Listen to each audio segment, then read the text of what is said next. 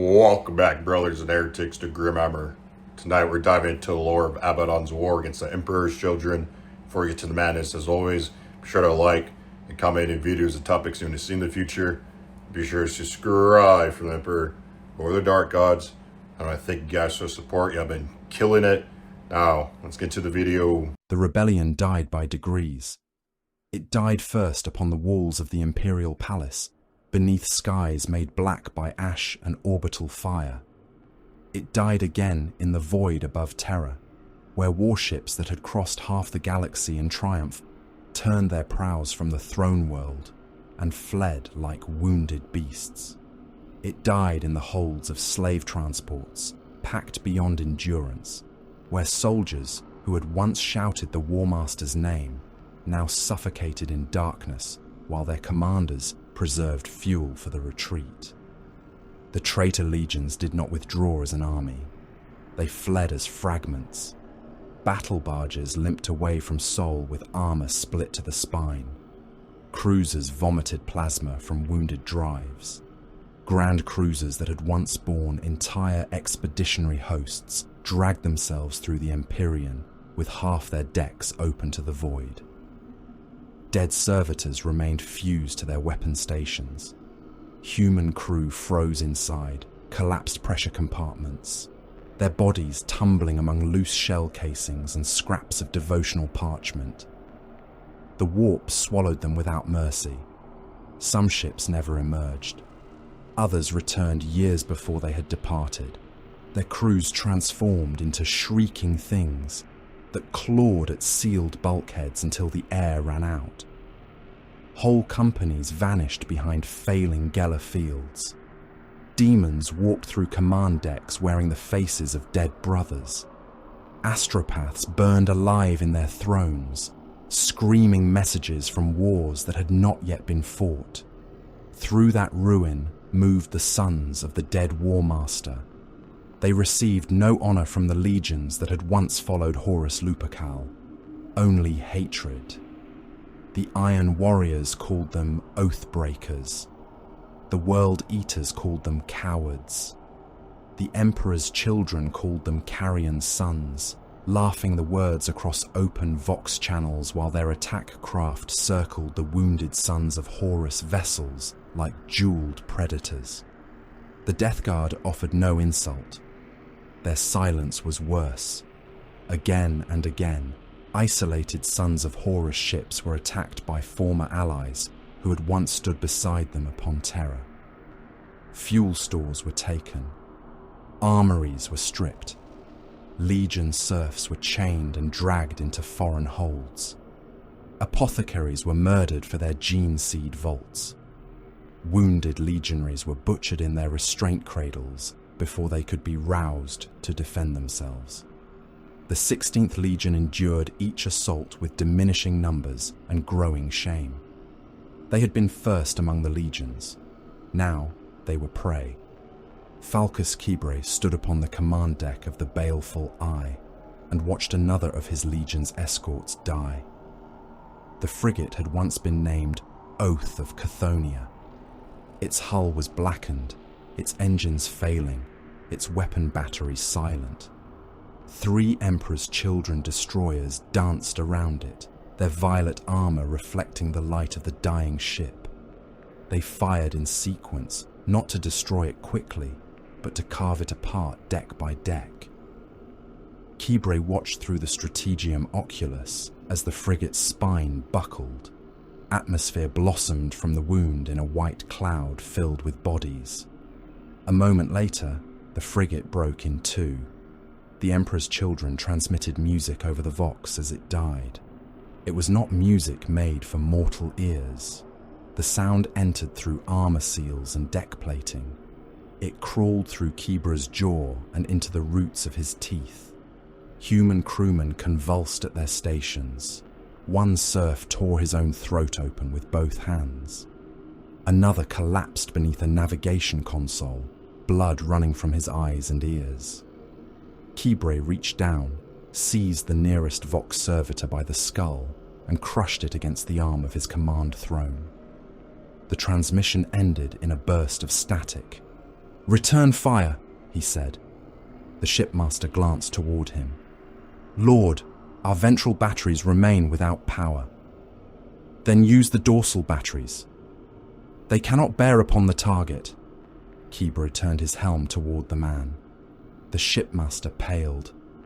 "Roll the vessel," Kibra said. "The drive damage." "Roll the vessel." The command was obeyed. The baleful eye groaned as maneuvering thrusters forced its wounded bulk through the void. Deck plates shrieked. Gravity fluctuated. Men were thrown from their stations. Somewhere deep within the cruiser, a reactor alarm began to toll. The dorsal batteries aligned. Kibra raised one gauntlet. "Kill them!" Macro cannons fired. The recoil passed through the cruiser like the blow of a titan's fist. Shells crossed the darkness and struck the nearest Emperor's Children destroyer amidships. Its shields flared once, failed, and vanished beneath a sequence of detonations. The vessel opened from prow to stern, its ornamental armor peeling away in burning sheets. The other two destroyers scattered. Kibra watched them flee. He felt no satisfaction. The Sons of Horus had killed one ship and lost another. Once, such an exchange would have been beneath notice. Now, every dead legionary was a wound that would not heal. Every destroyed vessel was another piece of the Legion cast into the dark. He looked upon the fractured remains of the Oath of Chthoniya until they disappeared behind the cruiser's turning hull. "Set course for Malium," he said. No one questioned him. Malium had become a shrine to refusal. The Sons of Horus built their fortress around the corpse of their father because they could not build a future without him. The world lay deep within the eye of terror, beneath a sky that changed color with the dreams of those who slept beneath it. Its mountains were iron. Its seas were black and thick as oil. Warp storms walked across the horizon like living auroras, and sometimes the faces of the dead appeared within them. The fortress had no true name. Some called it the Sepulchre. Others called it Lupercal's Rest. Kibra called it a tomb. Its outer walls were kilometers of black stone, reinforced by adamantium ribs salvaged from dead warships. Defense batteries protruded from the shoulders of colossal funerary statues. Void shield generators were buried beneath mausoleum towers. Catacombs descended through the planetary crust, protected by blast doors thick enough to withstand sustained bombardment. At the center stood the reliquary. Horus Lupercal rested beneath armored crystal, preserved by machinery older than many civilizations. His body remained immense even in death. Blackened wounds crossed his flesh.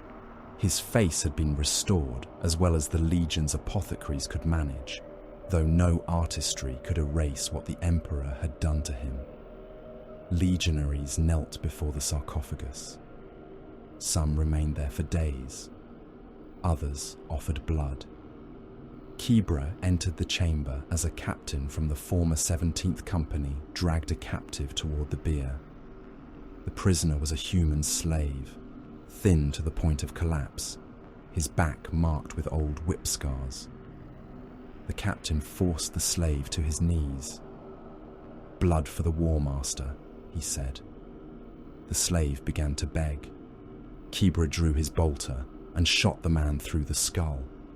The mass-reactive round detonated inside the cranium. Bone and brain matter sprayed across the polished floor and struck the base of Horus's sarcophagus. The captain turned. "You interrupted the rite." Kibra holstered the weapon. He was already dead. His body had not understood it yet. This blood was to honor Lupercal. Lupercal cannot smell it. A murmur passed through the chamber. Several legionaries rose. Kibra faced them in his black Justarin plate, broad as a blast door, his armor marked by the siege of terror and the long retreat. The trophy hooks upon his shoulders were empty. He had taken no trophies since the palace. The captain stepped toward him. "You speak treason before the War Master." Kibre looked past him, toward the corpse beneath the crystal. "No, I speak before a dead man." The captain reached for his blade. Kibre's gauntlet closed around his throat before the weapon cleared its sheath. He lifted the captain from the floor. Ceramite creaked beneath his grip. "Draw steel," Kibre said, "and I will open your armor and feed you to the reactor thralls." The captain went still. Kibre released him. He turned from the sarcophagus. Behind him, the legionaries resumed kneeling. That disgusted him more than the blood. No successor had been chosen. No commander dared claim Horus's authority. The old captains argued over precedence, rank and bloodline while the legion rotted around them. Each insisted the War Master's will would guide them. None would admit that the War Master had no will left. Kibre had remained because someone had to guard the corpse. He hated himself for it. The wars within the Eye grew worse. The Emperor's children were the most relentless. They had consumed the captives taken during the retreat. They had exhausted the slave populations of their own demon, worlds. Their apothecaries required fresh bodies. Their artificers required rare compounds. Their warlords demanded stimulants, performers, flesh workers, and living victims capable of producing new sensations before death. So they hunted the other legions. They came not as conquerors, but as harvesters. World Eater's ships were stripped of chained gladiators. Death Guard plague holds were opened for experimental subjects. Thousand Suns thralls were stolen for their psychic potential. The remnants of the Sons of Horus were attacked wherever they could be found. Prisoners were preferred alive. Death was too brief. The assault upon Malaeum began with singing. Every Vox channel opened at once. The sound poured through the fortress, rising from whispers into a shriek so pure that lumen globes burst in their housings. Mortal serfs collapsed in corridors, clutching their heads. Blood sprayed from noses, eyes ruptured, teeth cracked inside clenched mouths. The first orbital strikes fell seconds later. Void shields ignited above the fortress in layers of white fire. Lance beams cut through the clouds. Macro shells struck the mountains and threw molten stone across the horizon. Kibre was in the lower armory when the first warning rune turned red. Then every rune turned red. "Report," Static answered. A scream followed. The Vox died. Kibre took up his combi bolter and thunderhammer. The blast doors opened onto Bedlam. Serfs ran through the corridor with blood pouring from their ears. One stumbled into the wall and broke his own neck. Another crawled on his hands and knees, vomiting strips of his stomach lining. The sonic assault deepened. Kibre's auto senses dimmed the worst of it, but the vibration passed through his armor and into his bones. His secondary heart began beating out of rhythm. Warning sigils flashed across his vision. A Justarin warrior named Torgadan Ver emerged from the smoke ahead. "Western galleries breached," Ver said. "How many?" "Too many." "Then we kill too many." They moved toward the reliquary. The first attackers were mortals. Drugged cultists flooded through a shattered transit arch, their bodies painted in violet oils. Some carried blades. Others had surgical tools fused to their arms. Several had no weapons at all and came laughing through bolter fire with their hands outstretched. Kibre fired. The first shell struck a cultist in the chest and exploded through his spine. The blast tore the man in half and filled the corridor with ribs, blood, and pieces of lung. The second round removed another cultist's pelvis. The third burst inside a screaming mouth and scattered skull fragments over those behind him. The cultists kept coming. Surgical mutants followed them, crawling on too many limbs. Their torsos had been opened and resealed with transparent membrane. Steel instruments protruded from their fingers. One leapt upon Ver and drove a bone saw into the seal beneath his arm. Ver caught the creature and crushed it against his breastplate. Its body came apart. Kibra advanced through the remains. His boots pulped flesh against the deck. Behind the mortal wave came the Emperor's children. They wore violet and gold, their armor sculpted into obscene beauty. Faces stared from their breastplates, stretched across ceramite as living masks. Horns rose from their helms. Tubes carried narcotics directly into their bloodstreams. Their weapons screamed. A vibrational lance struck Ver. His Terminator plate remained intact for half a heartbeat. Then the armor began to shake apart. Rivets tore free. Layered ceramite split. Flesh ruptured beneath the shell without a blade touching it. Ver fell to one knee. Blood foamed from his grill. An Emperor's Children legionary crossed the distance with a power blade in hand. Kibri fired at point-blank range. The bolt struck beneath the warrior's chin. The helmet burst. The head inside became a red mist contained for an instant by the collapsing gorget before spraying down the chest plate. Kibris swung his thunderhammer. The blow crushed another warrior against the wall. Armor, ribs, and internal organs flattened together beneath the power field. The impact left the corpse embedded in fractured stone. More came. Melter fire washed across the corridor. Torgadan Ver disappeared in white heat. When the glare faded, only his lower legs remained, standing upright in molten footprints. Kibre roared and charged. The corridor became slaughter. He struck one Emperor's Children warrior hard enough to tear the torso from the hips. He caught another by the helmet and smashed the legionary face first into the deck until the head broke open inside the armor. Bolter fire hammered his chest. A power sword cut through one shoulder plate. Sonic vibration cracked the lenses of his helm. He kept moving. Around him, the fortress died. Defense bastions fell silent. Catacomb doors opened from within. Emperor's Children boarding parties appeared behind lines that had not yet been breached. Someone knew the fortress codes. Someone had betrayed them. Kibre reached the upper reliquary as the truth revealed itself. Scalagrim Far stood beside the opened inner gate. His Sons of Horus armor had been stripped of its legion markings. Emperor's Children warriors surrounded him, but none threatened him. Kibre leveled his weapon. Far. The defector smiled. You remained loyal to a corpse. Kibre fired. Far moved before the shell struck, disappearing behind the sarcophagus gantry as the round detonated against the wall. A figure emerged through the chemical mist beyond him. Fabius Bile wore stained apothecary plate beneath a coat of flayed hide. His chirurgeon rose above his shoulders, articulated limbs clicking as they sampled the air. He approached Horus's sarcophagus without reverence. He did not kneel. He placed one hand against the crystal and studied the body within. Remarkable, he said.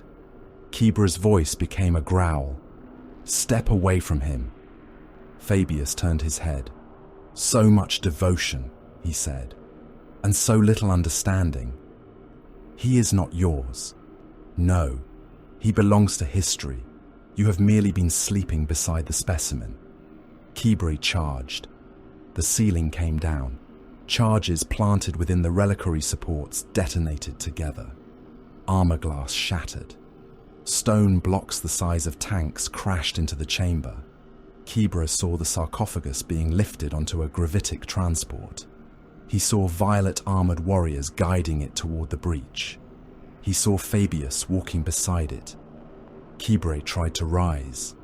A broken statue pinned one leg. 3 dead sons of Horus lay across his back.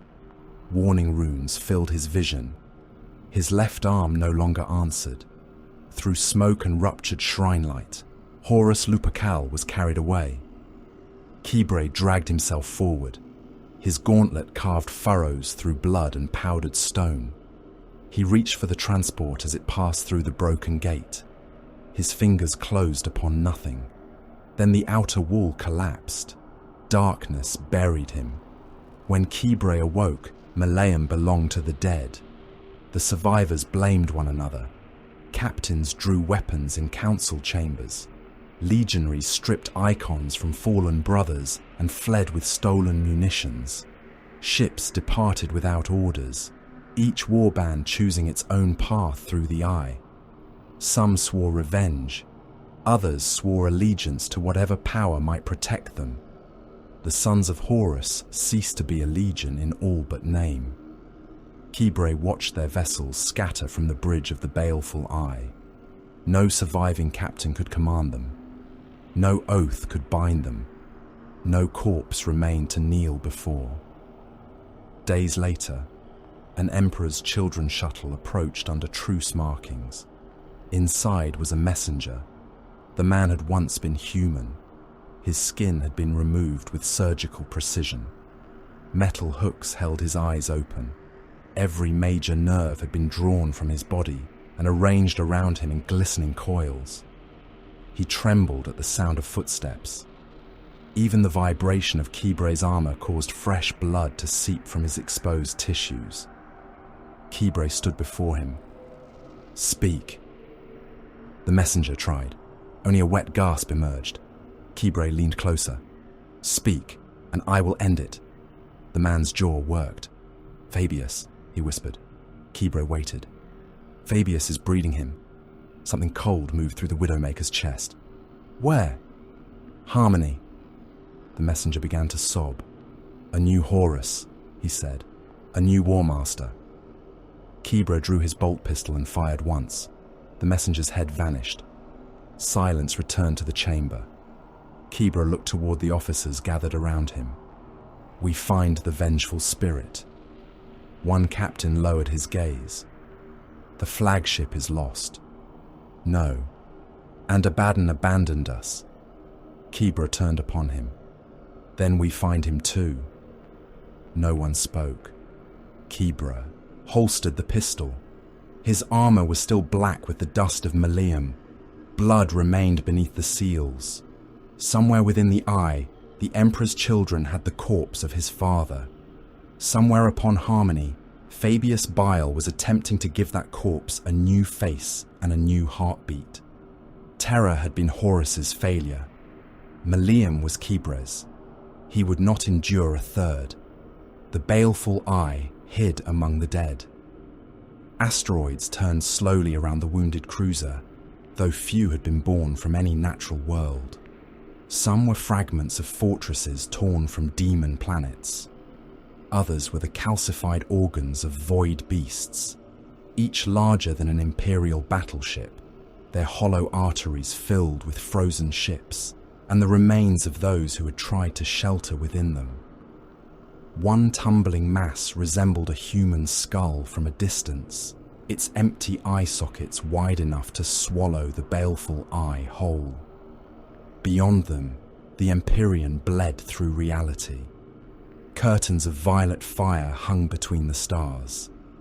Distances folded upon themselves. A fractured moon appeared both ahead of the cruiser and behind it, each reflection showing a different ruin upon its surface. Lightning crawled across the void without sound, illuminating shapes that vanished whenever the Auspex arrays attempted to define them. The baleful eye drifted in silence, its engines reduced to a heatless murmur.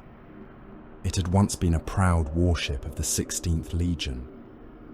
Now its armor bore the scars of terror, Malaeum, and 100 unnamed betrayals. Entire decks had been sealed behind adamantium bulkheads because there were not enough crew to repair them. In some compartments, atmosphere had frozen around the corpses of Legion serfs. In others, things moved behind welded doors, and whispered through the ventilation ducts in voices stolen from the dead. More of the vessel served as tomb than warship. The Duraga Kal Esmejak lived within what remained. They were not a company. Companies belonged to legions, and legions belonged to another age. They were a pack of killers gathered around Falcus Kibra because the Widowmaker had survived everything that should have killed him. Their armor still carried the sea green of the sons of Horus beneath soot, dried blood, and scavenged ceramite. Some wore shoulder guards taken from dead iron warriors. Others had repaired their plate with the black armor of the Justarin or the white panels of slaughtered emperors' children. Legion symbols had been scratched away, repainted and scratched away again as loyalties changed and shame deepened. No two warriors looked alike. All of them looked like survivors. Kibre stood in the strategium, watching runes move across a cracked hololithic display. The chamber had been designed for more than 100 officers, servitors, and logisticians. Fewer than 20 figures occupied it now. Empty command stations lined the walls. Dust gathered around thrones whose owners had died on Terra. A red icon moved through the asteroid field. It belonged to the Tlaloc. The Thousand Suns cruiser approached without running lights, its prow gliding from behind the ribcage of a dead void leviathan. Its hull was dark beneath the surrounding warp glow, decorated with occult sigils that shifted whenever Kibre looked away from them. Another vessel followed. The Lament of Ruin was smaller, uglier, and less restrained. Its armor had been patched so often that its original form was difficult to determine. Weapon batteries crowded its flanks. Chains hung from its prow, bearing the skulls of enemies and the helms of fallen brothers. The 15 Fangs had arrived. "Open the docking channel," Kibre said. The communication serf hesitated. "Lord, the World Eaters have already transmitted 3 demands for immediate entry. Then they can transmit a 4th. They have threatened to fire upon us." Kibre looked at the serf. "Would that improve your speed?" The man swallowed and bent over his console. The docking channel opened. Leovine Ukris entered the strategium less than an hour later, with 6 of his warriors behind him. He was broad even for a legionary, his armor painted in the faded blue and white of the old World Eaters. Blood darkened the chain axe teeth at his hip. Both of his forearms were augmetic, constructed from black metal and brass cabling. The bionic limbs began just below the elbow, where an exploding plasma cannon had taken his flesh during the siege of Terra. The butcher's nails had taken everything else more slowly. Metal studs marked his scalp. Old scar tissue twisted around them. His jaw remained clenched as though every sound in the chamber caused him pain. The warriors behind him were no better. The 15 Fangs had once numbered close to 50. They had served as heavy support, breachers and line breakers before the Legion lost itself entirely to the nails. Now only 15 remained, each carrying enough ammunition and anger for the dead. Leo stopped before Kibre. "You kept us waiting. You are alive. My gratitude is endless." That would be a first. One of Kibre's warriors made a noise over the vox that might have been laughter. Leo turned his helm. "Who was that?" No one answered. Kibre folded his arms across his chest. "Leave it, Fire Fist." The World Eater's chain axe was in his hand before the final syllable left Kibre's mouth. The weapon's motor screamed to life. Every Sons of Horus warrior in the strategium raised a bolter. Lior pointed the chain axe at Kibre. "Call me that again." "Fire Fist." The World Eater took one step forward. Kibre did not move. For several heartbeats, the only sounds were the chain axe and the distant grinding of the cruiser's damaged hull. Then Leor shut the weapon down. You are fortunate we need your ship. You are fortunate I find you amusing. I am not amusing. That is why it amuses me. Leor's fingers flexed around the chain axe haft. The brass tendons within his augmetic forearms tightened with a sound like metal being strangled. Another voice entered the chamber. Must every alliance begin with attempted murder? Iskandar Khayon came through the strategium doors without escort. He wore the red and ivory warplate of the Thousand Suns, though much of its original decoration had been burned away or hidden beneath warding script. The force-axe scion rested against one shoulder, its blade covered in runes that moved like reflections upon deep water. The chiaroscuro hung at his side, its ancient construction unlike any weapon forged by the Imperium. A deck of black cards orbited his left hand. No mechanism held them aloft. They turned slowly in the air, each card bound to a demon whose shadow writhed beneath the painted image upon its face. Leor looked at the floating deck. Put those away. They dislike you. I dislike them. Yes, they consider that mutual understanding. Khayon closed his fingers. The cards folded together and vanished into a leather case at his belt. Kibra studied him. The Thousand Sun appeared calm, but calmness meant little among sorcerers. They could conceal a storm behind a word and murder a man with a thought too small to notice. You saw the signal, Kibra said. I saw more than the signal. Then speak. Khayon approached the hololithic display. The warp around this region has changed. The paths by which we entered no longer exist. A current has formed beneath us, though there is no corresponding movement in the Empyrean. Leor stared at the shifting runes. I hear words. I understand none of them. We are being observed. That I understood. Kibra looked toward the empty darkness beyond the armor glass. By whom? I do not yet know. A growl rolled through the strategium. Several legionaries turned. Gaia entered behind Khayon. The demon wore the shape of a Fenrisian wolf, immense and lean, its grey fur threaded with frost. Its eyes burned with a pale intelligence that no animal had ever possessed. Each step left claw marks in the metal deck, though the scratches faded moments later. One of Kibra's warriors aimed his bolter. Khayon did not turn. Lower it. That thing is demonic. So am I, according to several unimaginative priests. The warrior kept his weapon raised. Gaia bared her fangs. Kibra made a small gesture. The bolter lowered. A black feather drifted from the open doorway. Nefertari followed it into the chamber. She moved with the unhurried grace of a creature that had never feared the men around her. Her armor was dark and close-fitting, edged with blades and trophies. Vast black wings rose from her back, each feather glossy beneath the lumen light. Her face was narrow, pale and amused. The features of the Drukhari made more predatory by the surgical, alterations that had transformed her into a scourge.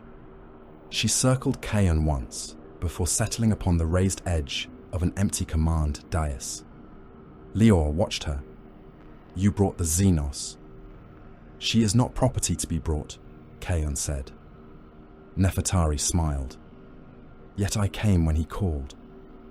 That is because you enjoy bad decisions. I enjoy watching humans make them. Kibra regarded Khayon's household with open disdain.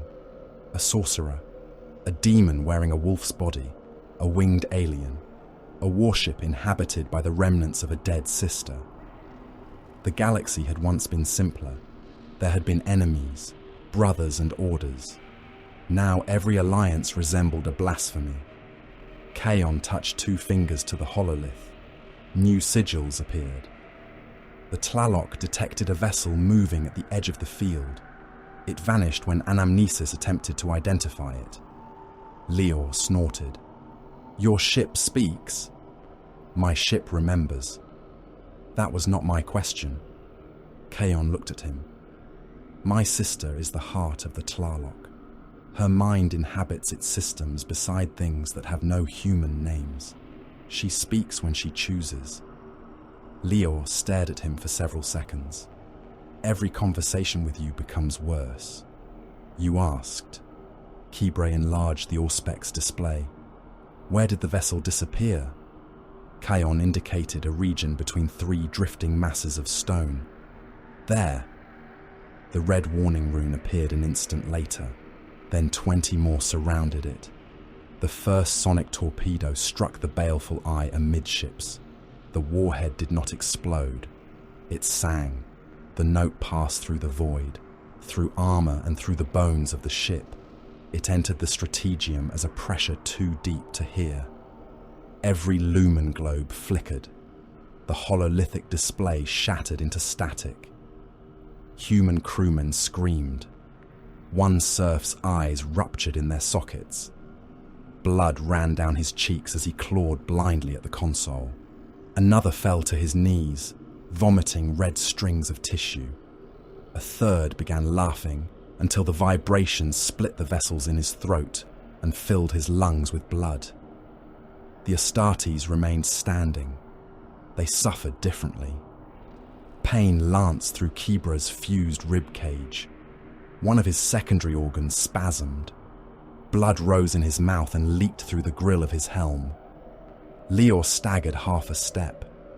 The butcher's nails interpreted the sonic assault as violence and answered with violence of their own. His muscles locked.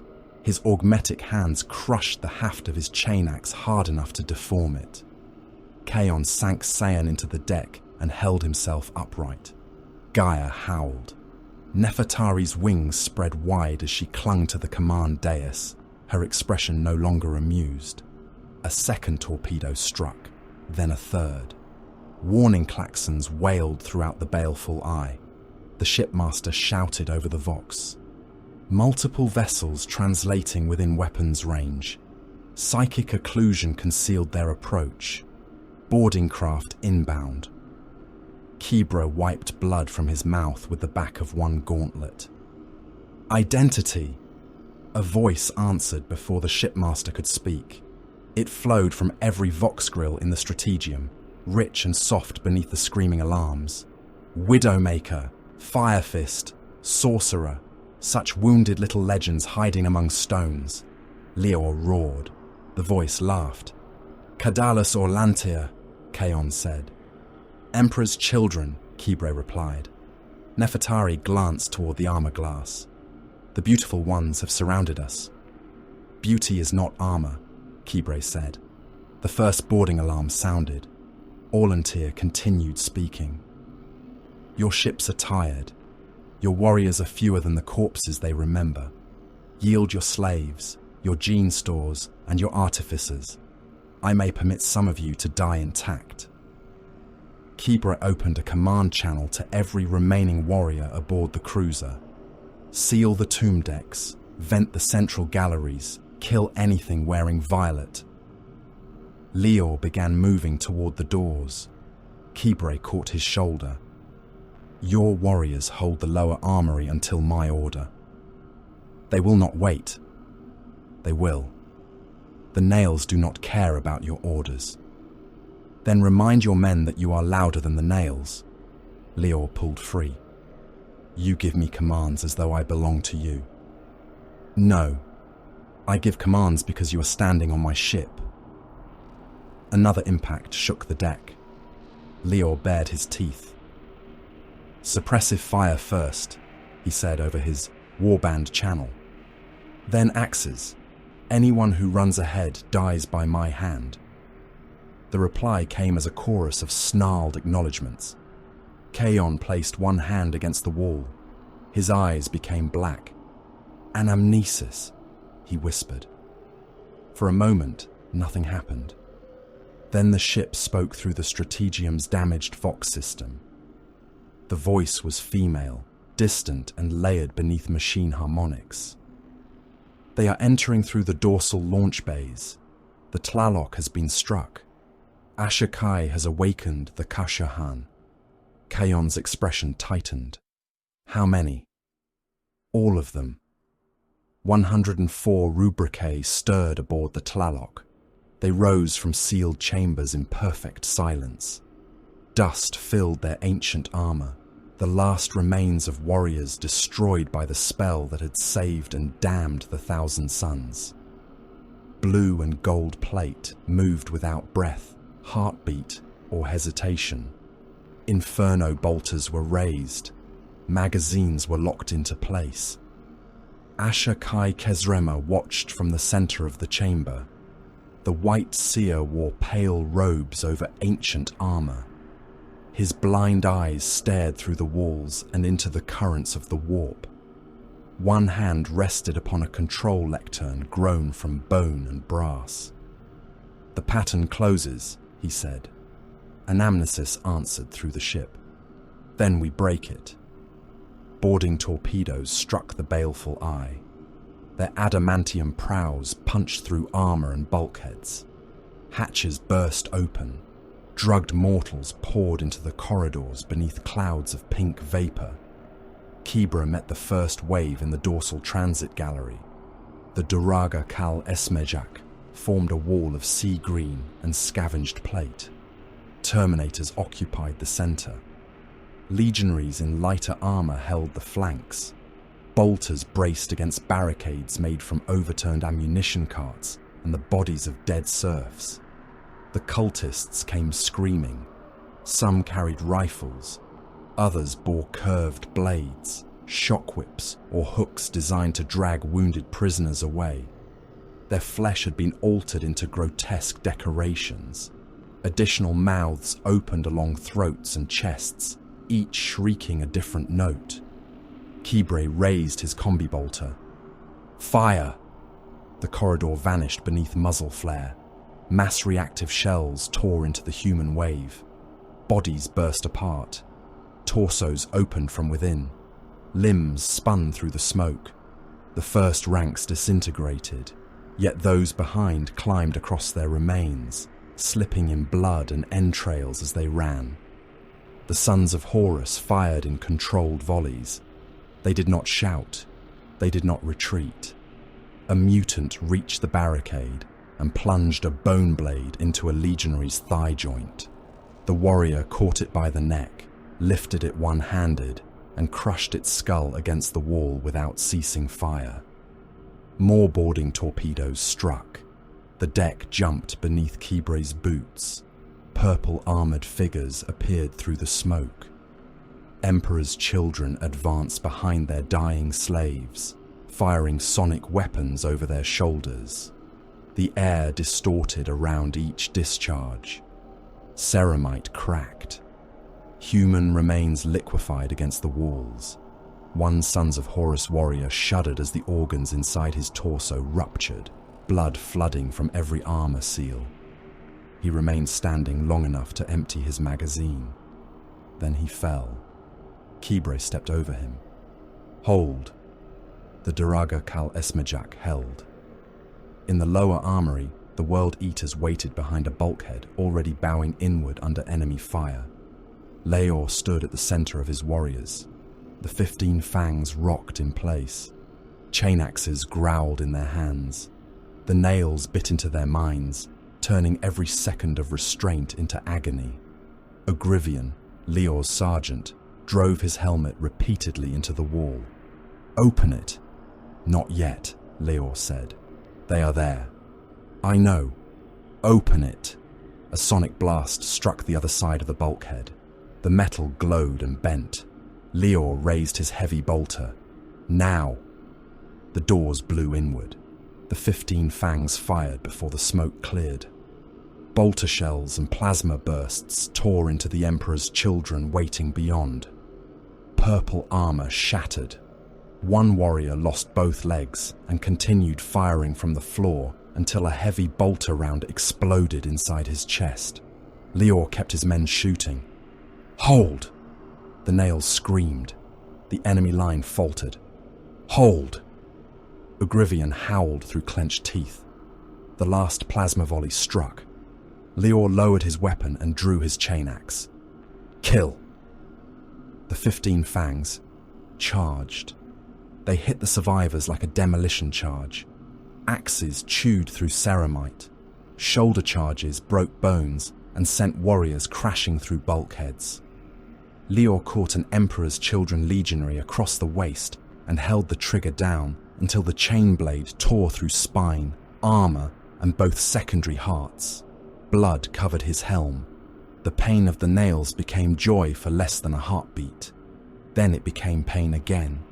Aboard the Tlaloc, the Rubrique formed firing lines along the main gun decks. Emperor's Children emerged from boarding craft into silence. No war cries met them, no threats. 104 helms turned as one. Inferno bolters fired. Sorcerous ammunition burned through armor and flesh in gouts of blue-white flame.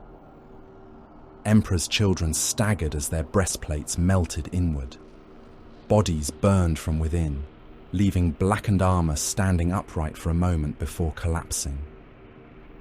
Kaon walked behind his dead brothers. Cyan glowed in his hand. Ashokai's voice came over the vox. The enemy's lieutenant has entered the forward sanctum. Identity. A son of terror. Old blood. He carries a blade that remembers the Phoenician. Kaon felt the answer before the White Seer spoke it. Telemachon Lyras. The sanctum doors opened. Telemachon stood among the wreckage of 3 Rubrique. His armor was violet edged in tarnished gold, its surface engraved with dueling victories and fragments of old Terran verse. He wore no helm. His face was pale, almost beautiful, though centuries of indulgence had sharpened that beauty into something predatory. A long sword rested in his hand. Its edge hummed with a power field. Behind him lay 1,000 Suns sorcerer, still alive. His body opened from hip to shoulder. Telemachon looked at Kaon. You took your time. Kaon stepped through the doorway. I was allowing you to become overconfident. The Emperor's Children captain smiled. Overconfidence is merely confidence displayed by someone more gifted than the observer. You rehearsed that. Only because I hoped you would be worth saying it to. Gaia entered at Kaon's side, growling. Nefertari clung to the ceiling above them, wings folded tight. Telemachon's eyes lifted. His expression changed. It was not fear. It was hunger. How exquisite, he whispered. Nefertari smiled down at him. You are staring. I have seen many beautiful things. You have mistaken me for one. Telemachon looked back to Kaon. You travel with treasures, sorcerer. They are not yours. Everything becomes mine if I desire it long enough. He moved. Telemachon crossed the chamber faster than a mortal eye could follow. His blade struck sand and slid away in a burst of sparks. The return cut opened Kaon's shoulder guard. The swordmaster turned with the motion, every step balanced, every attack flowing into the next. Kaon retreated. Telemachon smiled as he drove him backward. You carry yourself like a scholar. Kaon blocked a thrust. And you speak like a man frightened by silence. The sword cut across his chest. Ceramite split. You have decorated your armor poorly, Telemachon said. The script lacks symmetry. It is a ward against vanity. Then it has failed. Telemachon attacked again. Kaon gave ground. The swordmaster was faster. He had spent centuries refining the act of killing into ritual.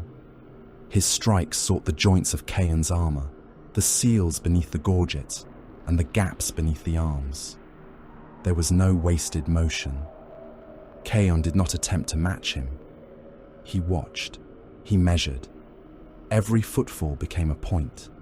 Every parry created a line. Every drop of blood marked another coordinate in the geometry forming beneath them. Telemachon drove him toward the center of the chamber. You are losing elegantly, the Emperor's child said. No. Kaon planted Cyan into the deck. The psychic pattern closed. Gravity turned sideways. Telemachon was hurled across the chamber. He twisted in the air and landed upon one knee, sword already raised. Chaon clenched his fist. The deck beneath Telemachon buckled. Adamantium plates folded upward around his legs. The swordmaster cut through the first sheet, but a second twisted across his waist. A third crushed one arm against his torso. Telemachon snarled. Chaon reached into the warp. Invisible pressure filled the chamber. The Emperor's child's bones began to break. One knee shattered, his sword arm dislocated. Ribs snapped beneath his breastplate. Blood ran from his mouth, yet he laughed through it. You required sorcery. You required defeat. Chaon increased the pressure. Telemachon's sword fell from nerveless fingers. Kill him, Leor said. The World Eater entered the sanctum covered in blood. Only 7 of the 15 fangs followed him. Ugrivian carried one severed arm beneath the remaining one and refused to acknowledge the wound. Kibre came through the opposite doorway with the remnants of the Duraga Kal Esmejak. His armor was scored by sonic fire. A corpse hung from the talons of one gauntlet. Telemachon looked between them. The refugees have gathered. Leor raised his chain axe. I will gather your head. No, Kibre said. The World Eater turned. He killed my brothers. So have you. He is Emperor's children. He knows their fortresses. Leor stepped closer to Kibre. The nails had taken most of his restraint. Move. Kibre did not. Harmony, he said. The word entered the chamber like another weapon. Telemachon stopped smiling. Chaon noticed. Kibre noticed too. Fabius has Horus, the Widowmaker said. This one may know how to reach him. Leor looked down at Telemachon, then cut the knowledge from his brain. It would be damaged by the extraction, Chaon said. So ask before you cut. Telemachon laughed softly. You require me alive. For now, Kibre said. That is the beginning of every unfortunate friendship. The battle ended without victory. Cadalus Orlantir withdrew when 3 of his ships were crippled and the boarding assault stalled. He left thousands of slaves, mutants, and cultists dead across the decks of the Allied vessels. He took prisoners with him. Human crew, artificers, armor thralls, and 2 wounded World Eaters vanished into his holds before the surviving attack craft disengaged. The 15 fangs had ceased to be 15. Most were dead. Several bodies continued twitching after decapitation, transhuman nerves and the butcher's nails issuing commands to muscles that no longer possessed a mind. Ugrivian sat against an armory wall, while an apothecary cauterized the stump of his shoulder. He watched his brothers being carried away and said nothing. The Tlaloc's gun decks were filled with burned armor. Rubricae shells lay split open, their interiors empty except for blackened dust. Fine grains leaked through rents in the ceramite and gathered around Chaon's boots. He knelt beside each suit. He spoke the names the warriors had possessed before the rubric. No voices answered. Anamnesis whispered through the ship. We cannot endure another encounter of equal magnitude. Chaon looked upon the dead. No. We should abandon the others. No. They would abandon us. Perhaps. Then why remain? Chaon placed one hand upon a burned helm. Because isolation has already destroyed us once. Telemachon awoke within the Tlaloc's apothecarian. His broken body had been suspended in a web of cables, surgical restraints, and psychic sigils. Armor lay in pieces around him. Bones had been reset.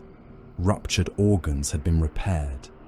Chem-induced regeneration accelerated the work of his transhuman physiology.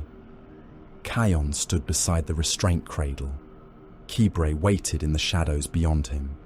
Leor stood near the door, chain axe resting against one shoulder.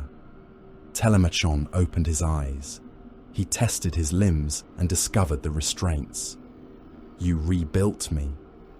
I preserved you, Kaon said. A distinction without beauty. You were not beautiful when I found you. The Swordmaster looked past him. Fire Fist survived. Leor lunged. Kibre caught him with both hands and drove him against the wall. The Apothecarian shook. Say it again, Leor snarled. Telemachon smiled despite his restraints. Your reputation is accurate. Kibre shoved the World Eater away. Enough, Leor pointed his chain axe toward the restraint cradle. When he has spoken, he dies. Perhaps, Kibre said. Telemachon turned his head. The movement caused fresh blood to bead along the surgical sutures at his neck. What does the great Widowmaker desire? Fabius took Horus from Malaeum. I heard. He has carried the body to Harmony. So the rumors claim. He is breeding a clone. Telemachon's smile thinned. Fabius breeds many things. He has stolen more than a corpse, Kibre said. He has stolen the future of every legion still rotting in the eye. Telemachon began to laugh. The sound was weak but genuine. Future. You Carrion sons speak of the future while wearing the colors of a dead empire. The World Eater carries his legion's madness in his skull. The sorcerer marches beside the ashes of his brothers. And you, Falcus Kibre, still bleed for a father who could not survive his own ambition. Kibre stepped close enough that his shadow covered the restraint cradle. Tell me how to reach Canticle City. Telemachon regarded him for a long moment. Beyond the Apothecarian walls, the Tlaloc groaned through the impossible currents of the eye. At last, the Swordmaster looked toward Kaon. You cannot reach it by charted passage. Harmony hides behind roots that change with desire, memory, and pain. Its defenses are not merely guns. The world itself rejects the unwanted. You know the path, Kaon said. I know how my legion thinks. Leor's voice was a growl. That was not an answer. Telemachon looked at him. It was the only answer your damaged mind is likely to understand. The World Eater's chain axe began to rev. Telemachon closed his eyes, still smiling. Canticle City can be reached, he said, but only by someone who understands the Emperor's children. Kibre stared down at him. Then you are coming with us. The Swordmaster opened his eyes again. You believe this makes us allies? No. What then? Kibre turned from the restraint cradle. It makes you useful. The first world had an ocean made from armor. Breastplates, helms, greaves, and broken gauntlets rolled beneath a black tide that possessed no water. The remains belonged to 100 campaigns and half as many legions. Sea green drifted beside ivory. Crimson shoulder guards knocked against iron-grey helms. Gold trim caught the light of a sun that screamed whenever it rose. The armor was not empty. Hands reached from neck seals as the tide shifted. Dead legionaries moved beneath the surface, trapped inside their war plate and unable to drown. They clawed at one another in slow, eternal violence, dragging rivals down so they might rise for a few moments beneath the screaming sky. The Tlaloc remained in high orbit, while Kaon studied the world through the oculus. Nothing on the surface deserved rescue. Nothing deserved mercy. Telemachon stood beside him in newly repaired armor. His Emperor's children plate retained its violet and gold, though several panels had been replaced by undecorated ceramite. He regarded the ocean with the mild interest of a noble observing an inferior performance.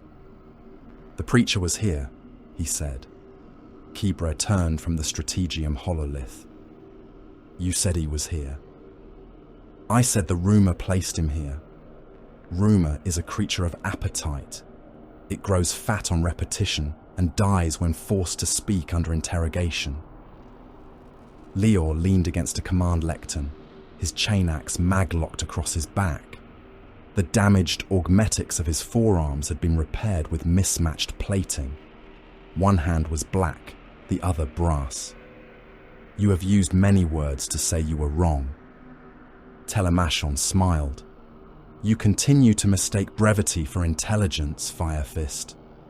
Leor crossed half the chamber before Kibre caught him by the shoulder. The World Eater's augmetic fingers closed into fists. The nails beneath his scarred scalp pulsed visibly. Telemachon did not move. Do it, he murmured. This courtship has become exhausting.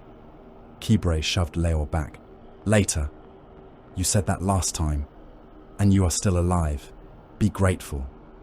I am surrounded by people who believe survival is gratitude. Kion ignored them. He placed 2 fingers against the oculus frame and let his awareness descend toward the demon world. The planet resisted him. Thoughts moved through its atmosphere like predatory fish.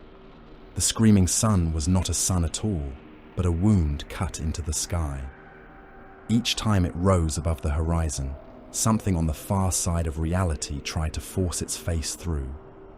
Kion tasted iron. The warp answered his touch with images. A procession of robed humans crossing the Armor Sea upon bridges made from corpses. A crimson figure standing at the prow of a slave barge. A hand raised in benediction. A voice preaching through a vox array built from the mouths of living astropaths. Then fire. The image vanished. Kion opened his eyes. He was here, he said. Telemachon inclined his head toward Leor. You see, even witches appreciate nuance. Where did he go? Kibre asked. Onward. The Widowmaker stared at him. Kion gestured, and the hololith changed. A line of shifting runes extended from the demon world into the eye. It passed through regions where the Tlaloc's navigational spirits refused to assign distance or duration. His psychic trace was concealed, Kion said, not erased. He wanted to be followed. Leor's expression hardened. Then it is a trap. Almost certainly. Good. Telemachon glanced at him.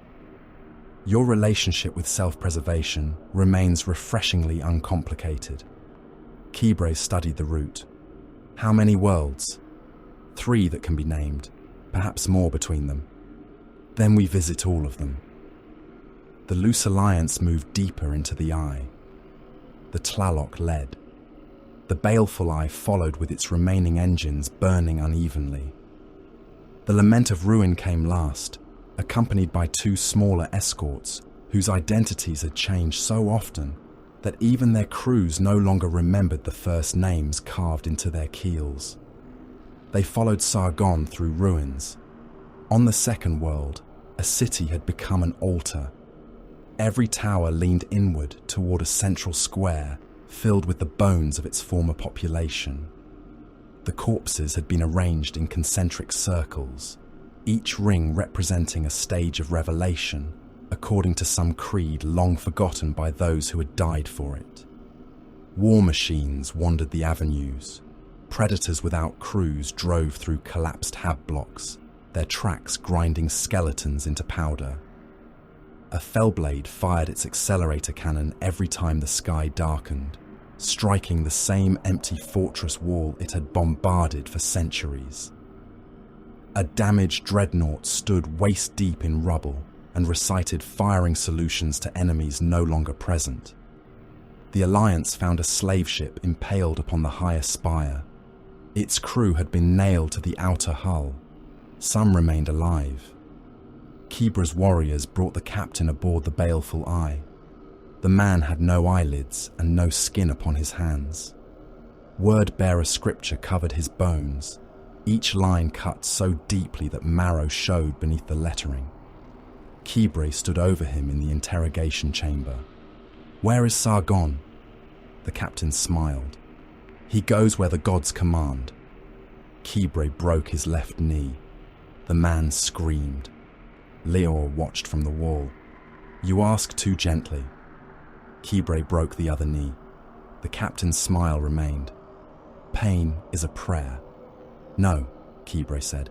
"It is information." He placed one armored foot upon the man's chest and pressed until ribs began to crack. "Where?" The captain coughed blood. "He goes to the world where the guns have forgotten peace." Kibre looked toward Kayon. The sorcerer stood beyond the restraint table with the demon tarot circling his hand. One card showed a blind king seated upon a throne of swords. Another showed a black wolf devouring a son. The third appeared blank until blood from the prisoner reached its surface, whereupon a crimson tower emerged. "He speaks truth," Kayon said. Leor stepped forward. "Then he is finished." The chain axe started. The captain laughed as Leor took his head. The third world had no cities, only war. Abandoned engines fought across a plain extending beyond the curvature of the horizon. Tanks rammed one another with no crews inside them. Artillery batteries fired until their barrels glowed, paused for machine spirits to cool, and resumed bombardment against trenches occupied only by bones. Titan wrecks lay like fallen mountains.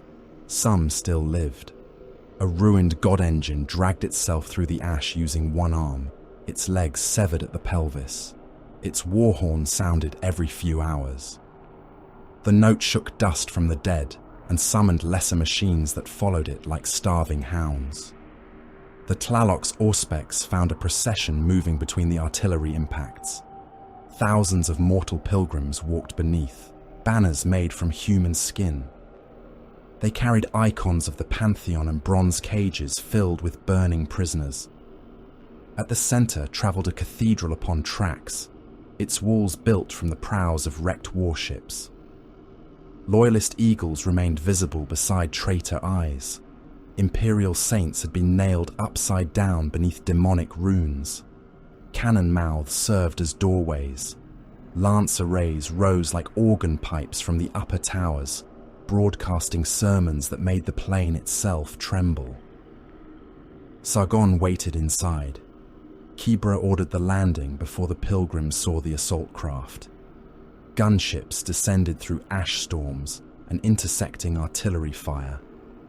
One of the baleful eyes stormbirds lost a wing to an ancient macro shell and cartwheeled into the procession. Its impact crushed hundreds of devotees beneath burning wreckage. The survivors did not flee. They sang. Kibre's warriors landed among them. The Duraga Kal Esmejak advanced in broken sea green, firing into ranks of men who opened their arms to receive the shells. Mass reactive rounds detonated in chests and skulls. Bodies burst apart beneath the gunfire, spraying the faithful behind them with blood and fragments of bone. The pilgrims pushed onward. Some carried knives and stub weapons. Most carried nothing. They sought death as though it were promotion. A man with both eyes sewn shut threw himself beneath Kibre's boots and tried to kiss the blood upon his greaves. Kibre crushed his head. "Clear the way," he ordered. His warriors obeyed. Bolters spoke in disciplined volleys. The singing became screaming. The screaming became wet silence beneath the grinding feet of terminators. Leor and his surviving fangs landed to the west of the mobile cathedral. The World Eaters killed without formation once the pilgrims reached them. Chain axes opened bodies from shoulder to hip. Augmetic hands broke necks and tore arms from sockets. One devotee climbed onto Leor's back and hammered a devotional spike against his gorget. Leor seized him by the leg and struck 3 other cultists with his body until all 4 were dead. "Pathetic," he snarled. Telemachon fought nearby with less effort. His sword moved in bright, economical arcs. Heads fell without expressions changing. Hands remained clenched around weapons after the arms bearing them were severed. He stepped between bodies as though navigating dancers who had forgotten their steps. One cultist lunged with a hooked blade. Telemachon disarmed him, cut both tendons behind the knees, and allowed the man to collapse. "Your posture was unforgivable," he said, before piercing the base of the skull. Nefertari did not descend with the gunships. She fell from the sky. Her black wings opened above the tracked cathedral, turning her plunge into a silent glide. She struck the upper gallery and killed the first 2 sentries before either saw her. One died with a blade through the pallet. The other was dragged over the battlement and dropped into the procession below. Gaia hunted among the pilgrims in the shape of a vast Fenrisian wolf. Her teeth tore more than flesh. Each bite ripped at the soul beneath it. Men died without wounds, their bodies collapsing while pale shapes screamed between the demon's jaws. Kaon walked toward the cathedral through the carnage. The Rubricae marched behind him. Their inferno bolters fired in perfect rhythm. No shouted command preceded each volley. No emotion altered their pace. The dead sons of Prospero moved through the devotees like executioners assembled from armor and dust. A battle tank crossed their path. Its turret rotated toward them, weapon systems obeying orders issued by a commander dead for 10,000 years. Kaon raised Sarn. The force axe glowed. The tank lifted from the ground. Tracks continued turning as psychic force rotated the machine in the air. Kaon closed his fist. The tank folded inward, armor screaming around its reactor. Flames burst through every seam. He discarded the wreck into the pilgrims. It crushed dozens beneath it. The cathedral's main gates closed before Kibro reached them. He did not slow. The Widowmaker struck the doors with his thunderhammer. The power field detonated across the fused prows of dead warships. Metal bent. Ancient figureheads split. The second strike tore one gate from its hinges and sent it skidding through the nave. The warriors entered firing. Mortal devotees filled the cathedral. They packed every gallery, transept and gun deck. Candles had been fixed directly into their flesh. Chains joined one worshipper to the next. Some had allowed their mouths to be widened so their songs might emerge louder. They charged. Kibro looked upon them without reverence. Slaughter them. The cathedral became an abattoir. Mass reactive shells burst among the congregation. Explosions threw limbs against the shrine walls. Chain axes fouled with robes, skin and entrails. Inferno bolts burned men to ash while leaving their iron chains glowing upon the deck. The devotees died smiling. Kibro despised them for it. They believed their deaths mattered. They believed pain transformed them. They believed the gods watched each sacrifice and measured each scream. Kibro knew better. The gods watched because suffering amused them. Nothing more. Sargon sat upon a throne at the far end of the nave. The word-bearer wore crimson armor beneath dark priestly robes. Pages of scripture hung from his pauldrons. Chains bound books to his waist.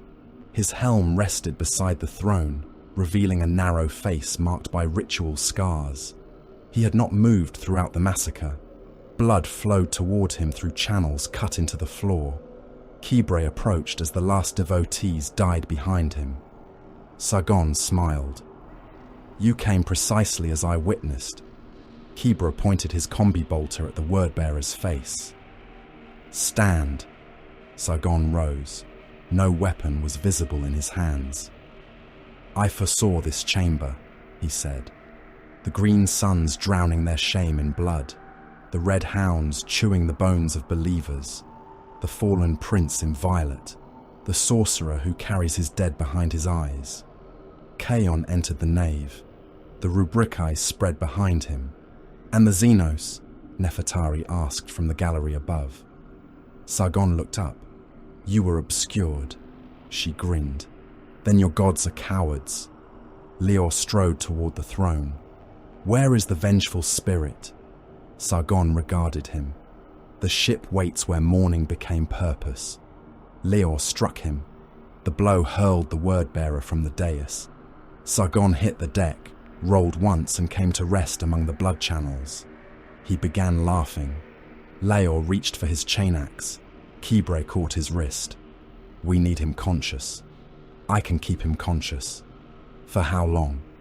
The World Eater considered the question. Long enough. Telemachon stepped closer to Sargon. The Swordmaster's armor was speckled with the blood of worshippers. His blade remained clean. I possess more refined methods, he said.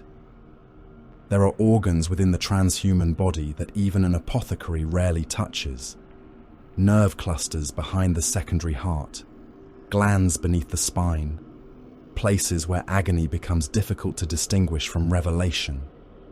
Sargon climbed to his knees. You mistake flesh for conviction.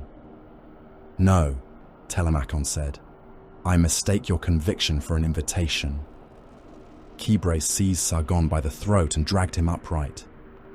Enough riddles. Is Abaddon alive? The word-bearer looked into the red lenses of Kibre's helm. Yes. Silence entered the cathedral. Even Leor's chain axe ceased growling. Kibre's fingers tightened. Where? Beyond the Eleusinian veil. The vengeful spirit. Alive. You will take us there. Sargon's smile widened. I will walk the path prepared. Kibre slammed him against the throne. Abaddon is first captain of the 16th Legion. You will speak his title.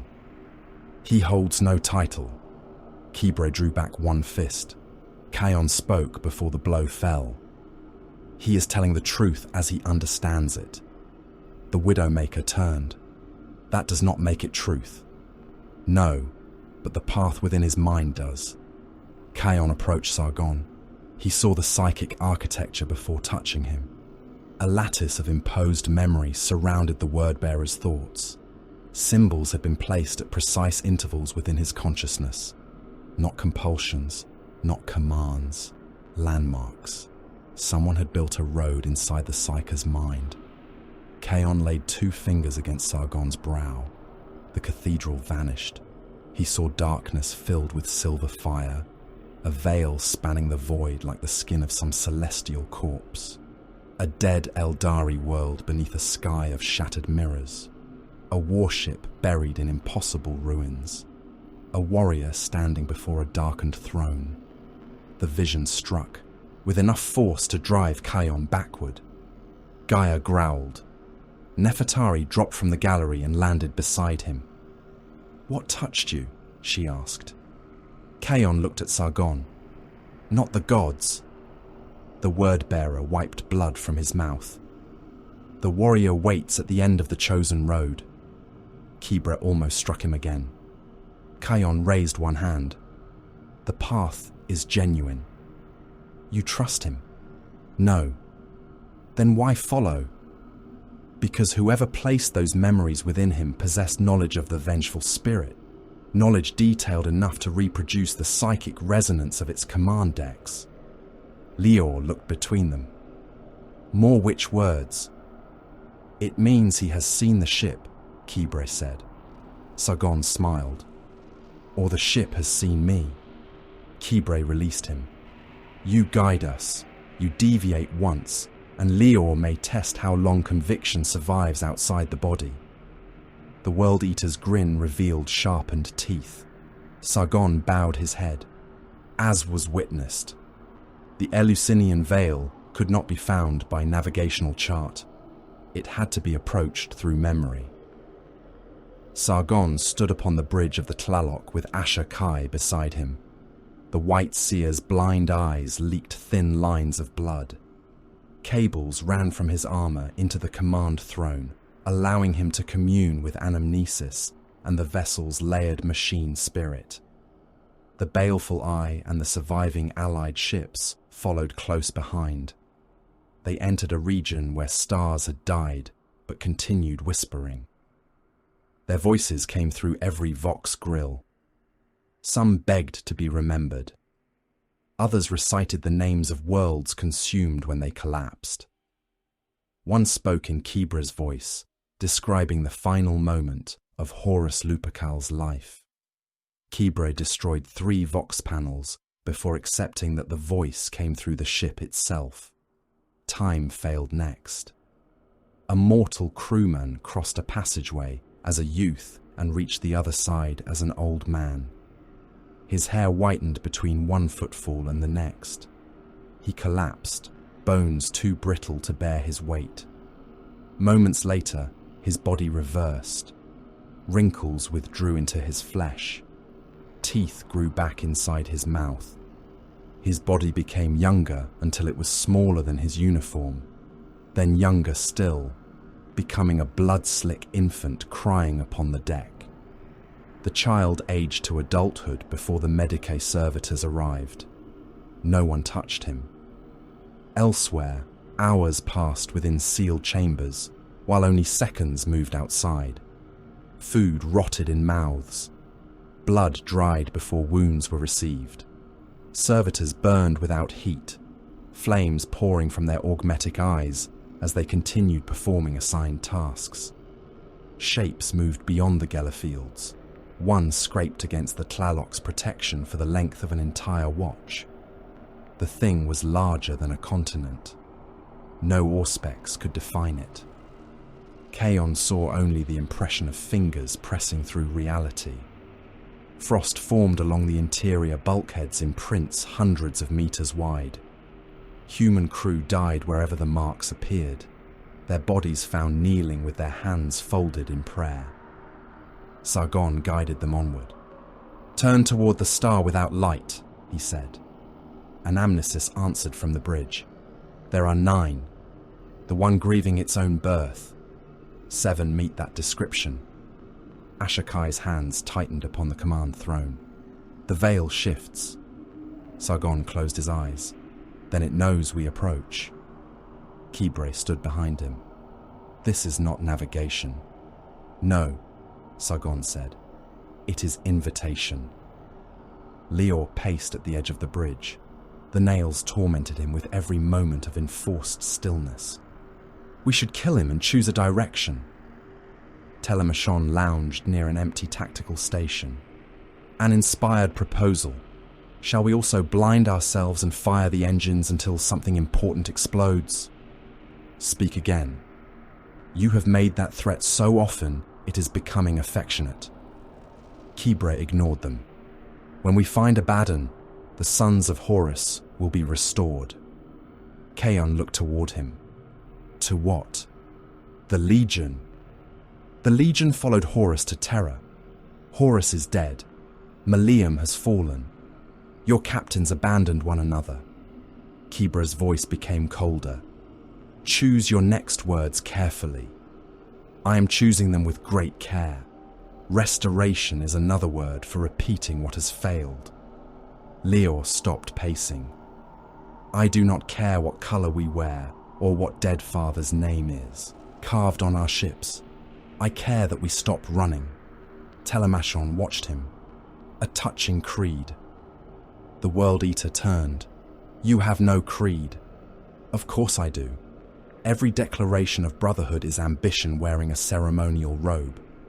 Every oath is a leash offered by the warrior who intends to hold the other end." Kybre stepped toward him. "And yet you remain." Telemachon smiled. "I am curious." "You are restrained. The distinction grows less important each day." Kaon looked through the armor glass at the veil forming ahead. Silver mist stretched between dead stars, folding into impossible layers. "Any warrior capable of uniting the eye will become more dangerous than Horus," he said. Kybre did not hesitate. "That is why we need him." Telemachon's amusement faded. Harmony became the subject of their final days within the passage. Telemachon spoke only when compelled, but once he began, he offered detail with the precision of a duelist describing an opponent's weakness. "Canticle City is not a fortress," he said. "Not in the crude sense understood by iron warriors and mortal generals. It is an organism made from rival appetites. The warriors stood within the Tlaloc's strategium, while a rough image of harmony rotated above the central dais.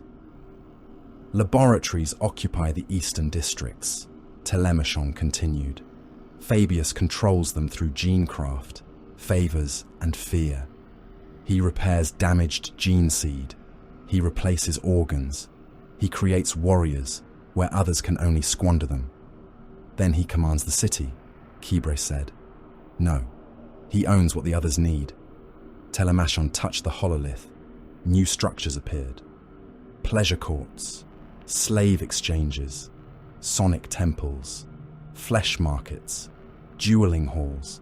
Each belongs to a different prince, captain, or devotee. Eidolon commands obedience from those who remember the old legion. Flavius Alcanex commands those who prefer pride to nostalgia.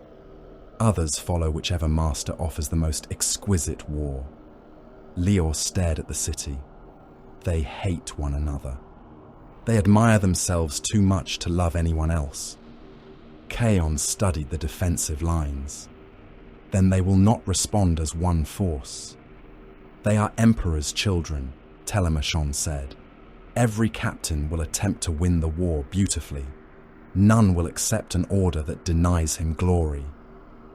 Kybre looked at the city's central districts. And Fabius? He will preserve his work. He will sacrifice every warrior upon harmony before risking what he considers irreplaceable. Horus. Telemachon's eyes shifted toward him. Whatever he has made from Horus. The veil demanded payment. Ashokai collapsed twice at the command throne. Blood ran from his blind eyes and stained his robes to the waist. Lesser psychers burned out one by one, their skulls cracking as psychic pressure filled their cranial cavities. Anamnesis corrected Sargon's course again and again. Your path no longer exists, she told him. It exists where we remember it. Memory is changing. Then remember harder. The ship groaned around them. A sealed chamber containing 9 rubricae vanished. No alarms sounded. The doors remained locked. Internal pict feeds showed the warriors standing in formation one moment and empty air the next.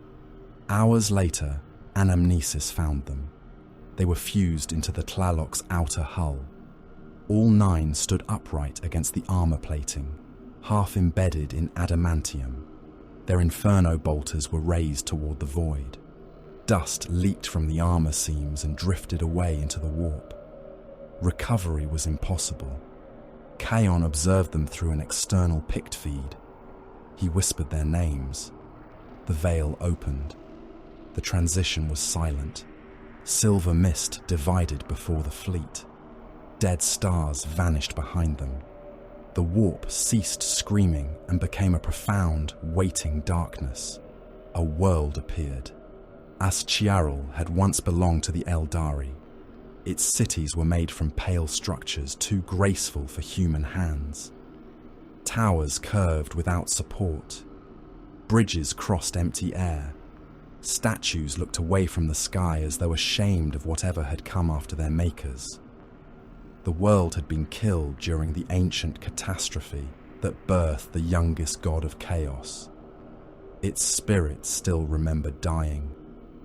The Allied ships descended through an atmosphere filled with glass rain. Ruins stretched across entire continents. Among them lay warship wrecks. Dozens, perhaps hundreds. Some bore the colors of the sons of Horus. Others belonged to traitor warbands, alien corsairs and vessels whose origins no archive preserved. They had come seeking the same prize and died before reaching it. Then the flagship emerged from the ruins. The vengeful spirit rested within the dead city like a weapon discarded by a god. Its hull was scarred by terror. Great trenches crossed its armor. Sections of the superstructure remained blackened by fire. The vast hangars were dark. Weapon batteries tracked the approaching ships with slow, deliberate precision. Kybre said nothing. For the first time since Malaeum, the Widowmaker appeared uncertain. The The baleful eye moved toward its former flagship. Docking lights awakened along the vengeful spirit's flank. One by one, a path of cold illumination led toward an open hangar. Sargon smiled. "You have reached the place prepared for you." Kibre turned upon him. "Prepared by whom?" The word-bearer looked toward the flagship. "The warrior who waits." The boarding party crossed through silent decks. Kibre led. Kaon walked beside him with Gaia at his heel. Lior followed with the surviving fangs. Telemachon came behind them, his hand resting near his sword. Sargon walked without restraint. The vengeful spirit remembered them. Doors opened before they reached them. Lumen strips came alive overhead. Ancient servitors turned their skulls to watch the warriors pass. No crew greeted them. No sons of Horus stood guard. Their footsteps echoed through halls built to carry an army.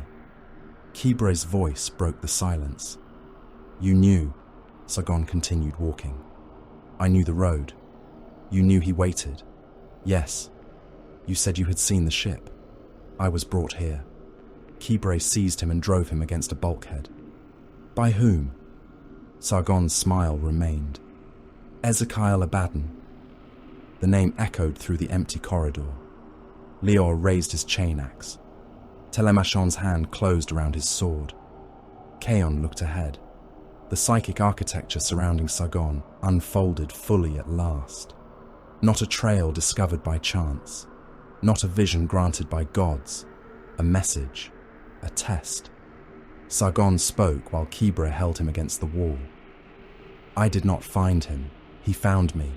He placed the path within my mind and cast me back into the eye. Why? To find those who would follow." Kibre's grip tightened. "We were chosen?" "No," Sargon said. "You were measured." The blast door ahead opened, then the next, then another. Each revealed a deeper chamber beyond, lit by sparse crimson lumens. The path led into the flagship strategium. Kibre released Sargon. The warriors advanced. The strategium was vast enough to contain a cathedral. Tactical displays remained dark. Legion banners hung in tatters from the upper galleries. The command throne stood empty beneath the great eye. A lone figure waited at the far end of the chamber. He wore ancient Terminator plate. His armor bore scars from the imperial palace. A topknot rose from his scarred head. One gauntlet rested upon the pommel of a sheathed blade, while the other hung empty at his side. Ezekiel Abaddon looked upon the broken sons of dead legions. Then he smiled. Not with relief, not with affection, with the quiet satisfaction of a hunter watching prey enter the place where every road had been designed to lead. Behind them, the final blast door closed. "Brothers," Abaddon said. The word crossed the strategium without warmth. It was not welcome. It was assessment. Falcus Kibre heard command in it and despised himself for the relief that followed. His body remembered Ezekiel Abaddon before his mind could weigh the man standing before him. The instinct had been forged during the Great Crusade, strengthened beneath the gaze of Horus Lupercal, and burned into him through 1,000 assaults in which the first captain had spoken, and the Justarin had obeyed. Kibre's warriors shifted behind him. None lowered their weapons. None needed to. Abaddon had already considered them armed. The first captain stood beneath the dead hololithic projectors of the vengeful spirit strategium. He wore ancient Terminator plate, marked by the Siege of Terror. The armor retained patches of the 16th Legion's sea green, though much of it had been scorched black by fire, void exposure, and neglect. Cables hung loose beneath one pauldron. The gorget bore gouges deep enough to reveal the adamantium reinforcement beneath the ceramite. He looked more like a survivor dragged from a wreck than a lord awaiting followers. The illusion ended at his eyes. They moved across each warrior in turn. Kibre saw the moment Abaddon measured his damaged shoulder and the weakness in the left knee joint of his plate. Leorvine Euchris saw a warrior broad enough to survive the first impact of his chain axe and quick enough to kill him before the second. Telemachon Lyras saw what he believed to be a Chthonian barbarian wrapped in relics and old victories. Yet his hand remained near his sword without touching it. Iskandar Khayon looked deeper. The warp bent toward Abaddon. It did not possess him. It did not nest within his flesh as it did within prophets, sorcerers, and the favored slaves of the gods. It watched him. Currents within the Empyrean drew near as predators might approach a fire, hungry for what it would become and wary of being burned by it. Abaddon felt Khayon's scrutiny. His gaze settled upon the sorcerer. "Stop looking inside me." Khayon inclined his head. "I was looking around you." That is the same offense spoken with more pride.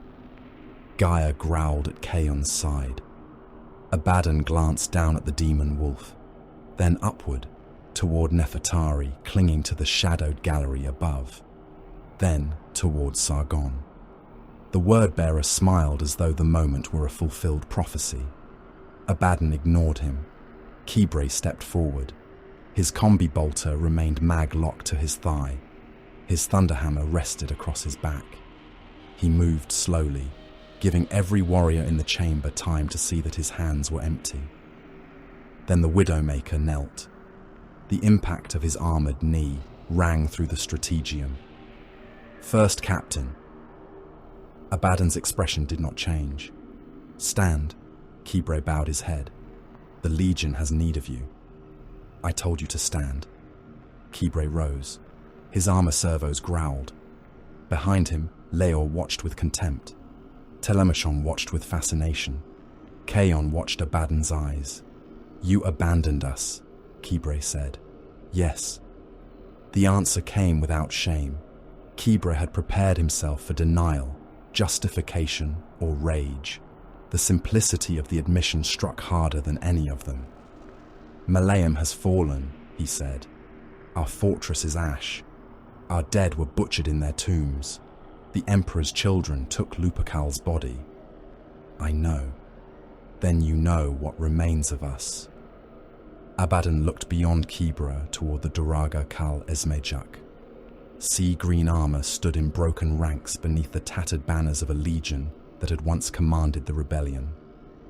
"I know what does not remain." Kibre's jaw tightened.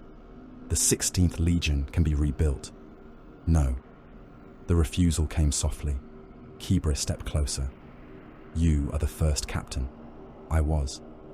"You commanded the Justarin." "I did." "You stood at the War Master's right hand and watched him fail." The words silenced the chamber. Even Sargon ceased smiling. Kibre's voice lowered. "Take care." Abaddon walked toward him. His stride carried the weight of Terminator plate, yet there was nothing ponderous in the movement. He stopped close enough that their gorgets nearly touched. "Do not mistake memory for authority, Falcus." Kibre's hands closed into fists. "Do not mistake grief for weakness." "I do not." "Then reclaim your legion." Abaddon stared into the red lenses of Kibre's helm. The 16th died with Horus. A murmur moved through the surviving sons. Kibre did not look back. "We still live. You survive. That is not the same thing. You would discard our name?" Our name became an excuse. Abaddon turned from him and walked beneath the darkened tactical displays. "We were the Lunar Wolves because the Emperor required conquerors. We became the sons of Horus because our father required worship. We took his name, his eye, and his pride. We surrendered judgment to him and called it loyalty." Kibre followed him with his gaze. He was the War Master. He was our father. He was both. He failed as both. One of Kibre's warriors stepped forward. His armor bore the broken eye of the old legion upon one pauldron. "Blasphemy!" Abaddon looked at him. The warrior stopped. Nothing in Abaddon's face changed.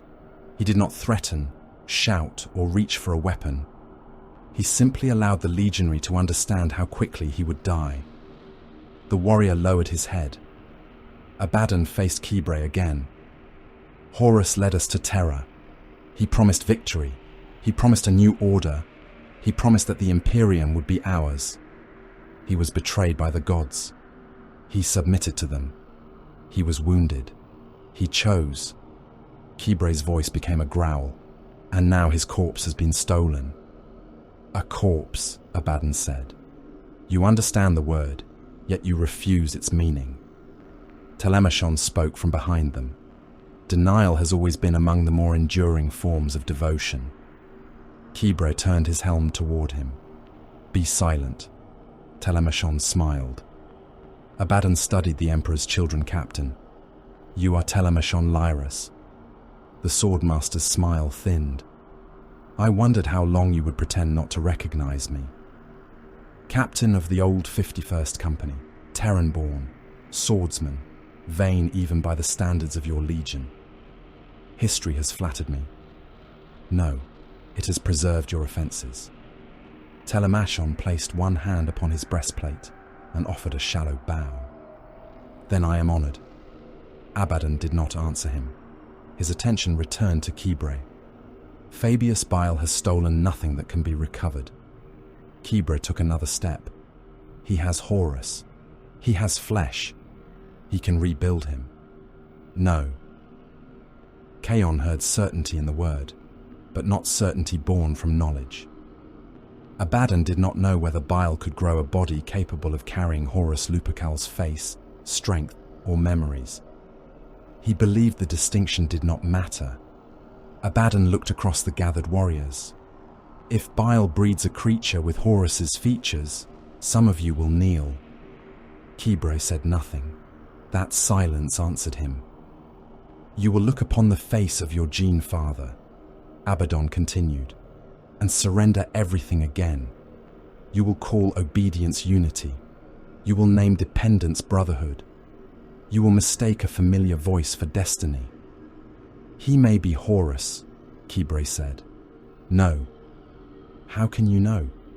Because Horus is dead. Abaddon's restraint hardened into something colder. I saw him broken. I saw the rebellion collapse around his corpse. No vat-grown imitation will erase that truth. And if the clone possesses his memories, then it will remember failure. His strength? Then it will die harder. His soul? Abaddon looked toward the shadowed galleries. The gods consumed enough of that before terror. Kaon felt the warp shift at the words. Something beyond the Geller fields listened. Abaddon continued. We do not go to Harmony to rescue Horus. We go to kill the lie wearing his face. The first captain turned toward the Strategium's western doors. They opened before him. Cold lumen strips awakened within the passage beyond, revealing an honor guard of dormant servitors and statues bearing the faces of dead lunar wolves. Dust coated the floor. No footprints disturbed it. Abaddon walked. The others followed. The corridor descended through the vengeful spirit's central spine. Every surface carried wounds from the siege. Bulkheads had been cut open by boarding teams. Burn marks climbed the walls where loyalist plasma weapons had struck. In one junction, a dead Imperial fist remained fused into the deck. Yellow armor blackened and split, one hand still wrapped around the haft of a broken power axe. Kibre remembered the ship, full of warriors. He remembered drums sounding before assaults. He remembered the Justaerin marching beneath banners that had never touched the ground. He remembered Horus walking these decks while thousands lowered their heads. Now the flagship breathed like a mausoleum. Telemachon ran his fingers along a gouge in the wall. Your ship has aged poorly. Leor glanced at him. Speak of the ship again, and I will improve your face. You continue to threaten sculpture with masonry. Lior's augmetic fingers flexed. Abaddon spoke without turning. Lior Vine Euchris. The World Eater stopped. You know me. I know everyone aboard my ship. You knew we were coming. I arranged it. Lior looked towards Sargon. The word-bearer's smile returned. You sent him? Yes. Why? To see who would follow a path without knowing where it ended. That proves stupidity. It proves need. Lior grunted. I came because I was tired of running. Then we understand one another. I have not sworn to you. No. Abaddon looked back over one shoulder. But you are still following. Lior's chain axe remained maglocked across his back. He said nothing. They reached the sealed armory beneath the old command sanctum. 4 blast doors opened in sequence. Each bore gene locks, oath seals, and wards laid down before the assault on Terra. Ashokai stepped forward when the final door refused Abaddon's command. The White Seer placed one palm against the lock. His blind eyes turned towards something no one else could see. There is pain within. It is a weapon, Lior said. Some weapons remember. Ashokai spoke a name in a language older than the Imperium. The lock opened. The chamber beyond was small. A single stasis field illuminated its center. Within it rested the talon of Horus. The weapon was immense, built around a heavy gauntlet fitted with 4 long claws. Power conduits ran across the knuckles. Beneath the blades sat the integrated bolter, compact only by the standards of transhuman wargear. The armor plating remained black, marked by cuts, burns and stains that no artificer had removed. The talon had been the War Master's weapon. It had torn through loyalist champions. It had broken armor forged by the greatest smiths of the Imperium. It had been carried into the final battle above Terra. Kibre remembered it raised above the battlefields of the heresy. He remembered the way legionaries had roared when Horus extended those claws toward the enemy. Telemachon remembered stories carried through the Emperor's children after Terra. Stories of the angel standing before the War Master. Stories of gold armor broken, wings bloodied, and the brightest son of the Emperor brought down beneath Horus's hands. Kaon sensed more than memory. The claws were saturated with psychic echoes, rage, triumph, betrayal, a father's disappointment, a son's defiance, the death scream of something beautiful enough to make demons weep. Gaia lowered herself to the deck and growled. Nefertari's wings tightened against her back. Abaddon entered the stasis field. It collapsed with a hiss. Frost spread across the talon. He took the weapon from its cradle. No ritual preceded the act. He did not kneel. He did not speak Horus's name. He locked the gauntlet around his forearm and rotated his wrist. Armor interfaces connected. Cables tightened. The claws extended one after another, with the grinding hum of ancient mechanisms returning to life. Abaddon examined the power feed. He activated the field. Lightning crawled along the talons. The chamber filled with the smell of ozone. Then he disengaged it, opened the integrated bolter's housing, and inspected the ammunition chamber. Empty, he said. Kibre stared at him. That is all. Abaddon glanced toward him. What else should there be? It was his. Now it is mine. Kibre's fists tightened. You treat it like salvage. It is a weapon. It bears the blood of Primarchs. Blood dries. Abaddon held out one hand. An armory servitor shuffled forward, carrying ammunition. The first captain loaded the Talon's bolter himself. Each shell was massive, tipped with adamantium and marked by old Chthonian kill runes.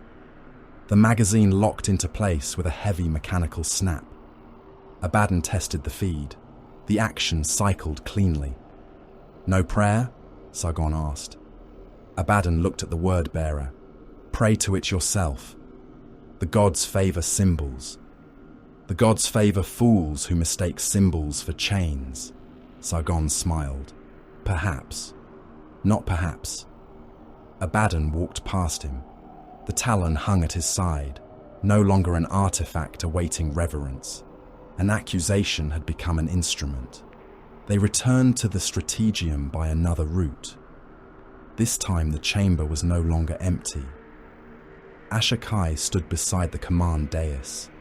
Officers from the vengeful spirit's remaining household waited in the shadows. Kibre's surviving captains formed a broken crescent on one side. Leor and the Fangs gathered on the other. Kion's armor reflected the red glow of the hololith as Anamnesis extended her presence through the flagship's systems. A projection of harmony appeared above the central table. Canticle City spread across the world's surface like a tumor of crystal, flesh, and metal.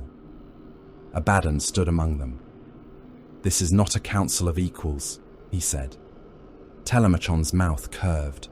How reassuring. "It is also not a legion command." Kibre frowned. "What then?" "A beginning."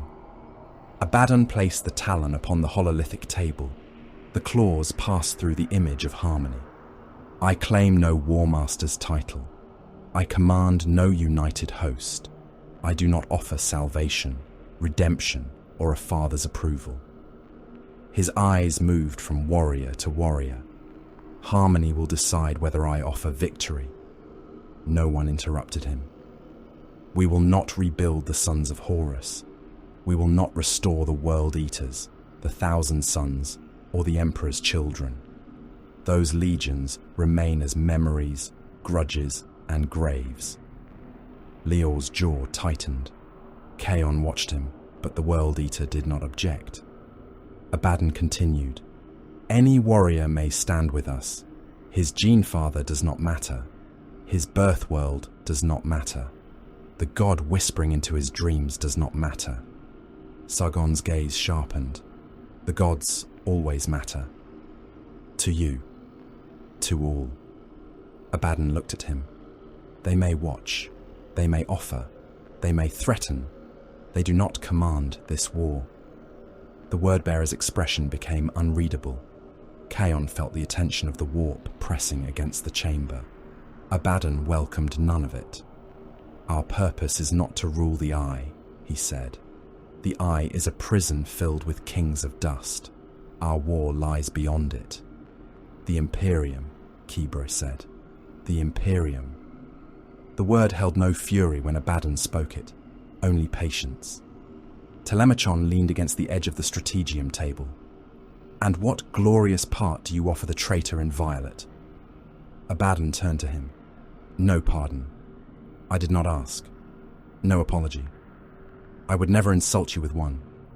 You served the legion that stole Horus's corpse. I served myself. You fought beneath Orlantir. He was useful until he was not." Abaddon stepped closer. Telemachon remained smiling, but his posture shifted. One foot moved back. His sword hand loosened. Abaddon noticed. "You know harmony." "Yes. You know the Emperor's children. Better than they know themselves. You will guide us. Or you die before we leave this world." Telemachon looked around the chamber. Kibre watched him with open hatred. Leheor looked eager. Kaon remained still, his expression giving nothing away. The Swordmaster's gaze settled upon Abaddon. "You offer me service or death. I offer you purpose or waste. Purpose is an inelegant word. Then die elegantly." For the first time since his capture, Telemachon did not answer at once. His eyes moved toward Nefertari. The Scourge watched from the upper gallery. Black wings folded around her like a cloak. Then he looked toward Kaon, the sorcerer who had defeated and rebuilt him. At last, he bowed, deeper than before. "I will come to harmony." Leor laughed without humor. "Curiosity." Telemachon rose. "Of course. Abaddon watched him. No. The Swordmaster's smile returned. No? You chose. Telemachon's expression hardened. Abaddon turned away before he could answer. The hololith changed. Harmony shrank. Orbital positions appeared around it. Defense fleets became clusters of violet runes. The vengeful spirit will break the orbital cordon, Abaddon said. Kibre studied the enemy formations. We lack the crew for a sustained engagement. We will not sustain one. Abaddon moved the flagship's rune through the outer defense line. We enter hard and close. Enemy captains will compete for the first kill. They will break formation to engage us. Telemachon nodded, despite himself. They will. Kibre holds the main gun decks and boarding approaches. Lior commands the counter-assault reserves. The World Eater looked at the projection. Where do I attack? Wherever the enemy believes he has broken us. Lior grinned. Abaddon looked toward Kaon. The Tlaloc becomes the blade. Kaon felt anamnesis shift through the flagship systems. My ship is not a munition. Every ship is a munition when the target is worthy. Kaon's eyes narrowed. What do you intend? Abaddon enlarged Canticle City. The image filled the chamber. We break the city. With bombardment. Not alone. Understanding came slowly. Kaon saw the orbital paths, the psychic vectors, and the mass of the Tlaloc suspended above the target. He felt anamnesis recoil before any words were spoken. You want me to move the ship? Yes. Into the atmosphere? Yes. Ashokai turned his blind gaze toward Abaddon. The cost will be severe. So is failure. Kaon stared at the city. The Tlaloc carries my warriors. Remove those who can be removed. And anamnesis. The machine intelligence spoke through the strategium. I hear him. Abaddon looked toward the nearest Vox grill. Then you understand. I understand the request. It was not a request. The chamber cooled. Kaon placed both hands upon the hololithic table. You would destroy the city by sacrificing my vessel. I would destroy their cohesion. Abaddon's claws passed through the image. Once Canticle City falls, we do not conquer districts. We do not hold walls. We do not waste warriors killing slaves and mutants while Fabius escapes. The projection shifted to a cruiser marked beyond the planet. Telemachon will identify Biel's vessel. We cripple it. Kaon opens the path. Kibre leads the boarding spear. Lior breaks whatever holds after impact. And you? Kibre asked. Abaddon looked upon the image of the enemy ship. I kill Horus. No one challenged him. The strategy was the old spear tip reborn, not the overwhelming assault the Lunar Wolves had used during the brightest years of the Great Crusade. This was leaner, harsher, and stripped of every illusion. The objective was not land, population, or honor. It was a throat. Everything else existed only to expose it. Abaddon closed his fist. The hololith vanished. Prepare your warriors. Kibre remained where he stood. You have not named us. Abaddon looked at him. We have no name worth carrying. Men require a banner. Then give them one. Kibre glanced toward the tattered eye of Horus hanging above the strategium. That symbol belongs to the legion you say is dead. No. Abaddon followed his gaze. It belonged to Horus because we allowed it. He raised the talon. The claws caught the red lumen light. We will keep the eye. Telemachon gave a quiet laugh. As remembrance. As threat. Abaddon looked upon the assembled sons of ruined legions. Strip the old colours from your plate. Kibre did not move. Abaddon's voice remained calm. Sea green, crimson, ivory, blue and white. Cover them. With what? Lior asked. Abaddon looked down at the armor burned black across his own gauntlet. Black. The word entered the chamber like the first toll of an execution bell. Kibre stared at the broken eye upon his pauldron. Kaon thought of Prospero's ash. Leor thought of blood drying upon white armor. Telemachon thought of violet buried beneath darkness and discovered, to his private disgust, that the image pleased him. Abaddon lowered the talon. "We will take the symbol of our failure," he said, "and teach the galaxy to fear it again."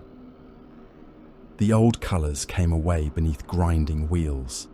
Legion serfs stood upon iron gantries, while arming cages held the warriors motionless. Rotary tools screamed against ceramite. Sparks poured across the chamber in bright cascades, striking the deck and dying around the boots of the waiting legionaries. The air tasted of scorched pigment, machine oil, and the chemical bitterness of armor sealants. Sea green vanished first. The colour had once belonged to conquerors. It had crossed the stars upon the armour of the lunar wolves and darkened beneath the blood of worlds that had refused compliance. Later, it had become the colour of sons kneeling before their father. It had adorned the warriors who broke the Imperium and then fled from terror with their warmaster dead. Now the serfs ground it away. Falcus Kibre watched the last green disappear from his right gauntlet. The worker assigned to him was an ancient armour thrall with augmetic limbs and a respirator fused into the ruins of his face. He worked slowly, stripping the plate, without damaging the bonding beneath it.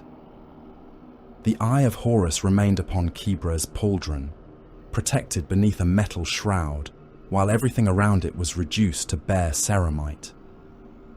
Kibre looked down at the exposed grey of his armour. He remembered the first time he had worn the green. He remembered Chthonia's darkness, the Justaeren's oath chamber, and the voice of Ezekiel Abaddon naming him brother. He remembered Horus Lupercal walking between kneeling warriors while the legion's banners hung above them like captured suns. He remembered Malaeum. The colour had survived terror only to die beneath a serf's grinding wheel. "Continue," Kibre said. The thrall hesitated. "The plate is prepared, Lord." "I did not tell you to stop. There is nothing left to remove." Kibre looked toward the eye upon his shoulder. The thrall followed his gaze. "That remains by the order of the first captain." Kibre's hand closed. Servos growled within the gauntlet. "Do not call him that." The thrall bowed until the cables emerging from his spine pulled taut. "As you command." Kibre stared at the old symbol. The eye had watched from the armour of every warrior who followed Horus into rebellion. It had been carved upon tanks, banners, gunships, and execution blades. It had looked down from the walls of Malaeum while the legion knelt before a corpse. Now Abaddon meant to take it from the dead. Kibre did not yet know whether that was courage or desecration. A second serf approached carrying a vessel of black pigment. It was not decorative paint. It was an alchemical coating mixed with powdered ceramite, void-hardened resin and ash taken from the ruined armour of fallen legionaries. The mixture reflected little light. It swallowed the chamber's red lumens and turned Kibre's warplate into the shape of an approaching execution. The serf raised a spray applicator. Kibre stopped him. "No." The worker froze. Kibre took the vessel from his hands. He plunged one gauntlet into the pigment and smeared the black across his own breastplate. It covered bolt scars and dried blood. It filled the gouges left by sonic weapons.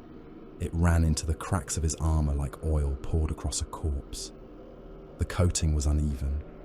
Kibre did not care. For him, black was mourning, not for Horus alone, for the Legion, for Malaeum, for every brother abandoned upon the walls of the Imperial Palace, for the just Aaron burned inside broken Terminator plate, for the sons of Horus scattered across the eye, each warband pretending survival was victory. Kibre dragged the pigment across his other gauntlet. He buried the green beneath it. Across the arming chamber, Leorvine Ukris stood with both augmetic arms extended while armor thralls worked upon him. His plate had once been white and blue, though blood and fire had long since changed both colours. The white had become the yellow of old bone. The blue remained only in fragments beneath layers of grime. A surf painted black across Leor's left pauldron. The World Eater seized the man's wrist. The bones broke immediately. The surf screamed. Leor stared at the section of blue the worker had attempted to cover. "Leave it." The surf sagged within his grip. "Lord." "Leave the blue." Abaddon ordered the old colours buried. I heard him. Leor released the surf. The man collapsed against the gantry, clutching the ruins of his arm. Leor pointed toward the narrow blue scar remaining upon the armor. "That stays." Ogrivian stood within the next arming cage. His missing arm had been replaced by a crude augmetic from the Baleful Eyes stores. The replacement was heavier than his original limb and responded with a delay that made him visibly furious. "Why?" the sergeant asked. Leor looked at the blue. "To remember." Ogrivian's scarred face twisted. "The Legion?" "No." "The Primarch?" Leor's expression hardened. "The last time I obeyed a father." Ogrivian laughed, and the nails turned the sound into a snarl. The armor thralls returned to their work. They covered most of Leor's plate in black, but left scratches of blue visible beneath it, like old bruises showing through dead skin. Leor watched without sentiment.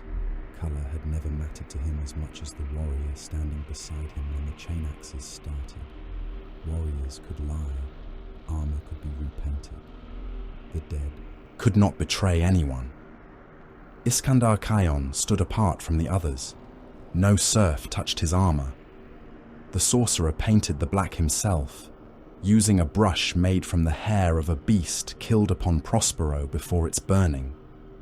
He worked slowly, covering the crimson and ivory of the Thousand Suns, while preserving the warding script inscribed across his plate.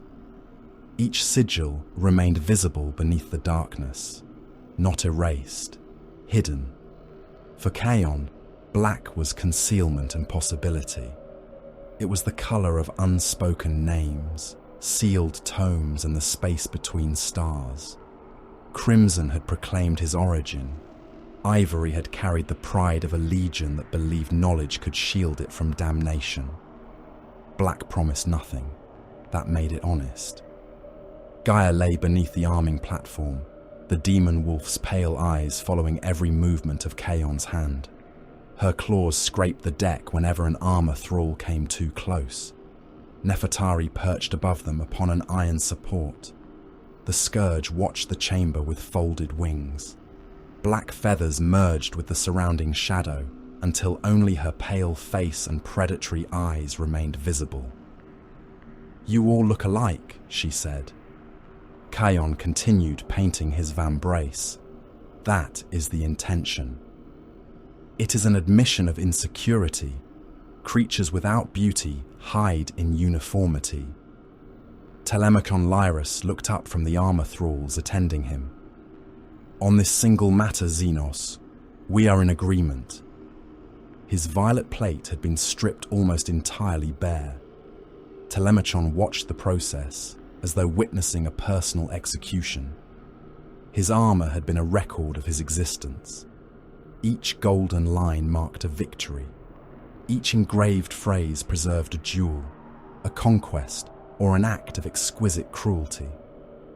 The artisans of the Emperor's children had shaped every plate to emphasize proportion and movement. Now black covered it. One serf painted across a golden inscription upon his thigh. Telemachon's fingers twitched. "Careful." The worker stopped. You are covering the record of the Morient Blade Feast. The serf stared at him through crude optical implants. I do not know what that is, Lord. That is why your species requires guidance. Kaon glanced toward him. You are human. Telemachon smiled without humor. Biologically. The serf continued. The black swallowed another line of gold. Telemachon watched the old splendor vanish and felt something he had not expected. Relief. The armor had become a cage of remembered obligations. Every engraving connected him to captains he despised, victories that no longer mattered, and a legion drowning in its own appetites. Violet had once represented perfection. In the eye, it had become the color of repetition. The same duels, the same feasts, the same screams, each made louder in the hope that volume might replace meaning. Black offended every instinct trained into him by the Third Legion. That was why it began to please him. Kaon sensed the change. You approve. Telemachon turned his head. I endure. You are enjoying the indignity. Do not confuse liberation with enjoyment. Nefertari smiled from above. He is enjoying both. Telemachon looked up at her. You observe me with flattering dedication. I watch wounded animals. And have you decided whether I will survive? I have decided nothing. That makes you interesting. The final black coating passed across Telemachon's breastplate. His old heraldry disappeared. Only a small violet line remained inside the gorget, where no observer could see it. Abaddon moved among them without commenting upon the quality of the work. His own Terminator plate had been darkened until it appeared hewn from the void. The talon of Horus remained black upon his arm, its claws retracted, its integrated bolter loaded. The eye marked one pauldron. He stopped before Lior. The World Eater displayed the remaining strip of blue without apology. Abaddon studied it.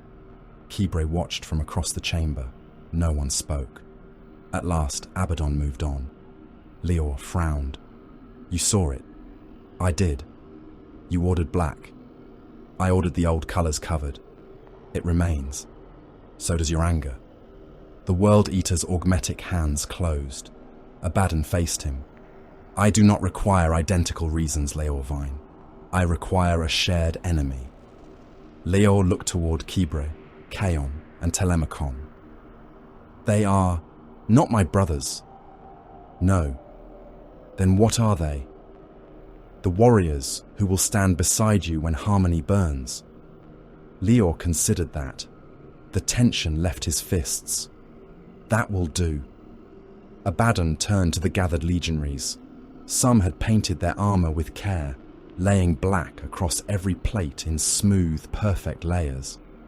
Others had smeared it over filth, devotional runes and blood that had dried inside impact scars. Former sons of Horus stood beside World Eaters, Thousand Sons and warriors whose origins had become too tangled to identify. They shared no creed. Some still whispered to the gods. Some despised them.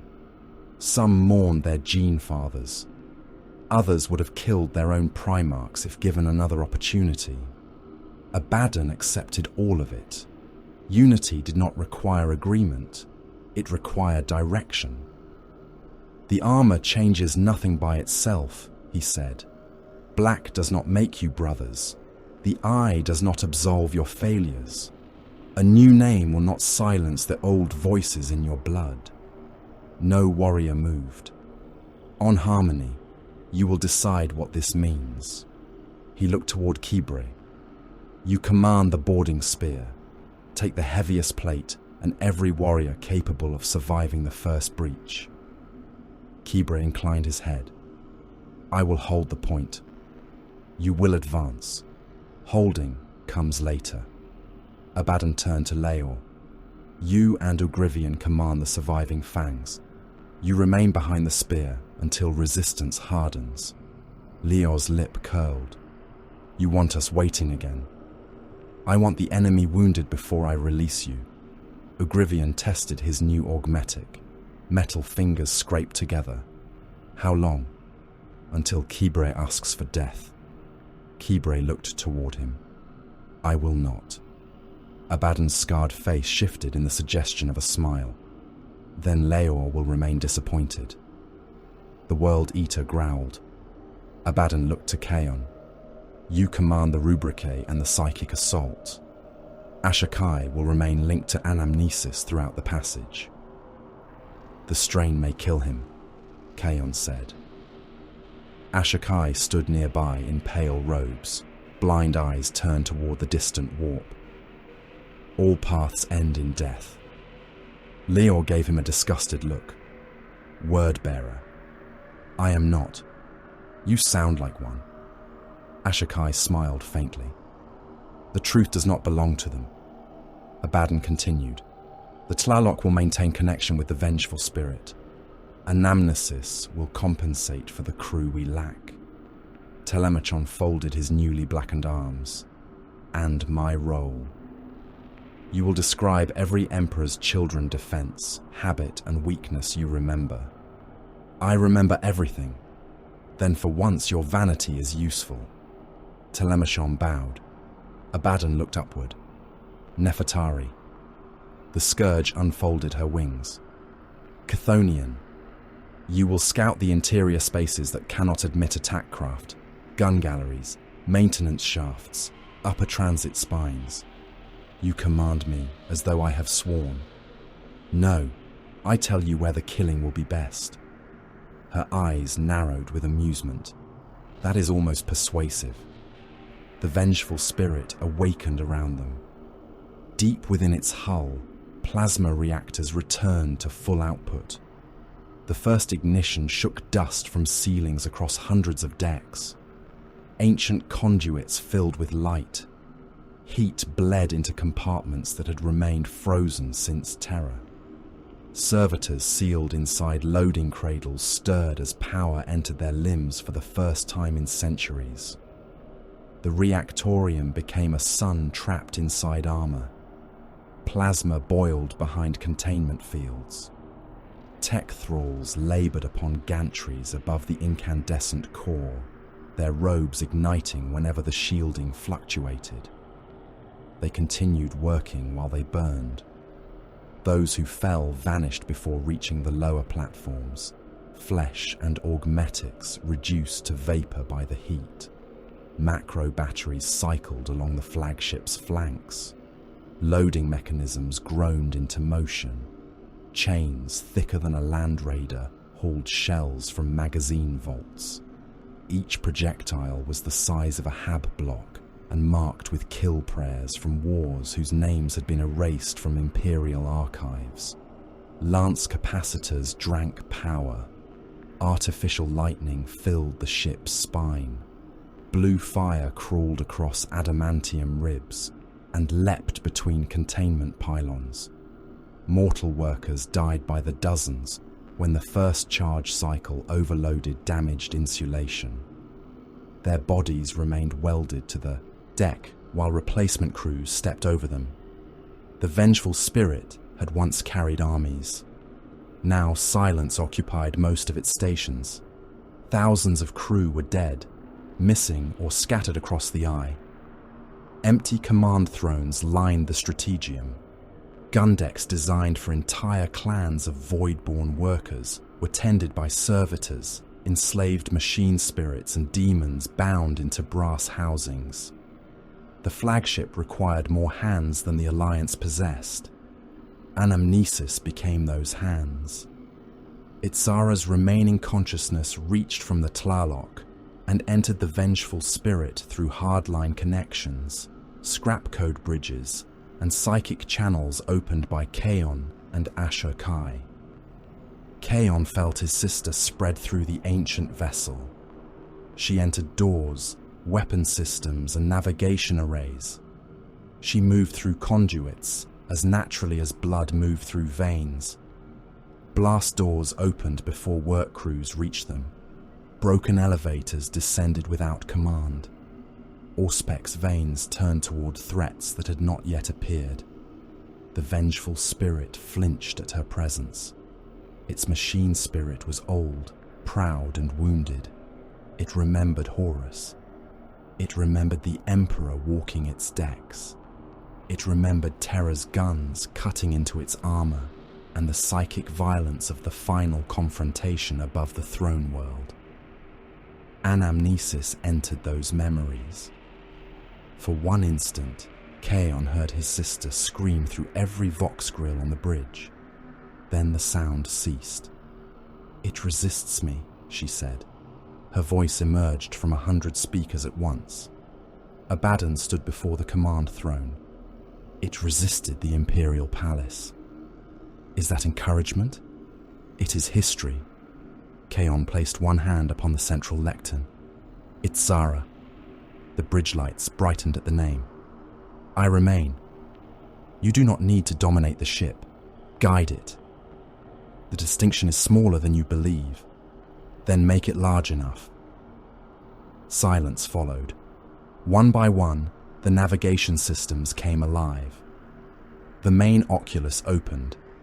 The Eleusinian veil burned beyond the armor glass.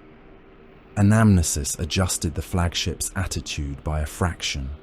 Maneuvering thrusters fired. The vengeful spirit turned toward harmony. Kaon felt pride in her answer. Beneath it waited grief. He had seen Abaddon's strategy. He understood the intended use of the Tlaloc once they reached Canticle City. The vessel carrying what remained of his sister had been included in the battle plan as mass, momentum, and sacrifice. Itzara had not spoken of it. Neither had he. The silence between them became another wound. Harmony dreamed beneath a violet sun. The world had belonged to the Eldari before their empire murdered itself through indulgence. When Slaanesh was born, the psychic scream of that impossible creation had torn through harmony. Seas boiled. Wraithbone cities split like skulls beneath an axe. Every soul upon the world had been devoured or driven into madness. The eye reshaped what remained. Mountains grew inward. Gravity changed according to the movement of the sun. Storms carried voices instead of rain. The earth developed veins that bled when cut. Canticle City spread across the ruins like a surgical tumor. Spires of resonant crystal rose from flesh-grown foundations. Wind passed through openings carved into colossal faces, forcing the towers to scream across the horizon. Some cried like infants. Others sang hymns in voices deep enough to rupture mortal organs. Slave amphitheaters filled the lower districts. Captives fought, coupled, suffered and died beneath balconies crowded with emperors' children. Markets sold nerves preserved in chemical vessels. Gene seeds stripped from dead Astartes. Psychoactive poisons and human organs trained to produce music when stimulated. Sonic temples dominated the inner wards. Their choirs contained thousands of mutilated mortals, linked by cables to vast amplifiers. Priests adjusted pain levels until every throat produced the desired note. Those who could no longer sing were rendered into instrument strings, drum skins, or narcotic compounds. Fabius Bile ignored all of it. He stood beneath Canticle City in a laboratory where no music was permitted. The walls were white. The floor was clean. Servitors moved without speech, carrying surgical implements and nutrient canisters between rows of armored tanks. The only sound came from circulating fluids, respirators, and the clicking limbs of the chirurgeon, rising above Fabius's shoulders. He approached the nearest growth cylinder. Something inside struck the transparent armor. The impact cracked one of its own bones. Fabius watched the fracture repair itself. The specimen possessed the proportions of an adolescent giant. Its shoulders were too broad. Its arms were different lengths. Beneath translucent skin, Additional hearts beat in conflicting rhythms. The face almost resembled one of the Emperor's sons. Almost. The jaw had grown through the cheek. One eye occupied the center of the forehead. Teeth emerged from the throat whenever the creature attempted to breathe. A servitor extended a data slate. Specimen displays accelerated ossification and recurrent organ rejection. Fabius read the figures. Neural coherence. Below viable threshold. Response to command stimulus. Violent. That is not an answer. Violence may be obedience expressed without vocabulary. The specimen struck the cylinder again. Its deformed hands split open. Blood clouded the nutrient fluid. Fabius watched without pity. Terminate it. Preserve the secondary heart and both adrenal structures. The servitor obeyed. Poison entered the tank. The creature convulsed. Its enormous body hammered against the cylinder until bones broke faster than they could heal. Blood poured from its mouth and stained the fluid black. Fabius turned away before it died. Failure did not offend him. Failure instructed. The laboratory held the remains of his attempts to reproduce the Emperor's greatest biological achievements. Tanks contained malformed echoes of the Primarchs. Some had grown immense bodies without coherent minds. Others possessed fragments of genius trapped inside flesh incapable of sustaining itself. One specimen had developed wings that curved inward, the pinions piercing its own lungs. Another had grown a crown of bone through the skull, exposing a brain divided into independent warring lobes. A third was little more than a mass of organs wrapped around a face of terrible beauty. Its eyes followed Fabius whenever he passed, though it had no spinal column and no limbs. Every death became measurement. Every deformity narrowed the path towards success. Horus was different. Fabius entered the secure chamber alone. The viable clone floated within a cylinder reinforced by armor taken from a Contemptor dreadnought. The body appeared mature. Muscles shifted beneath pale skin. Both hearts beat with perfect coordination. Neural activity exceeded that of every previous specimen. The face was unmistakable. Lupercal slept behind the glass. Fabius studied him with the attention of an artist examining unfinished work. He did not seek to restore Horus as the sons of Horus remembered him. Nostalgia was an affliction of lesser intellects. The original War Master had possessed brilliance beyond nearly every human mind, yet he had been ruined by paternal dependence, superstition, and the manipulation of powers he believed he could master. Fabius intended correction. This Horus would be educated without reverence. He would learn the failures of terror before inheriting command. He would understand the gods as warp phenomena rather than divinities. He would unite the legions through reason, biological authority, and the undeniable force of his presence. A Primarch without illusion, a leader without worship, a weapon that understood the hand directing it. Fabius did not question whether such a being would accept direction. The possibility seemed too irrational to deserve consideration. The laboratory doors opened behind him. Eidolon entered without permission.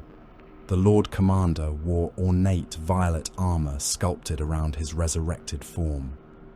Fabius had once reattached his severed head and rebuilt what death had damaged. The work had left Eidolon stronger, stranger, and capable of unleashing a sonic cry that could shatter stone and pulp mortal bodies. It had not improved his gratitude. Flavius Alcanex followed him. Alcanex's armor was less ostentatious, though no son of the Third could truly escape display. His decorations recorded command rather than indulgence. He carried himself as a general among performers, which made him no less vain, only more practical in how he expressed it. Eidolon looked upon the clone. You conceal him while the Legion fractures. I preserve him while the Legion indulges itself. You speak of us as though you are not one of us. Fabius adjusted a control rune. I have spent centuries proving the distinction. Alcanex walked around the cylinder. When will it wake? When it is ready. You have said that for years. And every year the statement remains accurate. Eidolon's throat implants pulsed. The air trembled around him. Warbands abandon Harmony. Captains raid our supply routes. The sons of Fulgrim tear one another apart while you cultivate corpses. Fabius looked toward him. Then command them. They require a symbol. They require discipline. They require their legion. Fabius gestured toward the sleeping Horus. What you require is obedience. You lack the capacity to inspire it, so you seek to borrow authority from my work. The crystal instruments around them vibrated as Eidolon's rage entered his throat. Alcanex stepped between them. Enough. Neither looked at him. Alcanex continued. Our orbital captains answer to separate lords. The eastern batteries belong to Eidolon. The inner docks obey me. The flesh market answers to your gene hounds. If an enemy enters the system, we cannot waste hours debating precedence. Fabius returned his attention to the clone. Then do not defend the city. Eidolon stared at him. What? Canticle City is stone, flesh and accumulated vice. All can be replaced. It is ours. That is not the same as valuable. Alcanex's eyes narrowed. You would abandon Harmony. I would abandon any territory to preserve irreplaceable research. Eidolon stepped closer. You expect warriors of the Third to die protecting your escape. I expect them to die according to their abilities. Whether their deaths protect me is a matter of positioning. The Lord Commander's sonic organs thrummed. Fabius showed no concern. You mistake possession for victory, Eidolon. This city does not matter. The work matters. The viable line matters. Horus matters. Horus failed. The original failed. The words hung between them. Fabius placed one hand against the cylinder. This one has not yet been given the opportunity. Far above Canticle City, defense towers screamed into the wind. The cry changed. It rose beyond the natural resonance of the structures and became an alarm. Auspex stations awakened across the orbital bastions. Slaves were dragged from narcotic sleep and chained into gunnery thrones. Emperor's children captains demanded identification reports over the same channels, each voice overriding the others. Nothing appeared upon the outer augurs. Then, the warp tore open above Harmony. Anamnesis drove the vengeful spirit through the wound. The flagship emerged without warning, its immense hull trailing empiric fire. The smaller vessels followed in its shadow. The Tlaloc translated beside it, psychic lightning crawling across its armor. The baleful eye and the surviving warships of the Alliance spread into attack formation. Harmony filled the main oculus. Kion stood upon the bridge and felt Itzara inside every system. She closed damaged conduits, corrected firing solutions, and forced dormant void shield generators into readiness. Her presence moved through the vengeful spirit like a second soul. Translation complete, Anamnesis said. Warning runes ignited across the bridge. Enemy vessels appeared in orbit. Defense platforms rotated. Lance arrays gathered light. Telemachon watched the violet formations break apart as captains turned independently toward the intruders. They are competing, he said. Abaddon stood before the command throne in black Terminator plate. The Talon rested at his side. Of course they are. Kibre opened a channel to the boarding companies. Stand ready. Lior's voice answered through the vox. "We have been ready since Askiarel. Remain restrained. Give me something to kill." Kaon heard Asher Kai chanting from the navigation well. The White Seer's voice merged with anamnesis as she held open the torn path behind them, long enough for the last allied escort to enter real space. Below, Canticle City erupted into alarm. Sonic temples changed their songs. Slave districts sealed. Attack craft rose from flesh-grown hangars. Defense towers opened mouths filled with lance emitters. The vengeful spirit crossed the upper atmosphere like a moving continent of guns. No challenge was transmitted. No terms were offered. No demand for surrender crossed the void. Abaddon raised the Talon of Horus. Fire. The Emperor's children fired first. Their cruisers opened in sequence, not according to any unified command, but in accordance with the vanity of their captains. Lance beams crossed Harmony's upper atmosphere in intersecting fans of violet light. Macro shells followed, their trajectories arranged into spirals and crescents that possessed no tactical virtue beyond the beauty of their approach. Attack craft screamed from launch bays shaped like open mouths, their hulls painted in colours that shifted beneath the glare of their own weapon fire. The first lance struck the vengeful spirit across the prow. Void shields ignited. A sheet of white fire engulfed the flagship's forward armour, bright enough to turn the bridge oculus black. Warning runes burst across the command deck. Servitors convulsed in their restraint thrones. One of the undercrewed shield stations ruptured, spraying burning coolant and human remains across an empty tier of consoles.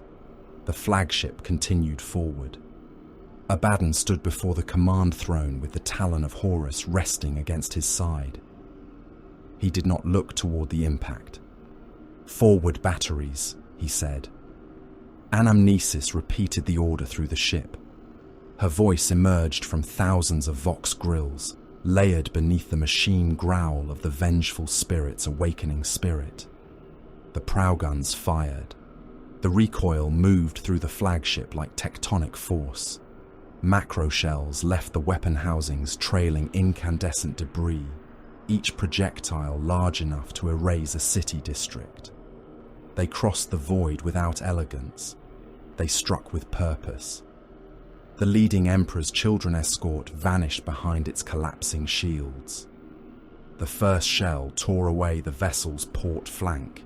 The second penetrated the engine section and detonated within the plasma containment chambers. The ship opened from within. Armor plates peeled outward in burning slabs. Decks separated. Gun crews, servitors, and screaming slaves were thrown into the void amid fountains of molten metal.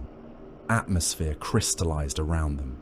Burning men became frozen statues before their bodies had finished tumbling from the wreck.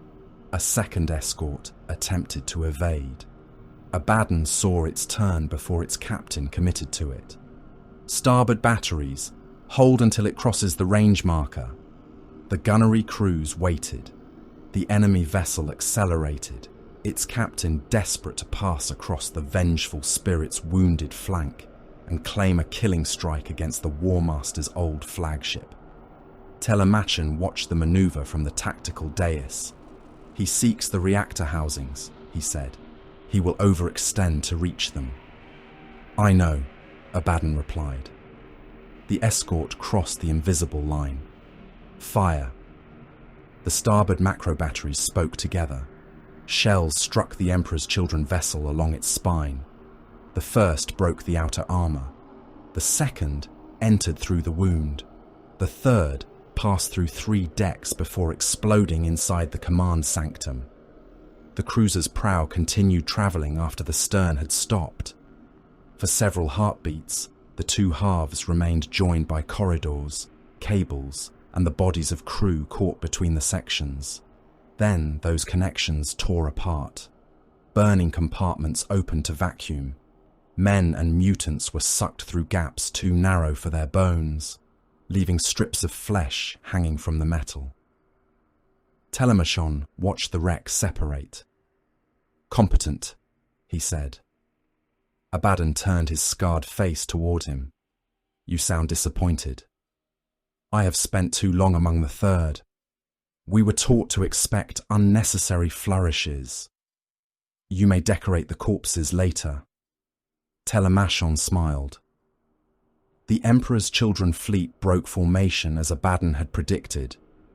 Each captain wanted the vengeful spirit. One cruiser climbed above the flagship to seek a dorsal strike. Another dived toward the lower batteries. Two more angled across one another's fields of fire, each refusing to yield the better approach. Abaddon assigned targets before they settled into attack runs. He did not command like a performer. He commanded like an executioner, dividing bodies among blades. The baleful eye drifted behind the flagship's starboard quarter, using the larger vessel's void shields as shelter, until an Emperor's Children destroyer committed to a close pass. Kybre ordered his cruiser to roll, exposing batteries that had remained hidden beneath damaged armor. The guns fired at near-contact range. The destroyer's shields failed beneath the first broadside. The second punched into its crew decks. Men burst from the hull in clouds of vaporized blood, followed by pieces of walls, ammunition racks, and devotional sculptures. Kybre stood upon the Baleful Eye's command deck as enemy return fire tore through the upper sensor arrays. "Maintain position," he said. The shipmaster stared at the spreading damage runes. "Lord, another strike may breach the dorsal magazines. Then fire them before they are breached." The shipmaster bowed. The cruiser's remaining guns roared. The Lament of Ruin fought without such restraint. Lior's vessel surged from behind the flagship and drove directly between two enemy escorts. Its gun batteries fired to either side. Chains hanging from its prow snapped in the shock of the maneuver, scattering old skulls across the void. The Emperor's Children ships answered together. Void shields collapsed around the Lament of Ruin. Armor burst along its flanks. Fire vented from wounded decks. Lior laughed over the command channel. "Closer." Abaddon looked toward the World Eater's tactical rune. "You are already within their crossfire." "I said closer." "Hold your course." "Give me one of them." Abaddon watched the enemy vectors. Port escort. Engine housings. The Lament of Ruin turned. Its prow struck the smaller vessel with enough force to fold armor. The two ships ground together as batteries fired directly into one another's hulls. Gun decks became furnaces. Human loaders burned alive beside shells they would never fire. Emperor's Children boarding parties attempted to cross the joined vessels and were met by the surviving 15 Fangs before they had cleared the breach. Lehior left the bridge with his chain axe already screaming. Above Harmony, void warfare became a storm of metal, fire, and dying souls. Below it, Canticle City sealed its gates. No evacuation order reached the slave districts. Armored shutters descended across streets crowded with captives. Thousands were trapped beneath sonic towers as alarm tones rose through frequencies designed to compel terror and obedience. Mortal eardrums ruptured. Eyes bled. Children convulsed beside the bodies of parents already killed by the sound. Overseers drove the living toward defense emplacements. Shock whips tore skin from backs. Chem injectors forced exhausted slaves into motion. Those who stumbled were shot or dragged aside for the surgical gangs waiting beneath the towers. A defense gun required loaders. Canticle City had bodies. That was enough. Failed experiments were released from the lower laboratories. Containment doors opened across the eastern districts. Things built from human and legionary flesh entered the streets in packs. Some possessed the torsos of giants and the minds of starving animals. Others crawled upon arms that ended in bone shears and metal syringes. A creature with 3 heads killed its handlers before the doors had fully opened, crushing one against the wall and biting another in half at the waist. The lower city collapsed into violence. Mutants hunted slaves. Guards fired into both. Emperor's children descended from pleasure courts to watch the panic below, killing those whose deaths produced the most interesting sounds. Sonic weapons liquefied clusters of fleeing mortals. Power blades opened bodies with graceful cuts. One legionary stood upon a balcony and fired into the crowd, according to the rhythm of the orbital bombardment, laughing whenever the screams aligned with distant impacts. The sky burned above them. The vengeful spirit crossed the heavens like an iron continent. Fabius Bile did not look up. He moved through the secure laboratories beneath Canticle City, while servitors transferred gene samples, data crystals, and viable specimens into armored caskets. The chirurgeon clicked above his shoulders, opening storage vaults and sealing them with greater speed than any human assistant could have matched. A servitor approached. Outer laboratory complexes have lost power. Abandon them.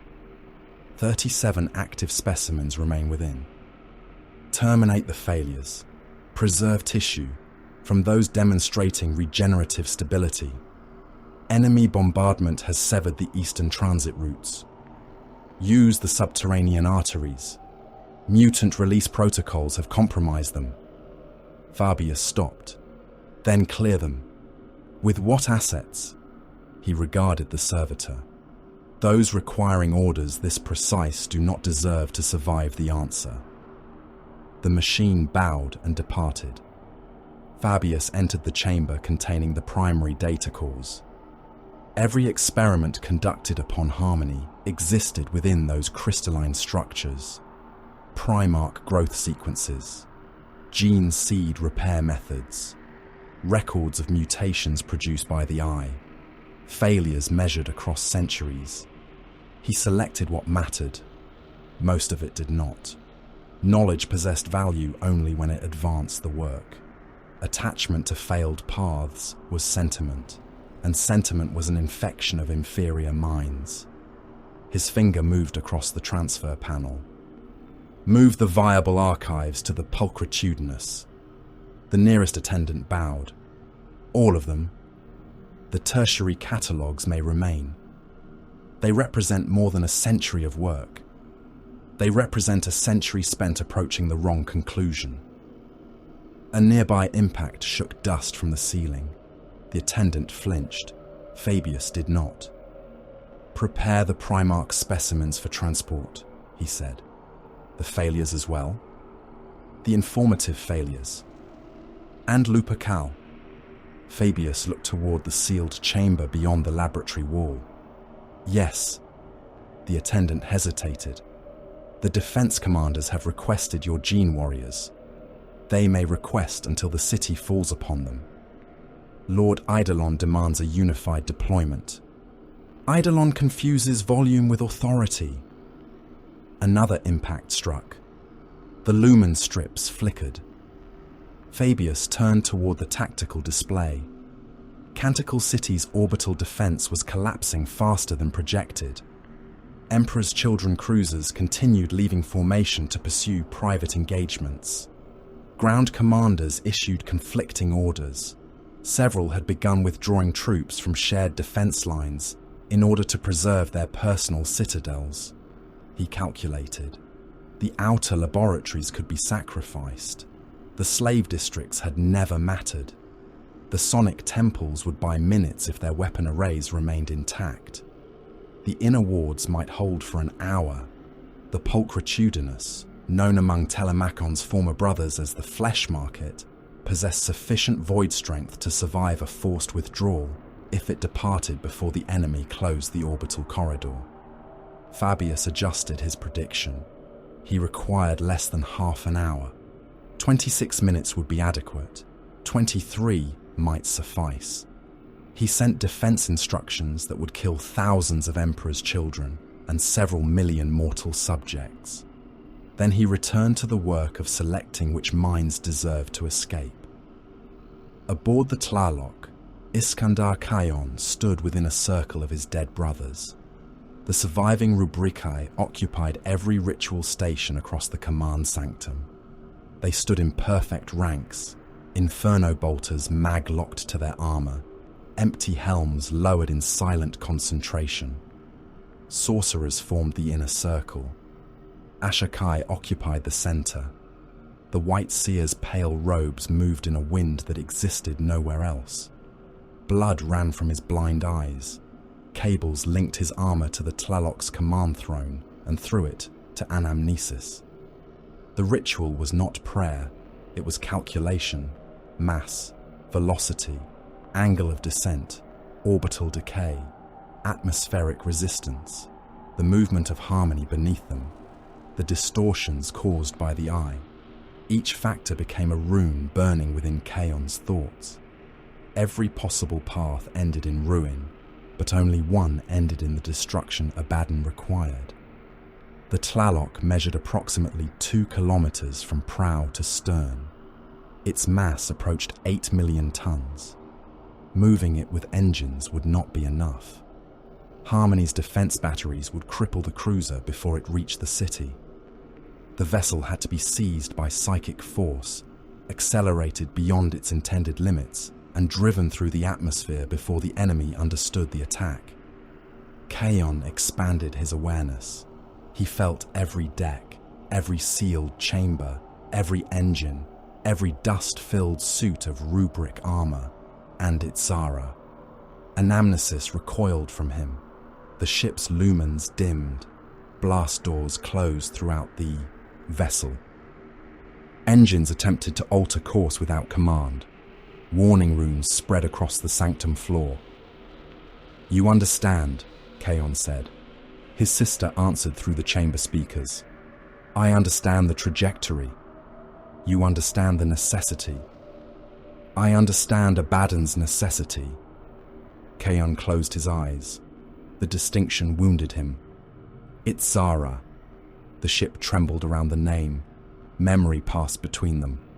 Prospero before the burning. A childhood chamber lit by blue flame.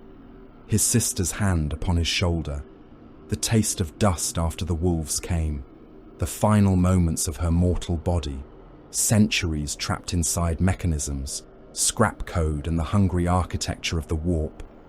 The Tlaloc had not merely carried anamnesis. It had become her body. Its auspex arrays were her senses. Its conduits were her nerves. Its reactor was the heart that had replaced the one death stole from her. "I have possessed this form longer than I possessed flesh," she said. Kayon heard anger beneath the machine harmonics. "I know. You intend to destroy it." "Yes." The answer left no room for comfort. He would not insult her with a lie. Beyond the ritual chamber, enemy fire struck the Tlaloc's shields. The cruiser shuddered. One of the outer gun decks lost atmosphere. Rubricae were cast into the void, still firing as they drifted away. Anamnesis opened the picked feed without being asked. Kayon saw Canticle City beneath them. Resonant towers, laboratories, millions of slaves, thousands of enemy warriors. The target rune burned over the city's center. "This impact will destroy me," Itzara said. "It will destroy the body you inhabit. Do not retreat into sorcerous distinctions." Kayon lowered his head. "No." Silence passed between them. Ashokai continued speaking coordinates in a voice that became less human with each syllable. Anamnesis asked, "How many?" Kayon understood. "Millions. Enemies. Some. Slaves. Most. You offer me arithmetic. I offer you truth." The cruiser shook again. A lance strike tore through the outer hull. Molten metal rained across the lower decks. Human crew died in sealed compartments before alarms could reach them. Kayon looked toward the target. The city must break. The enemy fleet must turn. Fabius must be forced into flight. And Abaddon? He will reach Horus. Is that worth my death? Caon could not answer for Abaddon. He could answer only for himself. No death is worth, he said. Only consequence. The lights around him flickered. A pulse passed through the ship like a breath. I remember you saying that before Prospero burned. I was wrong then. And now? I do not know. That was the only honesty he possessed. Anamnesis opened every blast door along the evacuation routes. Escape craft detached from the Tlaloc's surviving bays. Mortal crew fled into shuttles. Legionaries crossed teleport arrays and boarding bridges to the vengeful spirit. Not all could be saved. Some decks had already been cut off. Others were required to maintain engines, reactors, and shield generators until the descent began. Men remained at their stations knowing the ship had become their tomb. Some prayed, some rioted, some performed their duties because fear had exhausted itself. The last evacuation rune changed from red to black. Anamnesis spoke. Target confirmed. Caon tightened his grip upon Seon. Ashokai raised both hands. The Rubricae turned their helms toward harmony. The ritual began. Psychic force closed around the Tlaloc. The cruiser's hull screamed. Metal protested as gravity shifted in impossible directions. Engines fired against the movement, then ruptured when Anamnesis reversed them. Plasma erupted from the stern, spreading across the upper atmosphere in a second dawn. The Tlaloc left its orbit. Enemy vessels detected the descent. Defense batteries turned. Lance beams struck the cruiser's flanks. Armor plates the size of fortresses broke free and tumbled into the atmosphere, glowing white as they fell. Macro shells penetrated the upper decks and detonated inside empty barracks. Caon felt every wound as though it had been cut into his own body. The sorcerer beside him screamed. Blood poured from the seams of the warrior's helm. His skull split beneath, the psychic pressure. Bone fragments punched through the eye lenses before the body collapsed. Another sorcerer fell. Then another. The remaining psychers held the vessel within the invisible geometry. Ashokai's blind eyes ruptured entirely. Blood covered his face. He continued speaking coordinates. The Tlaloc turned prow first. Harmony filled the oculus. Atmosphere struck the hull. Fire enveloped the cruiser. The descent became a roar that passed through every deck. Human crew were thrown from stations and crushed against bulkheads. Reactor housings tore free. Ammunition magazines detonated. Rubricae toppled and rose again. Empty armor responding to Caon's will, despite the apocalypse around them. Anamnesis screamed through every speaker, not in fear, in pain. Caon nearly released the ritual. A memory seized him.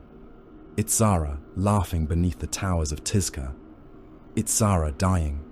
Itzara awakening inside the ship and asking what had become of her hands. He forced the cruiser downward. "Forgive me," he whispered. Her answer came through static. "No." The Tlaloc entered the final approach. Canticle City saw death descending. The sky became flame. Emperor's children warriors stood upon defense towers and fired sonic weapons upward. Their attacks struck the cruiser's prow and vanished beneath the violence of its passage. Slaves broke their chains and ran through sealed streets. Mutants howled. Tower faces screamed as pressure waves passed through them. The cruiser crossed the final distance in seconds. Caon saw the city rushing upward. Ashokai spoke the last coordinate. The surviving sorcerers released the ship. The Tlaloc struck Canticle City. The world became white. The cruiser's prow entered the central districts and ceased to exist as a recognizable structure. The impact converted armor, stone, flesh, and crystal into expanding violence. Towers folded inward. Resonant spires burst into clouds of glittering shrapnel. Defense bastions were lifted from their foundations and thrown across kilometers. Flesh-grown laboratories ruptured, spilling nutrient oceans, organs, and malformed giants into tidal waves of debris. Emperor's children in power armor vanished beneath the pressure front. Some were crushed so completely that ceramite and flesh became indistinguishable layers within the crater wall. Others were thrown through buildings, their bodies breaking apart inside armor that survived longer than they did. Slaves became red vapor. Millions died before their minds registered light. The shockwave traveled outward in a wall of pulverized stone and liquefied flesh. Amphitheaters collapsed, sonic temples shattered. Human choirs were reduced to mist within their chains. The ground opened. Cracks spread from the impact zone across Canticle City. Streets split into chasms. Molten rock surged upward through laboratories. Entire districts tilted and slid into the wounds. The Tlaloc's ruined stern remained visible above the crater, burning like an iron tower driven into the planet by the hand of an angry god. Harmony's crust broke around it. The orbital battle stopped for one heartbeat. Every warrior saw the city die. Then the Emperor's children fled. Cruisers disengaged without orders. Captains abandoned damaged escorts and turned toward the outer system. Ground formations withdrew from districts that no longer existed. Warbands killed one another over transport access. Attack craft ignored defense stations and raced for surviving carriers. Lior's voice came across the command channel. "They are running." "Let them," Abaddon said. The World Eater snarled. "We can gut their fleet." "No. They are exposed. They are irrelevant." Abaddon stood upon the Vengeful Spirit's bridge while the light of Canticle City's destruction burned across his black armor. The flagship's batteries continued firing only at vessels blocking the approach corridors. Wounded Emperor's children's ships were allowed to flee. Abaddon would not trade time for revenge. Harmony had never been the objective. Land was meaningless. Cities were replaceable. The enemy's humiliation did not matter. Fabius Bile mattered. Horus mattered. Telemachon leaned over the tactical display. Enemy runes scattered across the hololith. Some vanished into the debris field. Others turned toward the warp translation zones. Then he saw the cruiser. It emerged from behind Harmony's orbital dockyards beneath the cover of burning wrecks. Its hull carried the architecture of a lunar-class vessel altered into something more ornate and diseased. Launch bays resembled surgical wounds. Sensor arrays rose like needles. Slave holds and laboratories occupied the spaces where conventional warships carried barracks and magazines. Telemachon placed one finger upon the rune. "There." Abaddon turned. "The pulchritudinous," Telemachon said. "The flesh market." Kaon entered the bridge through a teleport flare. He fell to one knee. Blood covered his face. Saiyan supported his weight. Ash from the Tlaloc clung to his black armor, though no physical path connected him to the burning wreck below. Abaddon looked toward him. "Anamnesis." Kaon raised his eyes. The answer remained trapped behind them. Telemachon touched the tactical rune again. "Fabius will be aboard that vessel. His archives, his viable specimens." "Horus," Kibra said over the Vox.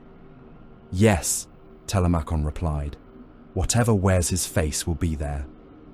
Abaddon opened a fleet-wide command channel. Every surviving gun crew heard him. Every legionary heard him. Every mortal slave still chained to a weapon station heard the voice of the warrior who had turned broken warbands into a weapon. "Target the flesh market!" Fire control runes shifted toward the fleeing cruiser. "Cripple it," Abaddon said. "Do not destroy it." The talon of Horus opened upon his gauntlet. Lightning crawled along the claws. Below them, Canticle City burned around the corpse of the Tlaylock. Ahead, the Pulchritudinous ran for the dark. Abaddon watched it flee. The Black Legion's first victory would not be counted in dead ships or ruined cities. It would be complete only when he stood before the thing wearing his father's face. The spear tip had never been a formation of warriors. It was an idea sharpened into doctrine. Abaddon stood within the forward mustering vault of the vengeful spirit, while the flagship shook beneath enemy fire. Black-armored legionaries occupied the tiered chamber before him. Terminators waited in the foremost ranks, their silhouettes immense beneath the crimson lumen strips. The surviving World Eaters stood behind them, chain axes held across scarred breastplates. Rubricae formed silent files around Kion and the remaining sorcerers. Beyond the armoured walls, the Pulchritudinous fled through a storm of wreckage. The flesh market's engines burned at maximum output. Its escort vessels threw themselves across the Black Legion's firing lanes, sacrificing hulls and crews to preserve Fabius Bile's escape. Lance fire struck the vengeful spirit with enough force to make the mustering vault's deck pitch beneath the warrior's boots. Abaddon did not raise his voice. "The spear does not seek the strongest part of the shield," he said. "It seeks the hand holding it." No warrior moved. The lunar wolves conquered worlds by striking where resistance became command. The sons of Horus forgot that. They began to worship the blow rather than the purpose. Kibre stood at the head of the Terminator formation. His blackened plate still bore the uneven streaks where he had applied the new colour with his own gauntlets. "The flesh market is too valuable to destroy," Abaddon continued. "Its holds contain Bile's archives, his gene vaults, and the clone. It is also too dangerous to approach through its gun decks and boarding galleries." Another impact rolled through the ship. Dust fell from the vault's ceiling. A mortal armor thrall lost his footing and collapsed from a loading gantry. He struck the deck behind the Rubricae with a sound of breaking bones. No one looked toward him. Abaddon extended the talon of Horus. "We will not approach it." Kaon understood before the others. Remember, don't forget to like, comment, and subscribe. Support helps. He stood beside Asher Kai within a circle of iron staves driven into the deck. The White Seer's empty eyes had been covered with a strip of blood-stained cloth. The injuries he had suffered during the destruction of the Tlaloc had not healed. Fresh blood continued to seep from beneath the blindfold. "You intend to breach the distance," Kaon said. "I intend to remove it. The ships are moving, so move the wound with them." Kaon looked toward the tactical projection above the vault. The vengeful spirit and the flesh market travelled upon diverging trajectories. Between them lay thousands of kilometres of void, defence fire, and the psychic turbulence left by Canticle City's death. Opening a passage across fixed ground was difficult. Opening one between moving warships beneath bombardment bordered upon madness. Leorvine Ukris rolled one augmetic shoulder. "Can you do it?" Kaon turned his gaze toward the World Eater. "Yes." Leor grinned. "Then stop looking offended. I am considering how many of us your confidence will kill. Count them after." Telemachon stood beside the formation in newly blackened armor. His old violet remained visible only in scratches around the joints and beneath the rim of his gorget. He studied the projection of the flesh market. The inner architecture will not remain stable, he said. Fabius alters decks according to his experiments. Bulkheads move. Transit shafts are sealed and opened according to pressure, temperature, and whatever species he is cultivating nearby. You know the approach to the laboratories, Kibre said. I knew it. That is not the same answer. It is the only honest one. Abaddon looked toward Telemachon. You will guide the spear. The swordmaster smiled faintly. How nostalgic. I have not betrayed a familiar fortress in years. You are not betraying it. No, you chose us. Telemachon's smile remained, but his eyes hardened. Abaddon turned to the formation. Kibre forms the point. His warriors absorb the first trap and secure the breach. Lior follows when the enemy closes. Kion advances behind the assault line with the rubrique. Telemachon directs us toward the apothecarian levels. And you? Kibre asked. I command. Kibre's jaw tightened behind his grill. You belong at the point. I belong where the battle requires me. The Justerin followed you into the breach. The Justerin are dead. The words struck Kibre into silence.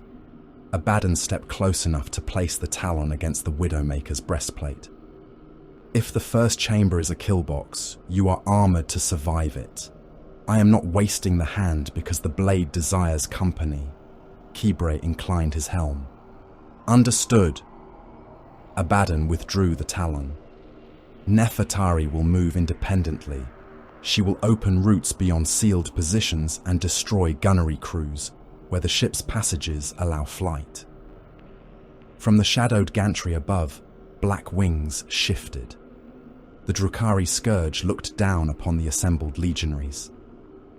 Your vessel smells of fear, she said. Telemachon looked up. That is merely the World Eaters attempting thought. Leo's chain axe began to rev. Abaddon ignored them both. The breach opens when Kaon gives the word. There will be no retreat through it. Once we cross, the passage closes. One of Kibre's terminators spoke. And if the flesh market is destroyed, then we die having reached the enemy. The answer satisfied them more than any promise of survival.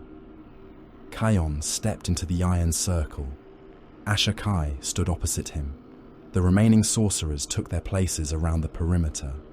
Their armor was black now, but old Thousand Suns glyphs glowed beneath the new paint. The rubricae turned as one, forming a wall around the ritual chamber. Kaon raised Saiyan. The Force Axe's blade reflected a sky that did not exist. Anamnesis, he whispered. There was no answer. For one moment, grief emptied him. The name belonged to a dead ship and the last body his sister had possessed. The Tlaloc stood buried in the corpse of Canticle City. Itzara's voice would never again move through its conduits or speak from its command throne. Then the vengeful spirit answered. A pulse moved through the deck. Lumen strips dimmed. The flagship had retained fragments of the connection Anamnesis created before her death. Echoes remained within navigation arrays, sealed cogitator banks, and the scarred memory of the ancient machine spirit. Not Itzara, never Itzara. But enough of her final calculations survived to show Kaon the position of the fleeing flesh market. He closed his eyes. Distance became a lie. The void between the vessels unfolded within his mind as planes of pressure, psychic resistance and gravitational force. The pulchritudinous moved through the pattern like a blade, cutting water. Its Geller field left a wake of agonized spirits. Its shields flickered beneath the vengeful spirit's bombardment. Ashakai began to speak.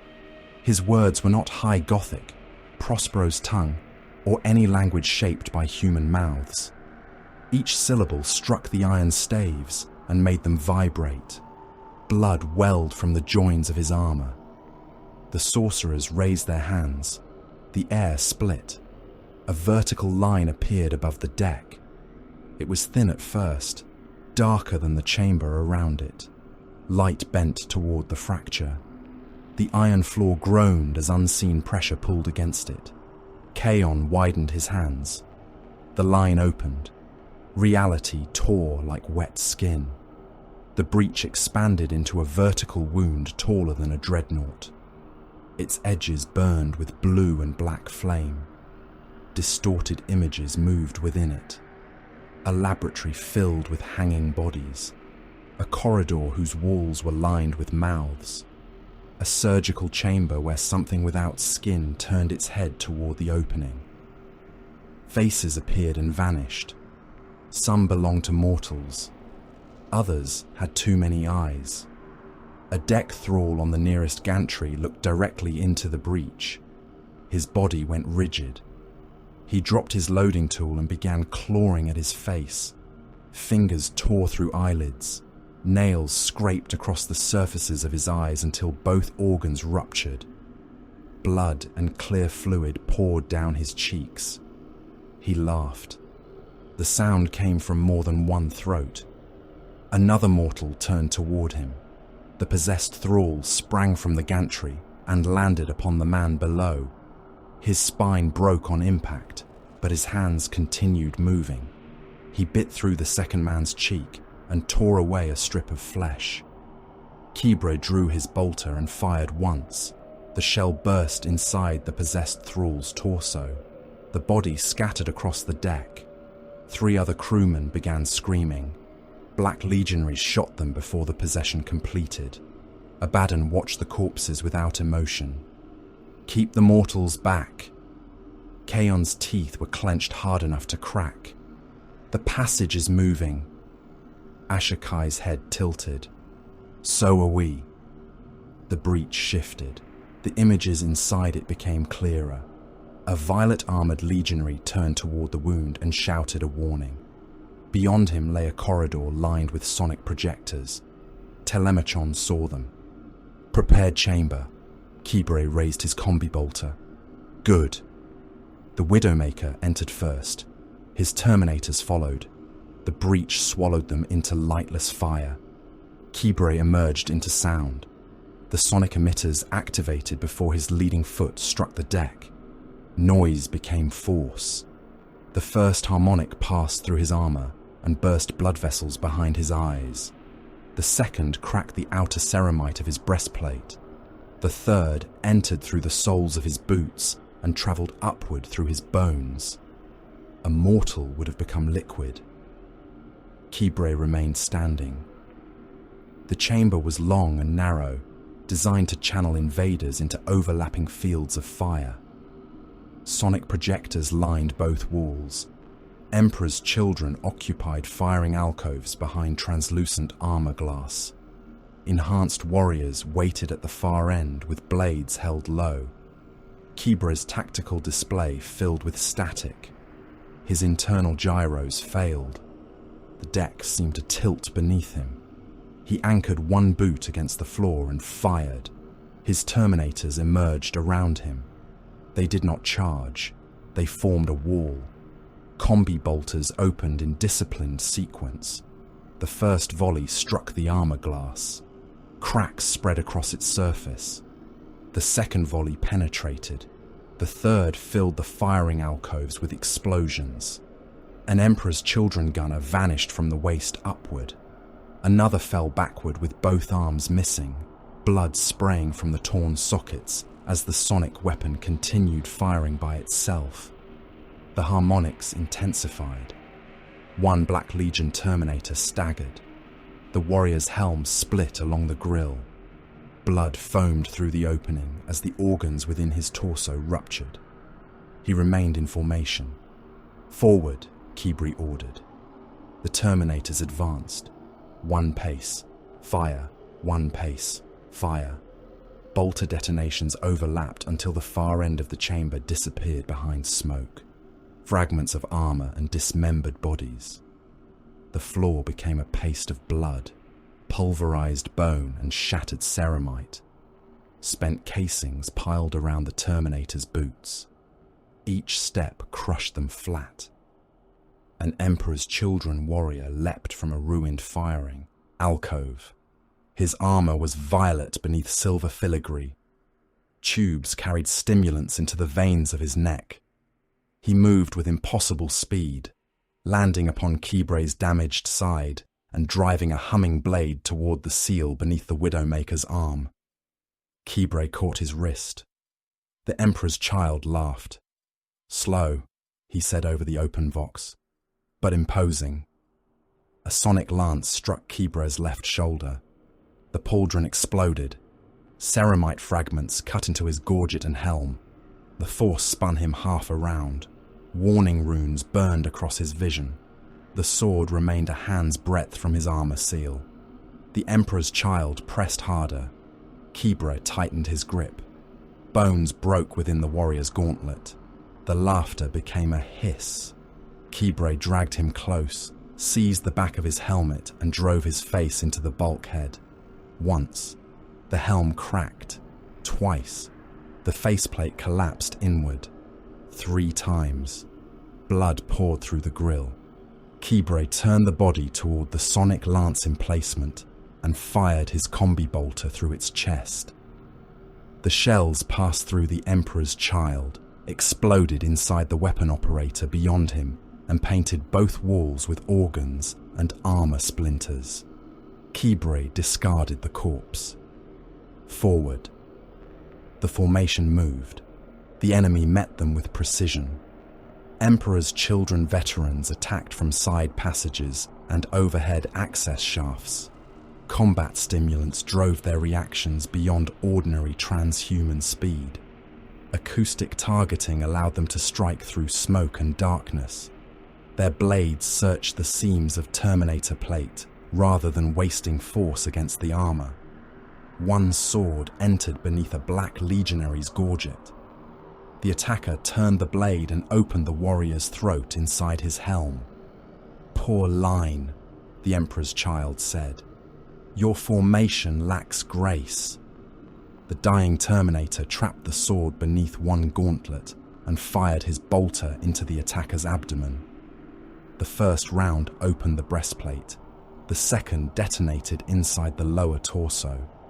The Emperor's Child folded in half as his pelvis and spine vanished. He fell, still smiling. Another veteran spoke across the vox while dueling Kibray's right flank. "Black, you buried yourselves before we had the pleasure." His power blade struck a Terminator's knee joint. The armor split. The defender fell to one side. The Emperor's Child raised the sword for the killing stroke. A blue-white inferno bolt passed through his head. The helm burst into molten fragments. The Rubricae had arrived. They emerged from the warp breach in silent ranks. Their bolters rose together. Sorcerous ammunition crossed the kill chamber in measured volleys, burning through Emperor's Children plate and the bodies within. Chaos followed them. The breach closed behind Abaddon. Reality sealed with a thunderclap. The screams from the vengeful spirit ended. They were aboard the flesh market. There would be no return. Abaddon stood behind the first assault line, watching tactical runes reform across his display. "Kibray, chamber secure. Advance to the first junction. Do not cross it." The Widowmaker fired into a wounded Emperor's Child crawling toward a dropped blade. The shell destroyed the warrior's head. "Understood." Telemachon stepped through the dead. He glanced at the sonic emitters, the ruined firing nests, and the decorative script along the walls. "Orlantier's school," he said. Leor entered with the surviving fangs. "What?" "The arrangement. Alternating resonance, low placement, overlapping harmonics.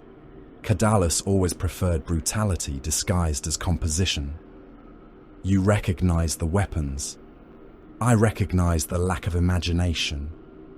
Leor looked down at the bodies. "They killed 3 of ours. Repetition can still be effective." The corridor beyond divided into 4 passages. Kibre's Terminators occupied the junction exactly as ordered. 2 warriors knelt behind the torn remains of a bulkhead, while the others established overlapping fields of fire. Each route became a kill lane. Enemy movement appeared on every auspex. Abaddon approached Telemachon. Which path? The Swordmaster studied the walls. The Apothecarian should lie toward the vessel's spine. Should. Fabius enjoys rearranging anatomy, ships included. Telemachon touched the nearest bulkhead. It pulsed beneath his gauntlet. The metal had been lined with living tissue. A heartbeat moved through it. This passage feeds the laboratory ventilation system. It will lead inward. Kaon felt the psychic pressure beyond it. Something is waiting. Everything aboard this ship is waiting, Telemachon said. The distinction is whether it has teeth. Abaddon gestured toward the central corridor. Kibre advances. Lior remains behind him. The World Eater's jaw tightened. Again. Again. The Terminators moved forward. The flesh market changed around them. Walls shifted when they passed. Doors appeared where none had been visible. Corridors narrowed until the warriors were forced into single file, then opened suddenly into chambers filled with surgical machinery and suspended corpses. Enemy attacks came without warning. Emperor's children descended from concealed panels. Enhanced mortals crawled through ventilation shafts and threw themselves beneath the Terminator's weapons. Mutants with armor grafted directly to their muscles struck from drainage trenches beneath the deck. Kibre's formation did not break. At every intersection, 2 Terminators advanced while the others covered. Once the ground was taken, the rear warriors moved forward. Each junction became a fortress facing both directions. A mutant pack charged from an open surgery ward. The creatures had been built from human torsos, reinforced with Astartes muscle tissue. Their jaws had been split and widened. Injector needles extended from their forearms. Kibre's first volley killed the leaders. The survivors climbed across the bodies. One impaled itself upon a Terminator's lightning claw and continued biting at the warrior's helm until he tore it apart. More came. Kibre looked toward the narrowing corridor ahead. Lior! The World Eater was already moving. Fangs. The surviving warriors passed between the Terminators. Their chain axes came alive. The butcher's nails had tormented them throughout the advance. Waiting had become a fire inside their skulls. Every enemy sound made their muscles twitch. Every pulse of the ship's living walls became an insult. Lior released them. They struck the mutant pack with a roar. Chain axes entered flesh and did not stop at bone. Limbs spun into the air. Torsos opened. The corridor walls disappeared beneath blood. Agrivian drove his crude augmetic fist through a mutant's face. His chain axe cut another from shoulder to groin, the teeth throwing ropes of intestine across his black armor. One of the fangs pursued a wounded creature into a side chamber. "Hold!" Lior barked. The warrior ignored him. The nails had taken command. Lior caught his brother by the backpack and hurled him back into the formation. Forward only. The warrior turned upon him, chain axe raised. Lior struck him across the helm with one augmetic fist. The blow knocked him to the deck. Forward, Lior repeated. The fang rose. For 1 second, murder filled his posture. Then he turned toward the enemy. The World Eaters continued. Near suicidal rage drove them onward, but Lior shaped it. He directed their violence toward weapon nests, sealed doors, and concentrations of enhanced defenders. When the corridor divided, He did not allow his warriors to scatter. When wounded enemies fell behind them, he left the Terminators to finish the work. He had been an officer before the nails devoured most of his legion. Fragments of that discipline remained. Those fragments made him more dangerous than frenzy alone. The Black Legion reached a gallery overlooking a vast hangar. Artificial gravity had failed. Attack craft, gunships, and bodies drifted between the launch decks. Ammunition containers rotated through the air. Streams of blood had become floating spheres, each reflecting the blinking hazard lumens. The main route ended at a sealed blast door upon the far side. Emperor's Children gun crews occupied platforms around it. Heavy weapons rotated toward the Black Legion. Telemachon raised one hand. "The bridge controls are beyond the door." Kibre looked across the open void. "No access." A shadow moved above them. Nefertari launched herself from the gallery. Her wings opened. She crossed the gravityless hangar without engine flare or jump pack, turning between drifting wreckage with movements no human body could imitate. Bolter. Fire followed her. She folded one wing, rolled around a burst, and vanished behind an overturned gunship. The Emperor's Children gunners tracked the movement. That was their mistake. Nefertari emerged beneath the nearest platform. Her blade entered the first gunner through the base of the skull. The point emerged from his mouth. She pushed the corpse into his companion, fired a splinter weapon through both bodies, and kicked away from the platform. Poisoned shards passed through armor joints. The second warrior convulsed as toxins entered his enhanced bloodstream. The third swung a power sword. Nefertari twisted around the blade, too fast and too flexible for the Astartes to follow. Her black wings wrapped briefly around his helm. When they opened, his throat had been cut through the gorget seal. Blood drifted from the wound in glistening globes. Telemachon watched her. The battle around him faded. Kaon saw it happen. The Swordmaster's breathing changed. His gaze followed Nefertari through the hangar with an intensity that went beyond tactical concern. An Emperor's Children warrior stepped from a concealed access hatch behind him. Kaon fired the Chiaroscuro. The weapon's beam passed beside Telemachon's head and burned through the attacker's face. The corpse drifted backward into the hangar. Telemachon turned. "You nearly damaged me. You were distracted. I was observing. You were worshipping." Telemachon's hand tightened upon his sword. "Choose your accusations carefully." "I choose every word carefully." Across the hangar, Nefertari landed upon the final gun platform. She killed the crew before their weapons could turn. Then she entered a maintenance shaft beside the sealed blast door. Moments later, the door controls changed from red to green. The portal began to open. Kaon stepped close to Telemachon. "She is not yours." The Swordmaster looked toward the widening doorway. "Nothing belongs to anyone forever. That is not an answer. It is the only truth your species has ever possessed. You will not endanger the formation again." Telemachon smiled. "Or," Kaon rested one hand upon Cyerne, "or I will rebuild you with less care." The smile faded. Telemachon stepped through the opening. The passage beyond led deeper into the flesh market. Old Emperor's Children waited there. Their armor displayed the ornaments of the Third beneath layers of surgical alteration. They moved in pairs, blades held with disciplined precision. No slaves shielded them. No mutants preceded them. These were veterans. One removed his helm. His face had been reshaped until it possessed perfect symmetry. Silver hooks held the corners of his mouth in a permanent smile.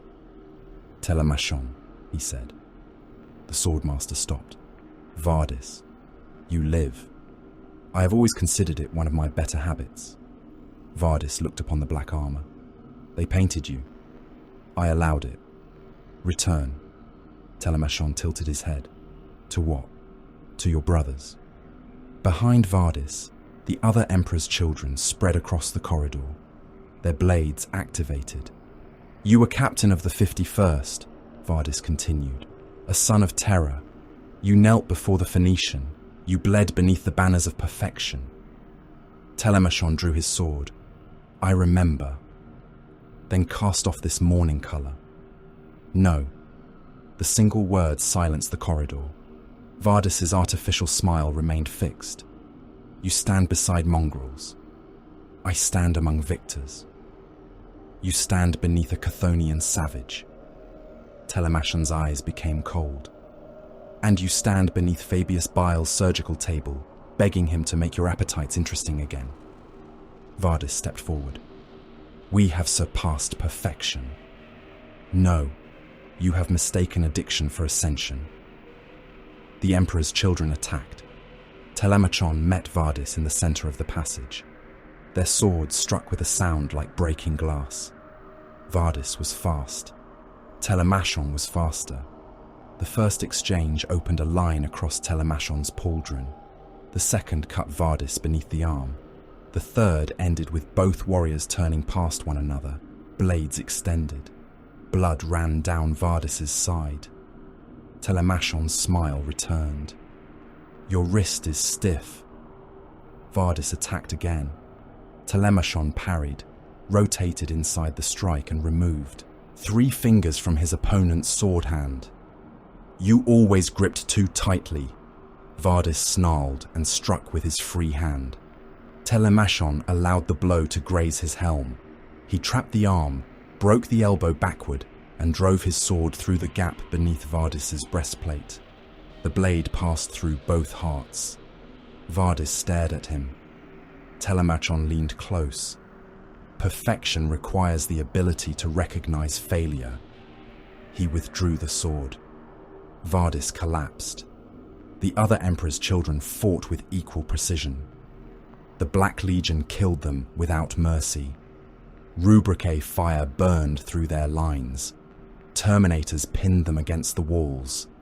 World Eaters hacked apart those who attempted to retreat. Telemachon moved among his former brothers like a surgeon. He severed tendons, opened arteries, and pierced armor seals. Every strike demonstrated superiority. Every death answered an old insult. He took pleasure in it. Not the mindless pleasure of sensation. Something uglier. Vindication. At the final doorway, an Emperor's children veteran fell to his knees with Telemachon's blade through his abdomen. You were one of us, the warrior gasped. Telemachon twisted the sword. That was your privilege. He pulled the weapon free and let the body fall.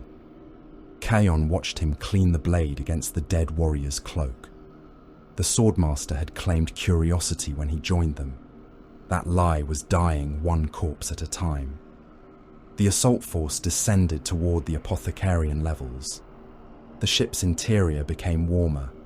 Metal gave way to flesh. Circulatory tubes lined the walls, carrying black blood and luminous chemicals through translucent membranes.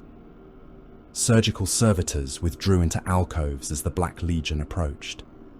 Some possessed human faces stretched across clusters of instruments. Others crawled upon dozens of metal limbs, their torsos reduced to organ tanks. The air smelled of antiseptic, hot blood and growth fluid. Chaon felt pressure ahead. Not psychic power, not demonic presence. Something biological, immense and wrong. The ordinary defenders began withdrawing. Emperor's children abandoned firing positions and sealed blast doors behind them. Enhanced warriors dragged wounded specimens into side passages. Servitors erased data from wall-mounted cogitators as they retreated. Kibre fired after them until the final portal closed. The door was circular and formed from interlocking plates of adamantium. Apothecarian symbols had been engraved around its rim.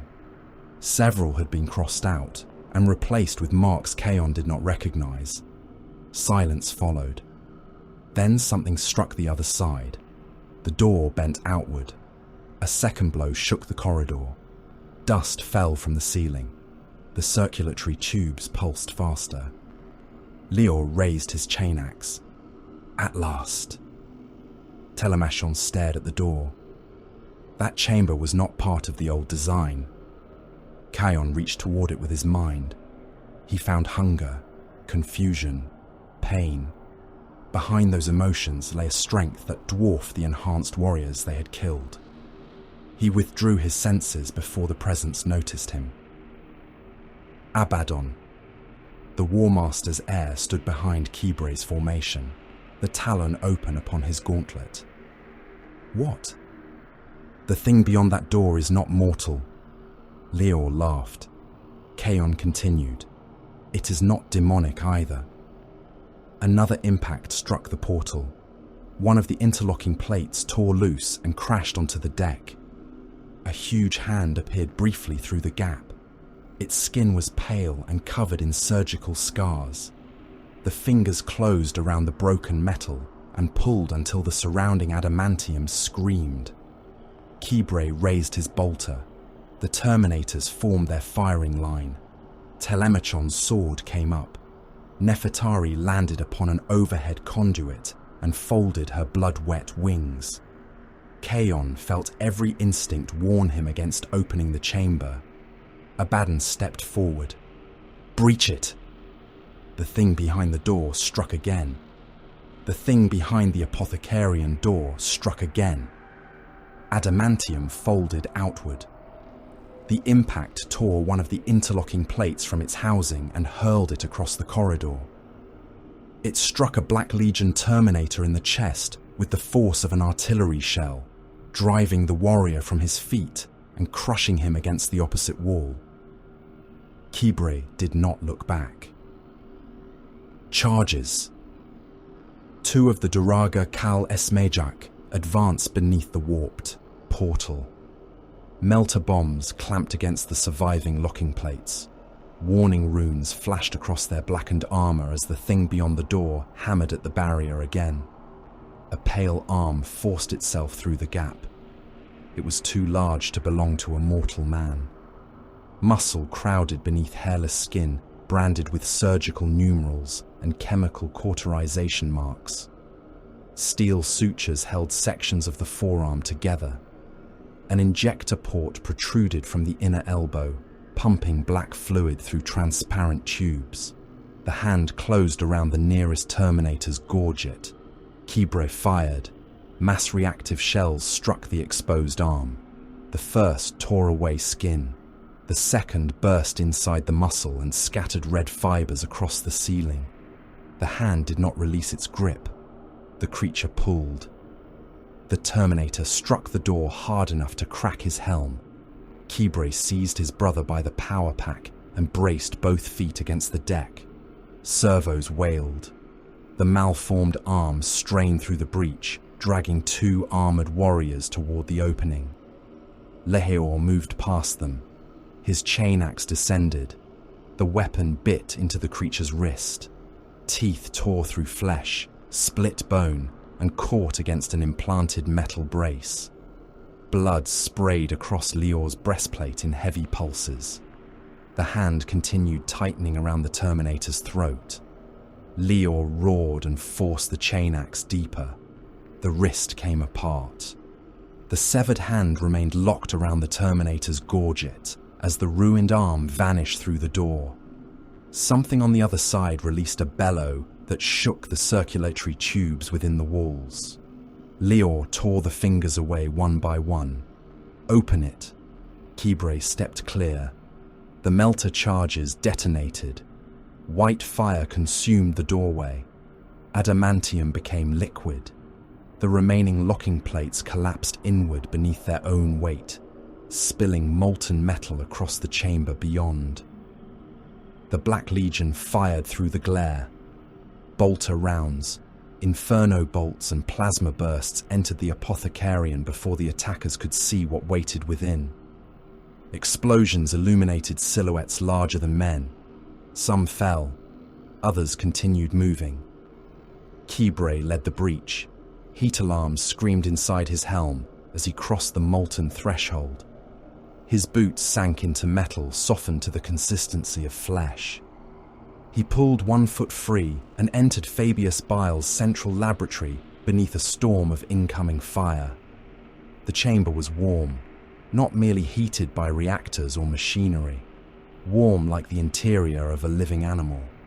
Moisture coated every surface. Preservative vapor hung in the air, sweet and chemical, thick enough to leave an oily taste upon the tongue.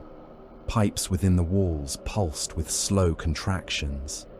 Ventilation ducts had been replaced by cultivated lungs that expanded and collapsed behind iron grills. Each breath drew air through fleshy valves and exhaled it across the chamber in damp sighs. Surgical servitors crawled across the ceiling. Some retained human torsos. Their legs had been removed and replaced with clusters of hooked limbs that clung to overhead rails. Needles, saws, and cautery blades unfolded from their abdomens. Others were little more than skulls embedded within nests of articulated instruments, their mouths repeating procedural litanies as they moved toward the battle. Processing trenches divided the floor. Bodies travelled along them upon iron belts. Dead slaves, failed experiments, and wounded emperor's children passed toward dissection stations where automatic blades stripped armor, opened rib cages, and separated organs according to value. Some of the bodies were still alive. A wounded Legion serf tried to raise his head as the belt carried him beneath a bone saw. The instrument descended through the center of his face. Blood sprayed across the lenses of the attending servitor. It continued cutting. Kibre saw none of it as horror. He saw firing lanes, left galleries. His terminators turned together. Enhanced warriors came over the railings. They had once been human. Fabius had given them more. Muscle crowded their frames until their proportions approached those of the Legions Astartes. Reinforced bones pressed against skin cut open by rapid growth. Armor plates had been grafted directly to their torsos. Their faces were sealed behind metal masks fitted with chemical pumps and targeting lenses. They moved in packs. The first group descended upon Kibre's flank with hooks and power blades. One landed upon a Terminator's shoulders and drove both weapons into the seals beneath the helm. The warrior caught the creature by one leg and threw it into the processing trench. It struck the moving belt, rolled and rose again, with one arm hanging backward from a broken shoulder. A bolter shell removed the limb. The enhanced warrior kept running. Another round struck its abdomen and burst through the spine. The creature fell, dragged itself forward with one arm, and buried its teeth in a black legionary's boot. Kibre stamped down, the skull flattened beneath his weight. "Destroy the head or spine," he ordered. "Nothing else matters." The laboratory filled with gunfire. Enhanced warriors crossed open ground faster than mortals could follow. They used the processing trenches as cover, rising between volleys before dropping beneath the next. Several threw themselves directly into bolter fire, so those behind could advance across their bodies. They did not cry out when wounded. Chemical conditioning had erased pain as a meaningful experience. Missing limbs became inconveniences. Exposed organs became damaged equipment. A warrior with half its face blown away continued fighting until an inferno bolt entered the remaining eye and burned through the brain. The rubricae formed a firing line behind Kibre's terminators. Their inferno bolters spoke in perfect rhythm. Sorcerous ammunition passed through the enhanced packs. Armor glowed. Flesh ignited inside grafted plates. Bodies collapsed into heaps of charred muscle, while the dead warriors of Prospero advanced without sound. The sight unsettled even Fabius's creations. Not fear, recognition. They were engineered things, confronting warriors reduced to something beyond engineering. Lior and the surviving fangs entered behind the Rubricae. The butcher's nails reacted to the chamber before the world eaters saw the enemy. The scent of blood, the percussion of gunfire, and the screaming of surgical machinery entered their skulls as a command. Lior held them for 3 heartbeats. The enhanced warriors swarmed Kibra's left flank. One leapt onto a Terminator and drove an injector spike through an armor seam. Black fluid entered the legionary's body. His limbs locked. Warning icons turned red across Kibra's display. "Now," the Widowmaker said. Lior released his warriors. The fangs charged. Chain axes struck flesh, reinforced to withstand blades, and found the reinforcement inadequate. Teeth chewed through implanted armor, muscle and bone. Blood sprayed in sheets. Limbs entered the processing trenches and vanished beneath the belts. Ogrivian caught one enhanced warrior by the head with his augmetic hand. Metal fingers closed around the creature's jaw and crown. He squeezed. The skull cracked. The warrior stabbed him 3 times through the abdomen before Ogrivian crushed the brain. He dropped the twitching body and buried his chain axe in another. Lior fought at the center of the pack. His first blow opened an enhanced warrior from clavicle to pelvis. The creature remained standing, both halves of its chest spreading around the spinning axe. Lior kicked it backward, tore the blade free, and removed its head. A second creation struck him from behind. Lior turned, caught the attacker by the throat, and drove it face first into the processing trench. The belt pulled the struggling body toward a dissection station. Automatic saws descended. The creation tried to climb free. Lior held it down. The blades entered through the back and cut upward. Blood, intestine, and sections of spinal reinforcement spilled across the belt. The machine separated the body into organized pieces while Lior watched. "Useful ship," he said. More enhanced warriors entered from the upper galleries. The laboratory's defense did not weaken. It adjusted. Groups changed their approach according to how previous packs died. Some carried sonic emitters intended to disorient the Terminators. Others injected themselves with stimulants powerful enough to rupture their hearts after minutes of use. A third wave climbed along the ceiling beside the surgical servitors and dropped behind the Rubricae. Kaon raised Sion. Gravity inverted above him. The descending creatures stopped in mid-air. For one instant, they hung suspended among droplets of blood and preservative mist. Then Kaon drove them upward. Bodies struck the ceiling hard enough to burst. Servitors fell from their rails. Hooks entered flesh. Limbs tangled around one another in a ceiling-wide mass of broken anatomy. Kaon lowered his axe. The remains rained down. A servo skull watched from a corner of the chamber. Its lenses adjusted as the World Eaters moved through the enhanced warriors. A data quill scratched observations upon a parchment strip hanging from its jaw. Farther within the flesh market, Fabius Bile observed the battle across a wall of pict feeds. He watched Kibra identify the neurological weakness of the gene-enhanced packs. He watched Leor reduce engineered soldiers to meat. He watched the Rubricae maintain perfect fire discipline despite attacks from several directions. He watched Kaon alter gravity without ritual preparation. A servo skull hovered beside him. "Record," Fabius said. The skull's quill moved. Muscular Enhancement Series 7 displays adequate resistance to conventional trauma, but remains vulnerable to cranial destruction. Increased secondary nerve concentration along the thoracic spine.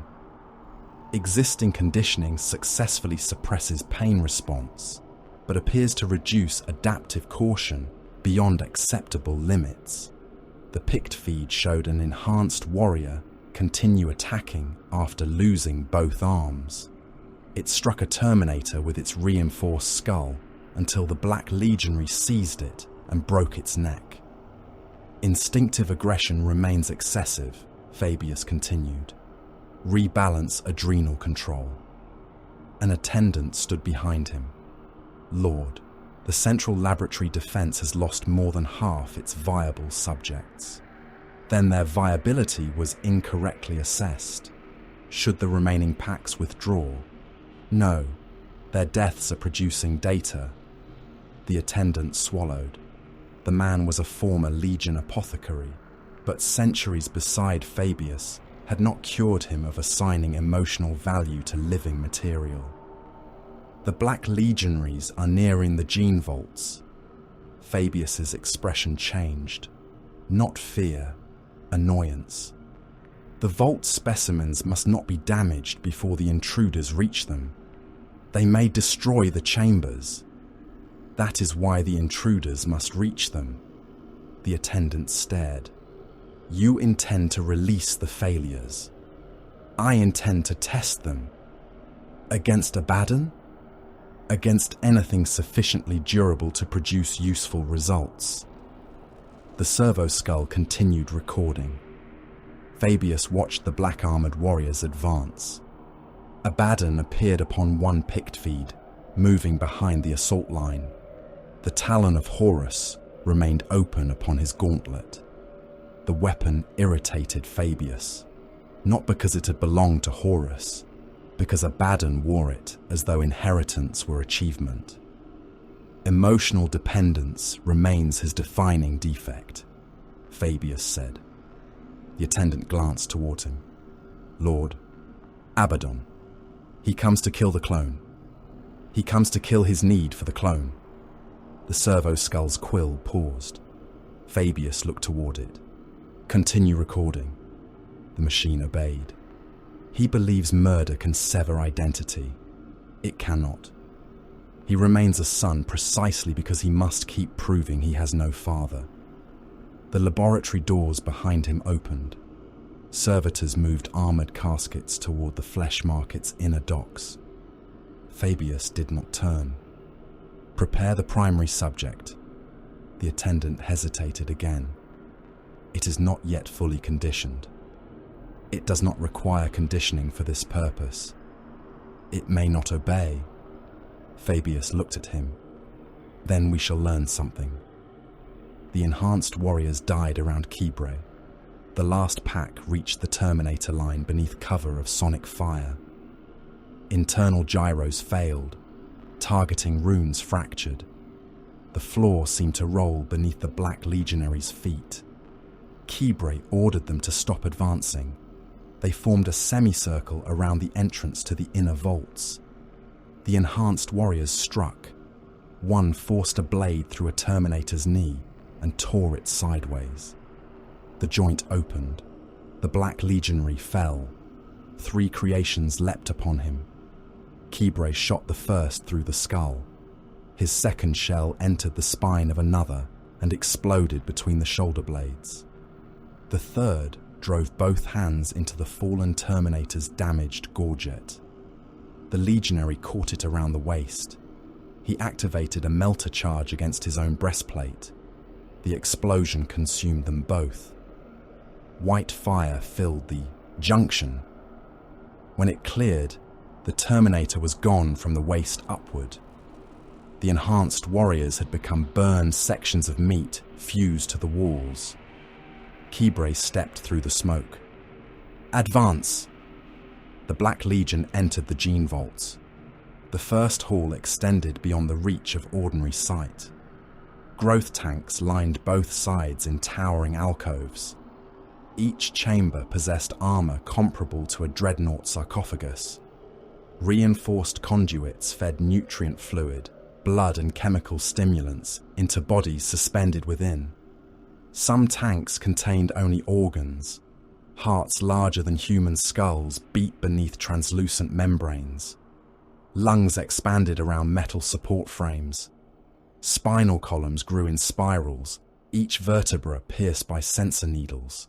Other tanks contained bones, femurs longer than swords, rib cages wide enough to surround an Astartes, skulls shaped by genetics that had once produced demigods. Faces floated within the fluid, almost familiar, almost sacred. Deformity turned recognition into revulsion. Kybre stopped before the nearest tank. A giant adolescent body hung inside it. The specimen's face bore traces of nobility beneath a jaw grown too large for the skull. Its hands had developed 6 fingers. Layers of ossified tissue covered its shoulders and chest like natural armor, but the plates had grown inward as well as outward, penetrating lungs and crushing the secondary heart. The creature's eyes opened. It looked at Kybre.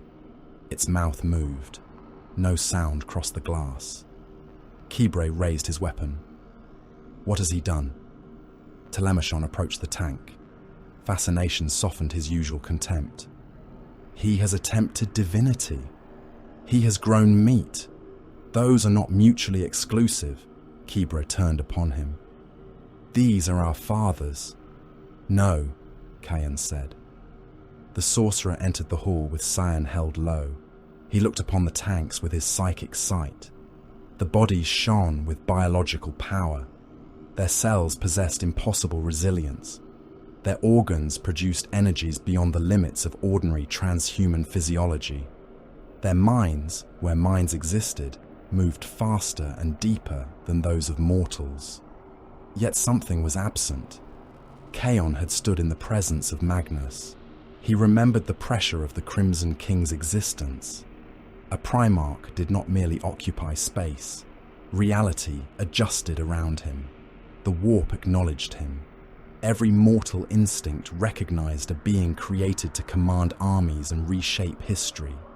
The things within the tanks possessed none of that completeness. They were vessels without the fire that had once made the Emperor's sons more than engineered giants. They carry echoes, Kaon said. Nothing more. Telemachon walked beside a second chamber. The specimen within possessed skin of dark bronze and a face marred by asymmetrical growth. Its arms were massively overdeveloped, the muscles knotting around bones that had fractured and healed hundreds of times. Metal restraints held it against the rear of the tank. It watched him with intelligent hatred. An echo may still be beautiful, Telemachon said.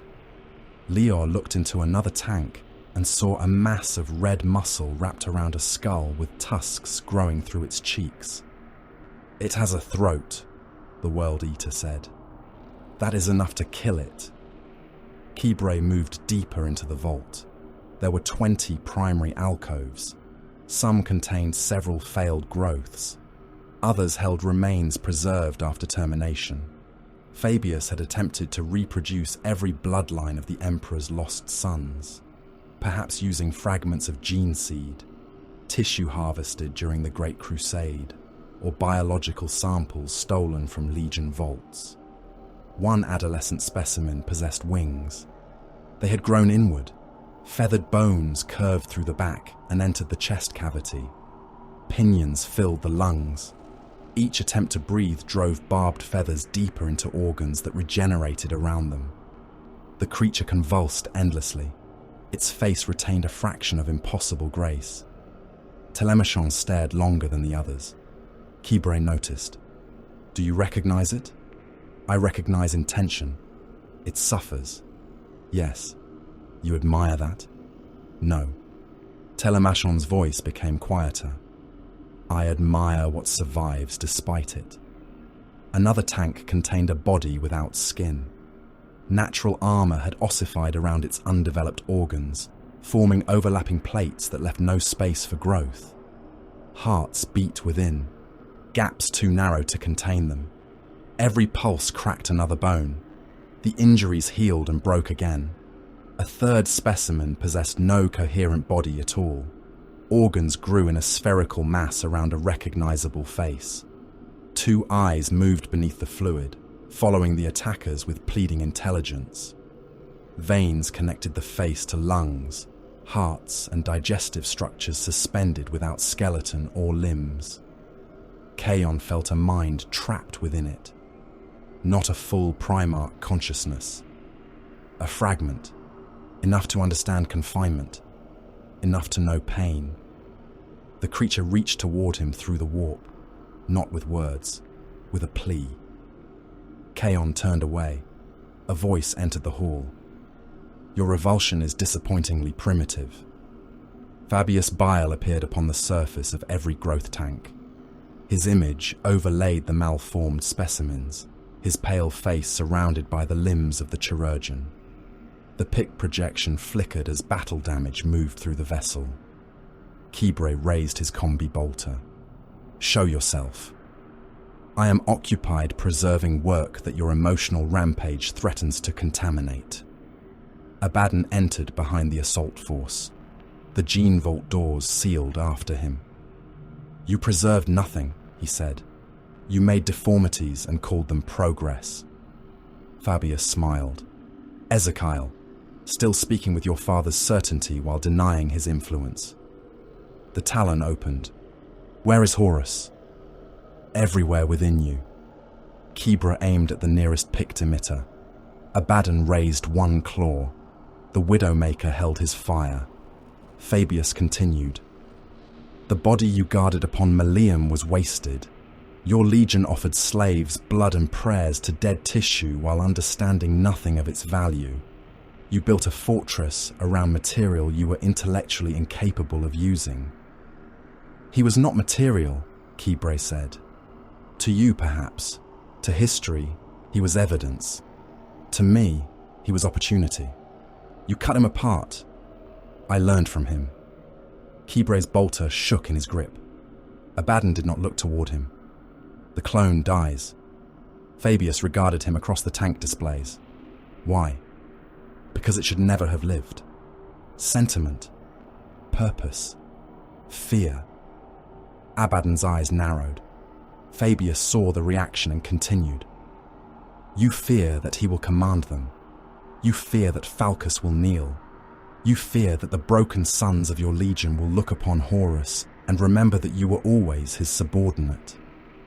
Kibre turned toward Abaddon. The movement was small. It was enough.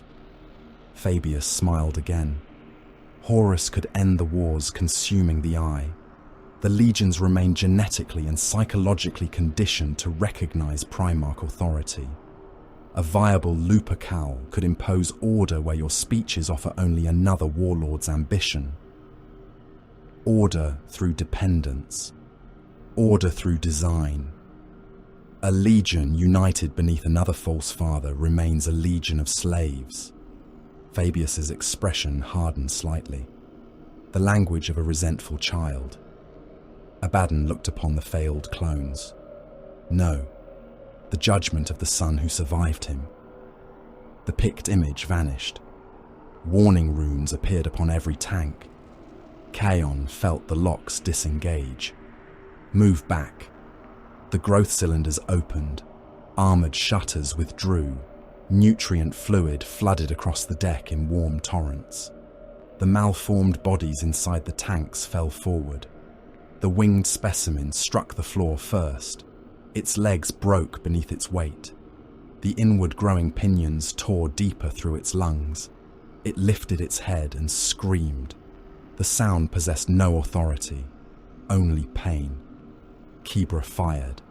Bolt rounds entered the creature's skull. The first removed an eye. The second broke the jaw. The third detonated in the brain. The body continued dragging itself forward. Secondary nerve clusters along the spine issued commands after the head ceased functioning. Its hands closed around a Terminator's ankle. The Black Legionary fired downward until the upper torso became pulp. Across the hall, the ossified giant tore itself from its tank. Natural armor split as undeveloped organs expanded into open air. Blood poured through the fractures. It struck the nearest enhanced warriors, seized one in each hand, and crushed them against its chest. The bodies burst. The giant roared at the Black Legion. Leor charged. Fangs!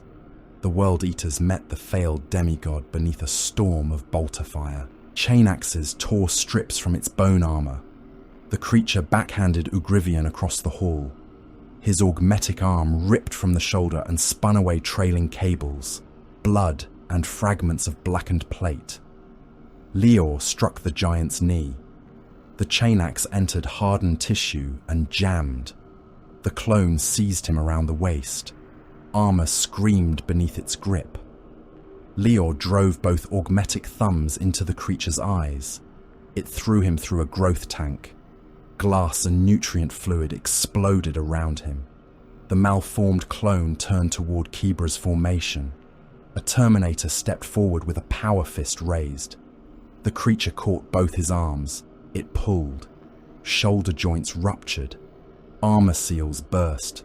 Blood sprayed from the Terminator's armpits as both limbs tore free with the pauldrons still attached. The warrior remained upright for an instant, watching his own arms strike the deck. The clone bit through his helmet. Ceramite cracked between oversized teeth. The Terminator's head vanished into the creature's mouth. Blood flooded down its chest. Leor emerged from the ruined tank. His armor dripped growth fluid. He retrieved his chain axe, activated it, and ran beneath the creature's next swing. The blade entered the abdomen. Leor held the trigger. Chain teeth tore through muscle, intestine, and reinforced spine. The clone tried to reach him, but Kibra's Terminators fired into its shoulders and face. Explosions opened the giant from within. Leor cut upward. The abdomen split. Organs poured across him in a steaming avalanche. Coils of intestine wrapped around his shoulders. A secondary heart struck the floor and continued beating beside his boot. The clone collapsed. Leor climbed from beneath its body, black armor painted red. "Enemy," he said. He tore a length of intestine from his chain axe. "Dead." The gene vaults became a slaughterhouse. Tanks ruptured beneath bolter and plasma fire. Half-grown giants fell into one another. Some attacked the Black Legion. Others turned upon Fabius's enhanced warriors, recognizing every living shape as a tormentor. A clone with massively overgrown arms tore 3 enhanced soldiers apart before inferno bolts burned through its torso. The organ mass rolled from its chamber and dragged itself forward with vascular tendrils. Its face watched Kion. The plea returned. Kion raised the chiaroscuro. The laser burned through both eyes and entered the brain tissue hidden beneath them. The psychic cry ceased. Telemachon fought beside a specimen whose face held the dying remnants of perfection. Its limbs were slender and too long, its skin pale beneath violet veins. It moved with astonishing grace despite malformed joints. For one moment, the creature mirrored his stance. Telemachon hesitated. The clone attacked. Its fingers ended in bone blades. One crossed Telemachon's breastplate and opened the black paint to reveal violet beneath. He parried the second strike and cut away the hand. The creature turned with the wound, as though adapting to a duel. It had never been trained to fight. Telemachon smiled despite himself. Again, it came at him. He severed one leg at the knee. The clone fell, caught itself upon a single hand, and continued striking from the floor. "You almost understood," Telemachon said. His sword entered through the eye. The point emerged from the rear of the skull. He lowered the body carefully. Kibra saw only desecration. Every tank was an insult to the beings whose blood had shaped the legions. Even the failures carried faces stolen from history. He destroyed them without hesitation, yet each shot felt like an execution performed upon a memory. Lior saw targets. Telemachon saw fragments of ruined splendor. Kaon saw absence. Abaddon saw the trap. Cease fire. The order crossed the vault. Bolters fell silent by degrees. Chain axes slowed. Burning clones collapsed among broken tanks and rivers of nutrient fluid. One specimen still crawled toward them. Its skull had been destroyed. The upper head was missing above the jaw, yet secondary nerve masses within the chest continued controlling its limbs. Abaddon walked toward it. The creature reached for him. The talon descended. 4 claws entered the spine and tore it from the body. The clone stopped moving. Silence returned. Kaon looked upon the dead. These are failures. Yes, Abaddon said. The viable clone may be different. Kibre turned toward him. Abaddon did not. Kaon continued. If Fabius reproduced Horus's abilities without the corruption that consumed him, the being may not share the original's choices. It does not need to. You would kill it for a crime it has not committed. I will kill it for what others will commit in its name. Kaon watched the blood run from the talon's claws. It might become something new. No. How can you be certain? Abaddon faced him. Because none of you will allow it. The sorcerer said nothing. Abaddon looked toward Kibre, then the surviving sons of Horus behind him. The moment it speaks with Horus's voice, they will surrender judgment. If it promises brotherhood, they will obey. If it orders war, they will call submission duty. Kibre's anger flared. You speak as though we have no will. I speak as one who stood beside you when we gave it away. Kibre stepped forward. The talon remained low. Neither warrior reached for the other. Abaddon's voice hardened. The danger is not whether the clone becomes good or evil. The danger is that it commands, and you kneel. A deep sound moved through the vault. Locks opening. Not the growth tanks around them. Something beyond the far wall. Telemachon turned toward the noise. The remaining enhanced warriors withdrew through side passages.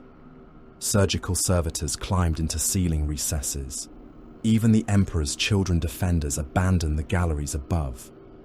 Lior watched them leave. They are running again. No, Kaon said.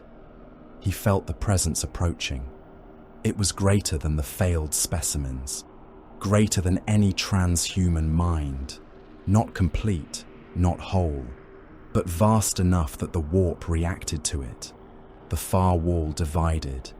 Armored plates withdrew into the floor and ceiling. Chemical mist poured from the chamber beyond. Restraint mechanisms unlocked with sounds like artillery fire. A weapon struck the deck. The impact cracked the floor. Kibre's armor systems identified the object before the figure carrying it emerged. Worldbreaker, the great war maul had crushed the champions of empires. Its head was dark metal edged with a field capable of breaking battle tanks. The haft looked small only because of the hand wrapped around it. A gigantic figure stepped through the mist. Pale skin covered a body built beyond Astarte's dimensions. Surgical scars crossed the torso. Fresh muscle shifted beneath them. Nutrient fluid ran from black hair and over a face known to every warrior descended from the 16th Legion. The clone's eyes opened. Confusion lived within them. So did command. The surviving Black Legionaries hesitated. World Eaters ceased growling. Rubricae turned their helms.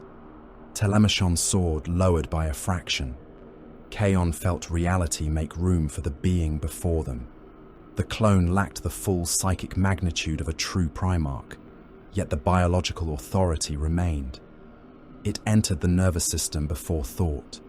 It pressed against instincts formed by gene seed, hypno-indoctrination, and memories older than the warriors carrying them. Kibre forgot to breathe. Recognition runes spread across his retinal display. Genetic resemblance, facial structure, voice print awaiting confirmation. His armor knew the face. His blood knew it more deeply. He remembered Chthoniya. He remembered triumph beneath the Lunar Wolves' banners. He remembered Horus placing one hand upon his shoulder and naming him among the Justaerin. He remembered the corpse beneath Maliam's armoured crystal. The giant looked across the chamber. His gaze passed over the dead clones, the black-armoured legionaries, and the talon upon Abaddon's hand. Worldbreaker rose. The clone drew breath.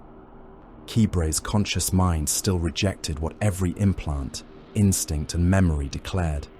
Lupercal had returned. The clone drew breath, and seasoned killers forgot how to move. It was not sorcery. Kaon knew the touch of sorcery. He knew the pressure of demonic influence and the subtle violation of a mind being bent by another will. This was deeper, older, and woven through the gene seed of every legionary in the chamber. It travelled through organs fashioned from Primarch blood, through hypno-indoctrinated instincts, and through memories of command embedded so deeply that reason could not reach them.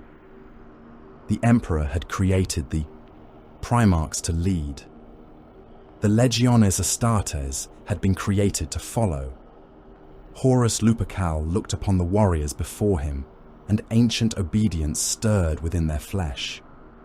Kibre lowered his combi bolter. Only a fraction, only for a heartbeat. Yet the movement shamed him more deeply than any defeat. The flesh market vanished from his vision. The broken growth tanks, blood-flooded deck, and malformed corpses ceased to exist. He stood again beneath the victorious banners of the Great Crusade. The Lunar Wolves marched around him in perfect ranks. Their armor was clean, their oaths unbroken, and their future without limit. Horus walked among them. The War Master smiled, placed one hand upon Kibre's shoulder, and spoke his name before the gathered Justaerin. Approval had entered Kibre's blood like a drug. Beneath that hand, an Astartes could believe himself incapable of death. The memory collapsed. Kibre saw the pale giant before him. Surgical scars crossed the clone's torso. Nutrient fluid ran from his hair and gathered along the edges of Worldbreaker. Freshly awakened muscles tightened around bones built to carry a demigod's strength. His eyes contained fragments of impossible intellect struggling to assemble themselves into identity. "Father?" the clone asked. The word was not directed toward any warrior present. His gaze passed over Kibre and fixed upon an empty section of the chamber. "No," Horus murmured. "You were upon the throne." He turned toward another absence. "Malagurst, report." Silence answered him. The clone's expression changed. Confusion became irritation. "Where is the Mournival?" Kibre's secondary heart hammered against his ribs. Abaddon remained beyond the gene vault's entrance, half obscured by smoke and the bodies of the failed clones. The Talon hung at his side. He did not advance. Not yet. Horus looked across the black armor gathered before him. The eye-marked pauldrons and breastplates. The symbol belonged to him, yet the colors did not. His gaze moved from Kibre to the silent Rubricae, to Lior's surviving World Eaters, and finally to Telemachon. "You wear my eye," the clone said. Kibre forced his weapon back into firing position. "Yes." "Then why do you hide your colors?" No one answered. The clone looked toward the ruined gene vaults. Malformed bodies lay across the deck. Some bore traces of the brothers he remembered. Others were little more than meat grown around stolen genetics. Horus stared at them. "Ferrus?" He took one step toward a dead specimen whose skull had developed a crown of metallic bone. The deck cracked beneath his foot. "No, Ferrus is dead." His voice tightened. I saw him die. Telemachon watched the Primarch's face. The expressions moved too quickly. Grief, anger, recognition, and uncertainty fought for possession of features that had once commanded the greatest war host mankind had ever assembled. Horus looked toward the ceiling. Sanguinius. There was no angel above him, only surgical servitors clinging to their rails and nerve bundles pulsing within the walls. The clone closed his eyes. Terror. Memory struck him. He staggered. Worldbreaker's head struck the deck. The impact traveled through the laboratory. Growth fluid trembled in broken tanks. Bodies shifted within processing trenches. Horus opened his eyes again. Did we win? Kibra could not answer. He heard Malium collapsing around him. He saw the sarcophagus disappearing through smoke. He remembered dragging himself toward his father's corpse and closing his hand upon nothing. The clone looked directly at him. Recognition flickered. Falcus. Kibra's weapon dipped again. The name had been spoken correctly, not as Fabius might have taught it, not as a stranger repeating a record. Horus spoke with the familiarity of a father remembering a favored blade. Kibre took one involuntary step forward. Kibre, Kaon warned. The Widowmaker stopped. Horus saw the movement. You survived. Kibre's mouth was dry. You died. The clone looked down at his own hands. The fingers tightened around Worldbreaker. I remember. His eyes became distant. The throne room, the fire, my father's face. He touched the scars across his chest. No, these are not the wounds. Kaon reached toward the Primarch with his psychic senses and recoiled from the disorder within. The clone's mind was not empty. It was overflowing. Memories moved without sequence. Chthoniya existed beside Terra. The Mournival lived and died in the same instant. Horus remembered speaking with Erebus before knowing the Wordbearer's name. He recalled the Emperor embracing him upon Ulanor and striking him down aboard the Vengeful Spirit, yet could not understand the gulf between those moments. Beneath the storm lay instinct, combat, command, dominance. Whatever Fabius had failed to restore within the clone's memory, he had recreated the body's knowledge of war. Leor spat blood onto the deck. The sound drew Horus's attention. The World Eater stood with his surviving fangs spread behind him. Ugrivian's replacement Augmetic hung damaged at his side, hydraulic fluid dripping from its elbow. The other warriors held heavy bolters, plasma weapons and chain axes. None knelt. Leor stared at the clone with naked hatred. You are not my father. Horus regarded the blue scars visible beneath Leor's black armor. 12th Legion. World Eaters. Angron's sons. Leor's jaw clenched. We were never sons. Horus's expression softened with something resembling pity. That angered Leor more than contempt could have. You should not be here, the clone said. Neither should you. Worldbreaker rose. The movement appeared almost casual. Every Black Legionary aimed his weapon. Horus looked around at them. My sons. No, Leor said. The nails screamed inside his skull. Kibre heard the World Eater's command over the warband channel. Fire by rank, heavy weapons first, axes only after impact. The surviving fangs obeyed. They were damaged, exhausted and half mad, but they had once been soldiers. Heavy bolters opened. Mass reactive shells struck Horus across the chest and shoulders. Explosions engulfed the clone in red fire. Plasma followed, burning through the smoke in white spears. The laboratory vanished beneath weapon flare. Leor did not charge. Second volley.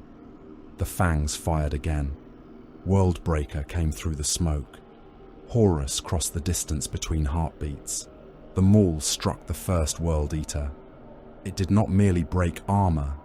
The impact compressed the warrior from breastplate to pelvis. Black ceramite folded inward. Spine, hearts, and lungs became a single wet mass inside the plate. Blood erupted from the gorget and hip seals as the World Eater collapsed into himself. Worldbreaker continued through the body.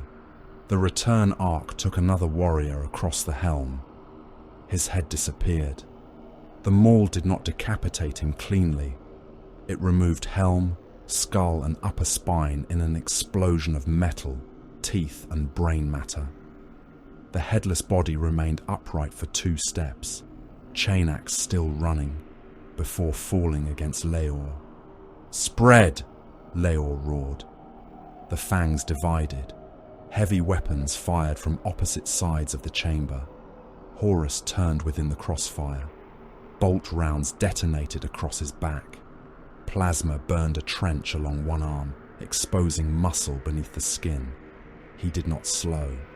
A World Eater charged from his blind side. Horus reversed Worldbreaker without looking. The maul's head struck the legionary's breastplate with a glancing blow. The armor remained largely intact. Everything inside it ceased to be recognizable. The shock crossed the warrior's fused ribcage and liquefied the organs beneath. His hearts burst. His lungs collapsed. His brain struck the inside of his skull hard enough to become pulp. The corpse fell without a visible wound beyond blood leaking through every seal. Leor saw the formation breaking. "Left pair, hold distance. Ogrivian, with me." The World Eaters moved according to his command. For 3 seconds, discipline survived. Then Horus reached them. Worldbreaker struck the deck.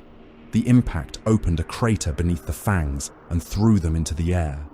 One warrior hit the ceiling and returned with his spine bent backward. Another passed through a glass growth cylinder, disappearing beneath fluid and shards. Leor charged through the debris. His chain axe entered Horus's side. The teeth tore skin and bit into muscle. The clone turned. For one instant, Leor looked into Horus's face and saw no pain, only surprise. "You bleed," Leor growled. Horus seized him by the throat. Leor drove his augmetic fingers into the wound and pulled. The clone hurled him away. Leor struck a processing trench, shattered its restraint frame, and vanished beneath the bodies moving toward the dissection station. Ogrivian attacked. His damaged augmetic arm hung useless, but the remaining hand held his chain axe. He struck at Horus's knee, forcing the clone to turn. Worldbreaker came down. Ogrivian moved aside. The maul crushed his artificial arm and tore it from the shoulder. Cables, armor fragments, and blood spun across the deck. Ogrivian did not retreat. He dropped the chain axe, threw himself onto Horus, and bit into the clone's shoulder. His teeth broke against the implanted armor beneath the skin. He bit again. Horus stared at him. The confusion in the Primarch's face almost resembled admiration. Then Worldbreaker rose between them. The haft struck Ogrivian beneath the ribs and lifted him from the deck. The return blow folded the World Eater around the maul's head. His spine broke. His abdomen split open, pouring intestine and blood across Horus's arm. The clone cast him aside. Ogrivian struck the floor and continued moving. One hand clawed forward. The nails still demanded violence from a body incapable of obeying. Horus stepped upon his back. The deck cracked. Ogrivian stopped. The last of the fangs attacked together. Their chain axes bit into Horus from 3 directions. One tore into his thigh. Another scored his forearm. The third reached for the throat. Horus moved faster than any body of his size should have allowed. Worldbreaker broke the first warrior at the waist. The upper torso spun away, trailing organs from the severed abdomen. The second fang lost both legs beneath a sweeping strike and fell still firing his pistol. The third reached Horus, buried his axe against the Primarch's gorget and roared through clenched teeth. Horus caught him by the head. His hand closed. The helmet collapsed. Blood burst between the Primarch's fingers. When Horus opened his grip, the World Eater's face had been driven through the back of his skull. The fangs lay dead around him. Lior remained conscious beneath the bodies in the processing trench. A severed torso covered his legs. Ogrivian's ruined corpse had fallen across his chest. Blood filled the inner channels of Leor's helm and blurred his vision. He heard the final vox transmissions of his warriors. Static, broken breaths. One voice repeating a kill order after the throat producing it had been crushed. Then silence. The 15 fangs had ceased to exist. Kibre charged. He did not remember giving the order. The surviving Terminators advanced with him, shields raised and combi bolters firing. Their formation closed around Horus in a black wall. "Lock him," Kibre commanded. "Deny the weapon arm." 2 Terminators struck from the left. One raised a storm shield, while the other drove a power fist toward the Primarch's ribs. Horus hit the shield. Worldbreaker caved it inward. The impact forced the shield through the Terminator's breastplate. Adamantium fragments entered the warrior's torso and exploded from his back. One shard passed through the rear armor, carrying pieces of both hearts with it. The second Terminator landed his blow. The power fist struck Horus beneath the ribs. The clones staggered. Kibre felt savage hope. Then Horus caught the Terminator's arm. He twisted. The shoulder joint tore apart. The pauldron burst. The severed limb remained clenched inside the Primarch's hand, while the warrior stumbled backward, blood pumping from the open socket. Worldbreaker struck him across the torso. The blow threw the Terminator through the laboratory wall. He passed through metal, cultivated flesh and nerve bundles. Black armor shattered around him. Fragments entered the exposed faces of the defenders behind, killing 2 enhanced warriors before the mangled body came to rest. Kibre reached Horus. His thunderhammer struck the clone's chest. The power field detonated. The impact would have broken a Land Raider's glacis. It would have reduced an ordinary legionary to fragments inside his armor. Horus was driven backward. Bone cracked beneath his skin. Blood left his mouth. Kibre saw recognition return to the clone's eyes. "Falcus," Horus said again. Kibre raised the hammer. "Do not speak my name." Horus seized him by the gorget. Kibre fired his combi bolter into the Primarch's abdomen. Shells burst inside flesh. Horus roared. He threw Kibre across the chamber. The Widowmaker struck an armoured growth tank hard enough to buckle its sarcophagus housing. His helm cracked against the internal brace. Warning runes vanished beneath static. He fell among broken glass and dead organs, unable to command his limbs. The remaining Terminators continued. Their fire forced Horus to guard his face. Shields and power fists struck in measured sequence. The formation slowed him. It could not stop him. Worldbreaker rose and fell. A shield split. A helmet vanished. A warrior's torso burst outward through intact armor, flesh forced from the seals beneath the violence of the strike. Arms and legs remained locked within the suit as the empty central plate collapsed between them. Telemachon entered the duel. He approached without a battle cry. His sword touched Worldbreaker's haft and slid away before the Primarch could trap it. The next cut opened the skin behind Horus's knee. The third drew a red line across one wrist. Superficial wounds, precise wounds. Horus turned toward him. Telemachon moved around Worldbreaker's first swing. The maul passed close enough to tear decorative studs from his pauldron. He stepped inside the weapon's reach and drove his sword toward the armpit. The blade entered, only a hand's width. Horus's muscles closed around it. Telemachon withdrew before the Primarch could seize the sword. "You are slower than the stories," he said. Horus looked at him. "Third Legion. Formerly, Fulgrim." Telemachon's expression tightened. "Do not compare me to him." Horus attacked. Telemachon parried once. The force of the contact numbed his arm from wrist to shoulder. He turned the second blow aside and allowed the maul to strike the deck. The third never came. Horus abandoned the weapon pattern and seized Telemachon by the sword arm. Fingers closed around the forearm plate. Ceramite cracked. Telemachon drove his free hand into Horus's face. The Primarch did not release him. He pulled. The shoulder joint began to separate. Telemachon's smile vanished. Tendons tore. Armor seals opened. Blood flooded beneath the pauldron. Horus pulled harder. Black wings filled his vision. Nefertari struck from above. Her blades entered the flesh along Horus's neck and shoulder. Poison flowed through the wounds.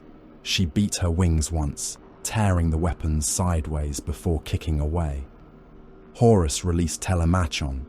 The swordmaster fell, clutching his damaged arm. The clone turned toward the scourge. Nefertari landed upon an overhead conduit. Her black feathers spread across the surgical light. For the first time, Horus showed no recognition. "What are you?" She smiled down at him. "The thing behind you." Horus turned. Telemachon's sword opened his cheek. The blade struck bone and left a deep wound from jaw to temple. Horus backhanded him. Telemachon flew across the chamber and struck the deck near Kibre. His sword spun from his grip. He rolled onto his back, conscious but unable to rise. Nefertari launched herself again.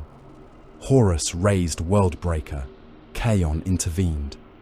"Fire!" The surviving Rubricae obeyed. Inferno bolts crossed the laboratory in blue-white volleys. They struck Horus from every direction. Sorcerous flame burned across his body and ignited the nutrient fluid at his feet. The clone disappeared within the blaze. Kaon planted Cyan into the deck. He reached into Horus's mind. The contact nearly killed him. There was no stable consciousness to seize. Memories struck him in a storm. Chthonia's tunnels. The Emperor smiling beneath Ulanor's banners. Abaddon kneeling before a throne. Loken's disappointment. A blade entering Horus upon Davin. The Mournival arguing in chambers that had already burned. Sanguinius bleeding beneath black claws. The Emperor radiant and terrible. Malaghurst whispering. Erebus smiling. Terror falling. Terror victorious. Horus dying. Horus awakening beneath Fabius's instruments. The images contradicted one another and remained equally real within the clone's mind. Primarch instinct wrapped around the disorder like armor around a wounded warrior. Kaon pushed deeper. The clone sensed him. Psychic force returned. Kaon's armor lenses fractured. Shards entered his eyes. Blood cooked inside his mouth and flooded across his tongue. His secondary, heart stopped, restarted and beat out of rhythm. He refused to release the connection. "Horus," he said through clenched teeth. The name entered the clone's mind. The storm paused. For one instant, Kaon felt the question beneath everything else. "Who am I?" He had no answer. Gaia charged. The demon wolf grew as she ran. Her shoulders rose above a legionary's helm. Frost spread beneath her claws. The warp stretched around her body as she became the predator Kaon had bound centuries before. She leapt through the inferno fire. Her jaws closed upon Horus's forearm. The clone roared and swung Worldbreaker. The maul struck Gaia's side. The demon's body collapsed beneath the blow. Not flesh, essence. Grey fur became smoke. Bones became shards of frozen darkness. Her jaws remained locked upon Horus for one heartbeat before the second impact crushed her skull and banished her screaming into the warp. Kaon felt the bond tear. Pain opened inside him, not the pain of a wound, the pain of absence. Gaia. Nothing answered. Horus emerged from the burning barrage. His skin was charred. Blood covered his face and torso. Bolter wounds opened across him, healing too slowly to hide the damage. He advanced toward Kaon. The Rubricae fired again. Horus struck them aside. Worldbreaker shattered the first suit and released the dust within in a black cloud. Another rubric was thrown through 3 growth tanks. A third lost its torso and continued firing from the deck until Horus crushed the helm beneath 1 foot. Kaon tore Sarn from the floor. He could not defeat the clone. He knew it. He attacked anyway. The Force Axe met Worldbreaker. Power fields collided. The laboratory filled with white light. Cyan screamed. The weapon had survived Prospero. It had carried Kaon through the Legion Wars, demon worlds, and betrayals without number. Fenrisian metal and psychic crystal held for the span of 1 heartbeat. Then the axe shattered. Fragments entered Kaon's armor. A blade of broken crystal passed through his breastplate and lodged beside his primary heart. Metal shards tore across his face. The impact lifted him from the deck and cast him down among the dead Rubricae. Cyan's broken haft remained in his hand. Kaon tried to rise. His body did not answer. Horus stood above him. Worldbreaker lifted. The Maul's shadow covered Kaon from helm to boots. The clone stared down at him with eyes containing grief, rage, and a child's confusion inside a demigod's face. "You were not there," Horus said. Kaon tasted burned blood.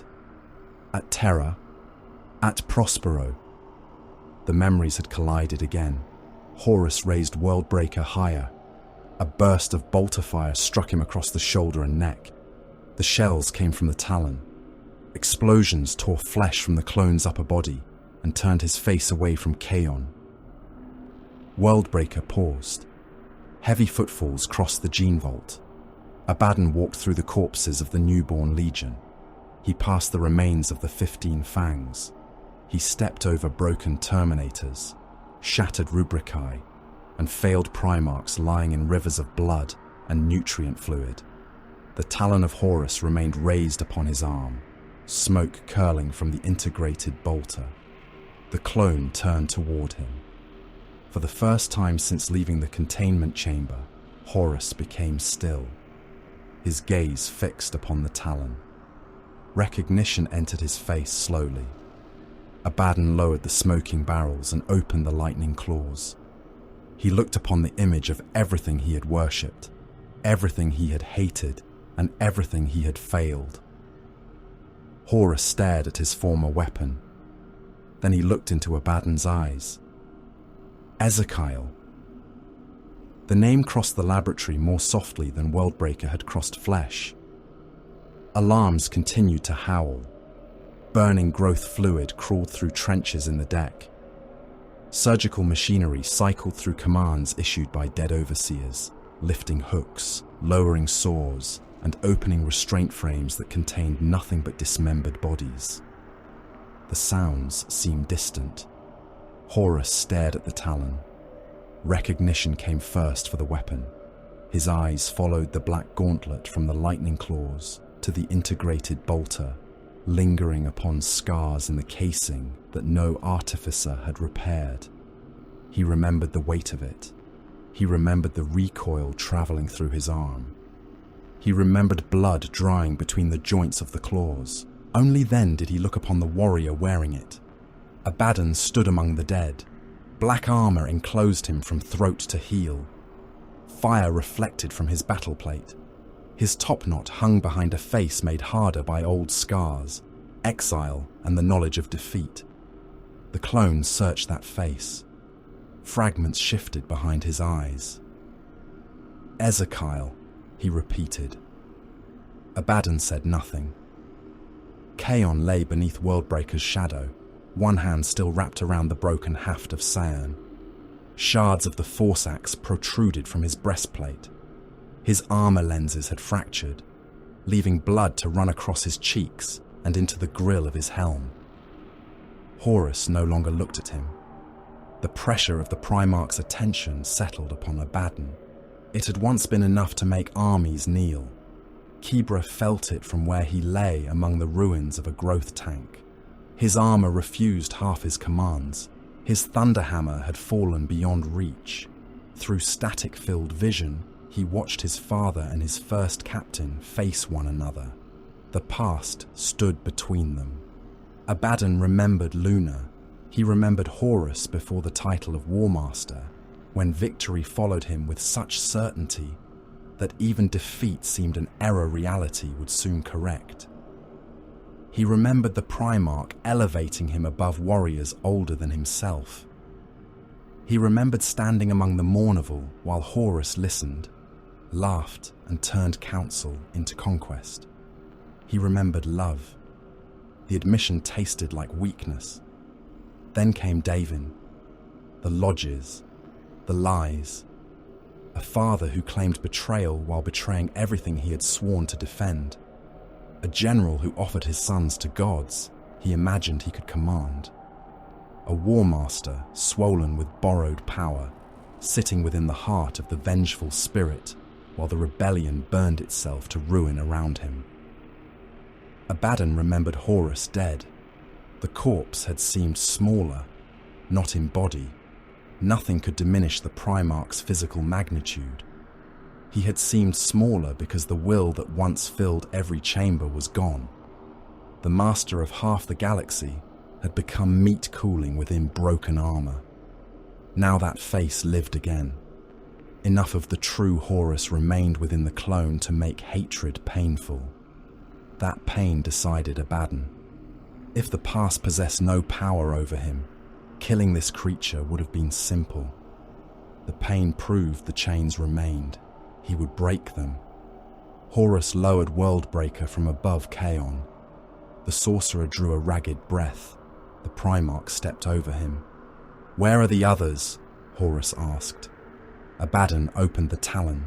Blue lightning crawled along the claws. "Dead." The clone frowned. "Malagurst. Dead. Little Horus. Dead. Tarek. Dead before terror." Horus's expression tightened. "Loken betrayed us. Loken remained what we had been."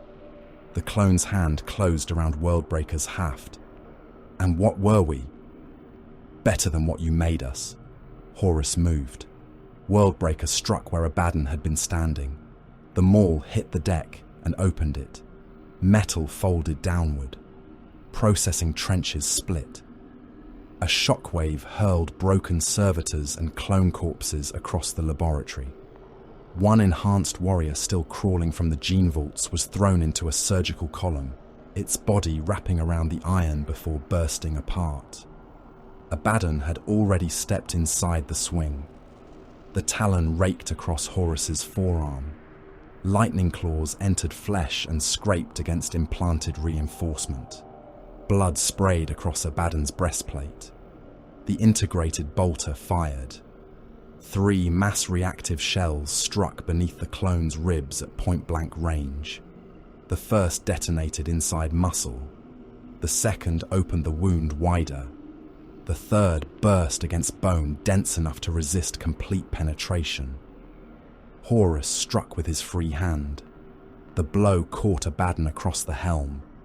He was lifted from his feet and thrown into a rack of nutrient canisters. Metal containers burst around him. Preservative fluid flooded the deck, carrying half-grown organs through the fire. Abaddon rose before Horus reached him. His helm had split along one lens.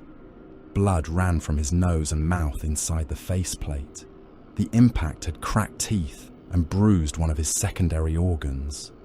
Horus swung again. The laboratory constrained him. Worldbreaker required space. Its killing arcs had been designed for battlefields, fortress halls, and the open decks of warships. The gene vault was crowded with machinery. collapsed tanks and the bodies of the slain. Abaddon placed those obstacles between them. The first swing shattered a surgical gantry. The second struck the corpse of a malformed clone and launched its dismembered remains across the chamber. The third tore through a growth cylinder instead of Abaddon's chest. Armored glass burst. A dead adolescent giant fell between them in a wave of nutrient fluid. Abaddon stepped across its spine, using the body to shorten Horus's stance. He fired beneath Worldbreaker's head and drove the talon toward the clone's throat. Horus caught his wrist. The Primarch's fingers closed around the vambrace. Servos screamed. The talon halted a finger's breadth from Horus's neck. Abaddon drove his helm into the clone's face.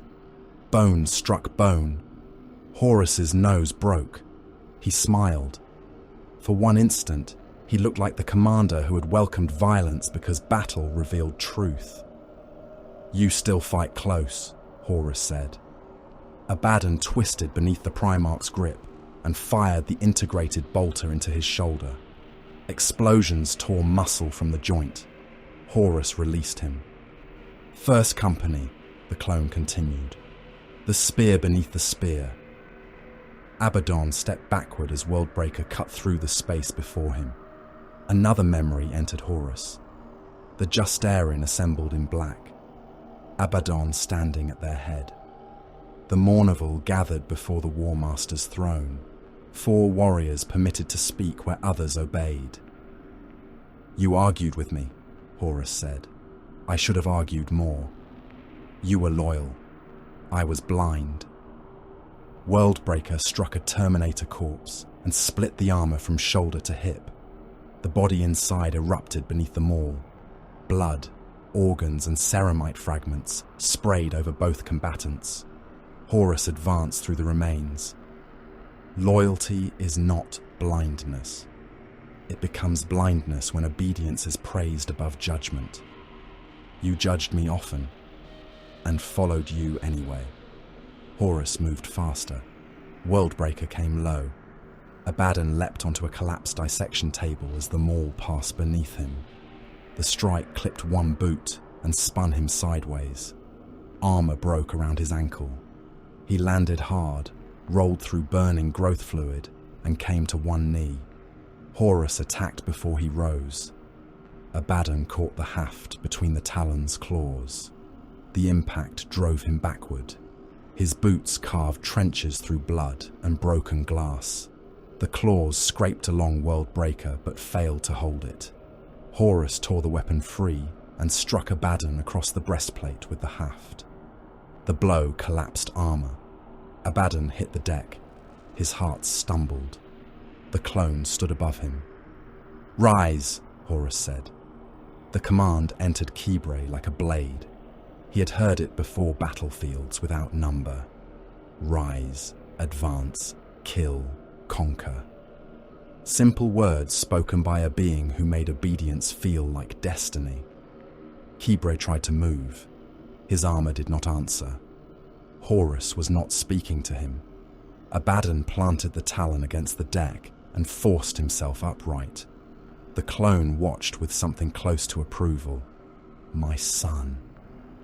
The surviving sons of Horus heard it. Warriors wounded beyond movement turned their helms toward Abaddon. Kibre felt the old hierarchy assemble itself within his mind. Horus above all. Abaddon beneath him. The Legion beneath Abaddon. Order, purpose, home. The temptation was monstrous because it did not feel like corruption. It felt like relief. Abaddon saw that relief moved through his surviving brothers. His hatred deepened. "You were great once," he said. Horus paused. The admission drew more attention than any insult.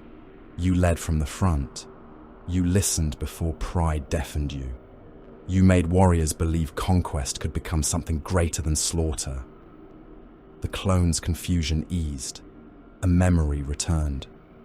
Ulanor, the Emperor raising Horus above his brothers. The roar of assembled legions. Abaddon continued. You inspired greatness. That did not excuse what followed. Horus's face changed. What followed? You mistook manipulation for revelation. You mistook stolen power for mastery. You offered our legion to the gods and called it rebellion. I freed you. You replaced one master with 4. Horus's eyes darkened. The laboratory lights dimmed around him. Though the clone commanded no conscious sorcery, psychic pressure bled from memory and instinct. I defied the Emperor. You imitated him. Worldbreaker rose. Abaddon moved behind the remains of a surgical engine. The maul came down and crushed machinery intended to cut open dreadnought armor. Blades, drill heads, and restraint clamps exploded in every direction.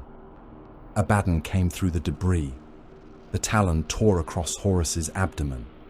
4 wounds opened from ribs to hip. Organs glistened beneath divided muscle. The Primarch's blood struck Abaddon's armor hot enough to steam. Horus struck him with one elbow. Abaddon staggered. Worldbreaker reversed. The maul's head caught him beneath the damaged breastplate and threw him across the chamber. He struck a wall lined with living nerve tissue. The impact ruptured it. Bundles of nerves tore around him, releasing electrical impulses into his armor. Every muscle contracted. His back arched. Warning sigils burned across his vision. Horus approached. Each footstep passed through blood deep enough to cover his ankles. You stood beside me at Terra, he said. Abaddon tore himself free from the wall. I watched you lose.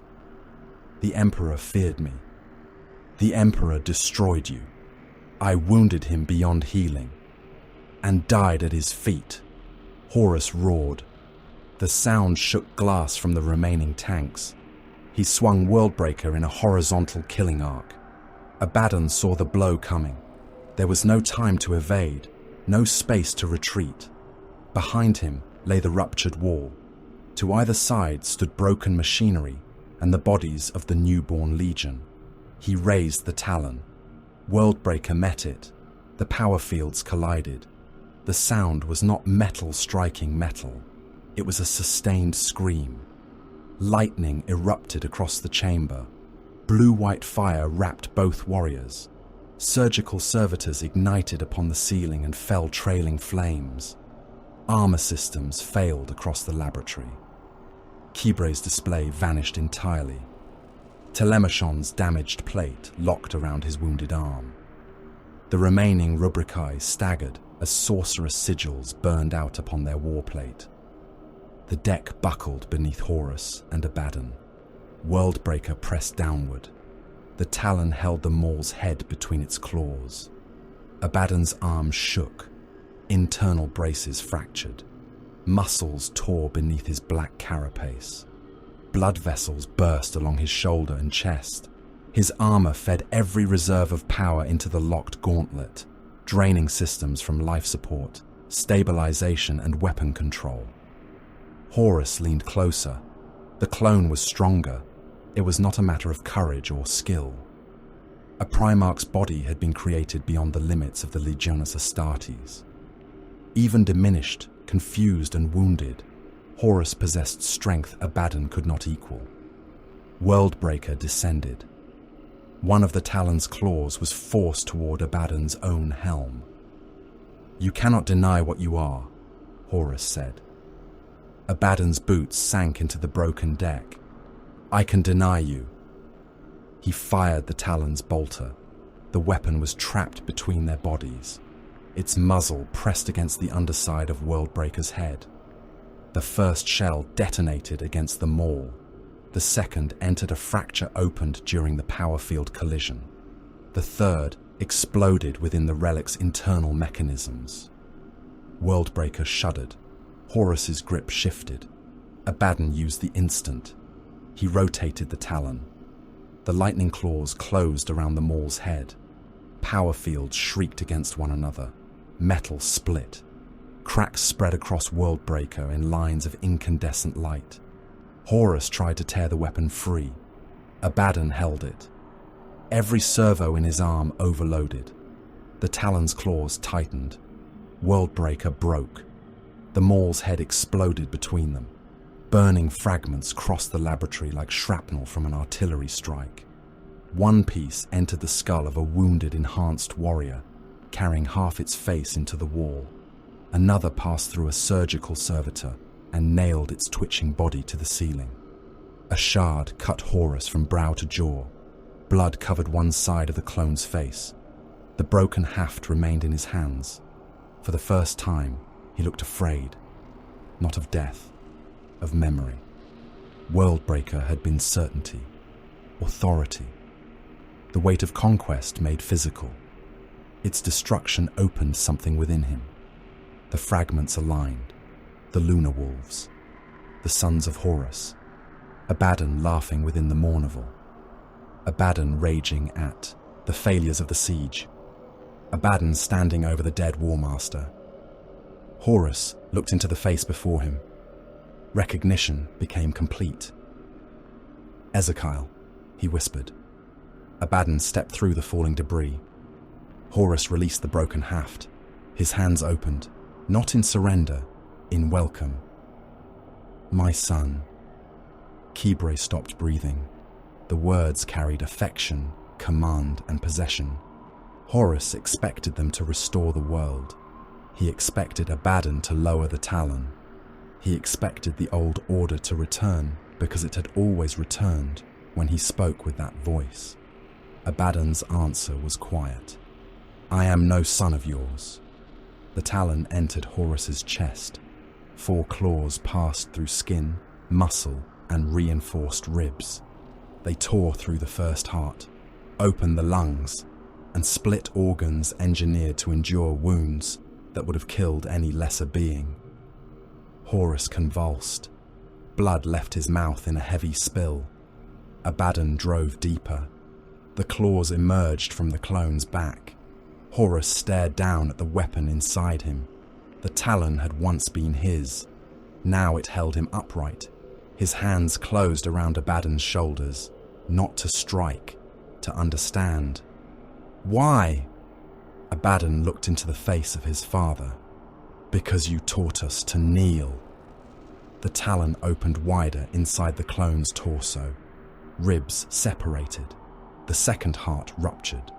Blood poured over Abaddon's gauntlet and down the front of his armor. Horus's legs weakened. His weight settled against the claws. "You were..." The clone struggled for breath through flooded lungs. "You were my greatest."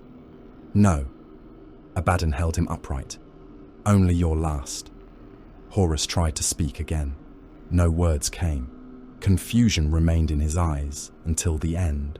It mingled with affection, betrayal, and the instinctive certainty that his son would obey if only he found the correct command.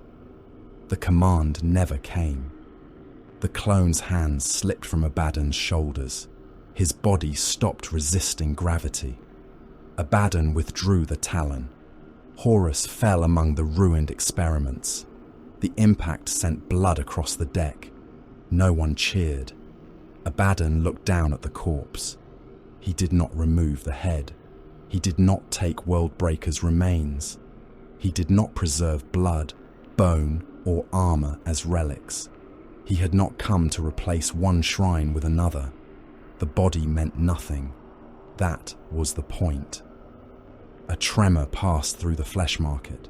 The walls contracted. Cultivated organs inside the ventilation grills spasmed, spraying blood across the laboratory. Warning klaxons changed pitch. Red emergency lumens began flashing. Telemachon forced himself upright, one hand holding his nearly severed shoulder in place. The drive output is collapsing. Kaon lay near the broken remnants of Sion. He raised his head. Fabius. The name returned purpose to the chamber. Abaddon turned toward the nearest picked terminal. Locate him. The screen flickered. An external view appeared. Small craft were leaving the flesh market's inner launch bays. Armored shuttles, gene carriers and data barges scattered beneath the protection of the failing cruiser. Several turned towards surviving Emperor's Children vessels, withdrawing from Harmony. At the center of the formation flew a black-hulled transport marked with the symbols of the Chirurgeon. Fabius Bile stood within it. He watched the flesh market recede through a rear oculus, while servo skulls secured data crystals around him. Viable specimens rested in armored caskets. Apothecaries and enhanced guards occupied restraint thrones. An attendant approached. "The primary subject is dead." Fabius did not look toward him. "Yes, the loss is catastrophic. The loss is informative." The attendant stared. "You expected him to survive." "I expected uncertainty." Fabius finally turned. Abaddon's victory confirms that Primarch authority may be opposed through sufficient psychological hostility. It also confirms that biological replication alone does not guarantee stable memory integration. Horus is dead. One Horus is dead. The attendant lowered his voice. "The project cannot be repeated without the original tissue." Fabius's expression cooled. "Every project may be repeated if one has learned enough from failure." Behind the fleeing transport, sections of the pulchritudinous began to rupture. The Tlaloc's impact had destabilized Harmony's gravity. Canticle City's destruction had torn fractures through the planetary crust and sent waves of empiric force through the void above it. The flesh market's damaged drives could no longer compensate. The cruiser rolled. Its starboard batteries struck wreckage from an Emperor's Children escort. The collision tore open 3 decks. Atmosphere and bodies vented into space. Abaddon opened a fleet channel through the laboratory terminal. "All vessels, pursue Fabius," Static answered. Then the voice of the vengeful spirit's shipmaster emerged. "Impossible, Lord. The flagship's shields are failing. Enemy wrecks have closed the approach corridor." "Clear it. Harmony's gravity is changing. The planet is breaking." The picked image shifted. Below the fleets, Canticle City's crater glowed like an open furnace. Cracks raced across the continent. Mountain ranges collapsed into widening chasms. The upright corpse of the Tlaloc burned amid storms of molten stone. Another tremor struck the flesh market. The gene vault floor opened. One wounded Terminator slid toward the fracture. Kibre forced his damaged armor into motion, seized the warrior by the power pack, and dragged him away before the deck split completely. Leo's voice came weakly from beneath the dead fangs. "Someone move these bastards." Telemachon looked toward the collapsed World Eaters. "You sound ungrateful for their company. Help me, Peacock, or I will haunt you." Nefertari descended beside them and began pulling corpses away with inhuman speed. Kaon tried to rise. His legs failed. Abaddon crossed the laboratory and lifted him by the shoulder harness with the Talon's weapon field deactivated. "Can you open a path?" "Not without San." "Can Ashokai?" "If he lives." "He lives." "How do you know?" "He has not disappointed me yet." Abaddon looked across the chamber. The newborn legion lay broken around him. The 15 fangs had been annihilated. Terminators were crushed, impaled or trapped inside ruined warplate. Rubricae armor leaked black dust across the blood-covered floor. They had won. Victory looked like a charnel house. "Recover the wounded," Abaddon ordered. "Take the gene seed from those who will not rise." Kibre dragged himself upright. "And Fabius?" Abaddon looked toward the pick display. The primogenitor's transport was disappearing among the fleeing vessels. "He survives." Rage entered Kibre's voice. "Then this is unfinished." "Yes." Abaddon looked down at Horus's corpse one final time. The face had become empty again. Meat, nothing more. The long war is unfinished. The flesh market groaned around them. Bulkheads split. Fire entered the laboratory. Processing trenches reversed, carrying bodies into shattered machinery. Surgical servitors burned upon the ceiling while continuing to recite procedures to patients already dead. Abaddon turned his back upon Horus. Move. The Black Legion obeyed. The tactical ledger called the losses light to moderate. The phrase appeared upon the cracked hololithic display in clean red script, assembled from casualty reports, surviving armor transponders, and the uncertain mathematics of half-blinded ship cogitators. It measured the dead against the total strength committed. It compared damaged vessels with those still capable of sustaining fire. It reduced crushed bodies, broken oaths, and extinguished bloodlines to fractions upon a strategic slate. Light to moderate. Leovine Euchrist read the words from a restraint throne in the flesh market's apothecarian and began to laugh. The sound emerged as a wet growl. His breastplate had been removed. Bruises covered his torso beneath the interface scars of the black carapace. 3 ribs had broken inward. 1 secondary lung had collapsed, and the flesh around his augmetic arms had torn where the Primarch clone had thrown him through the processing trench. The apothecary attending him had cut away sections of dead muscle and sealed the wounds with chemical foam. Blood still ran from beneath the sutures. Leor did not feel most of it. The butcher's nails supplied enough pain to drown every lesser injury. Light, he said. The apothecary continued working. Leor looked across the chamber. The 15 fangs lay upon iron slabs. There had not been 15 of them for some time. The name had survived every death because the number no longer described the warriors. It described the memory of a pack that had once stood together before terror and believed survival would preserve them. Now, even the memory had been butchered. Ogrivian rested nearest. His remaining arm had been removed after death.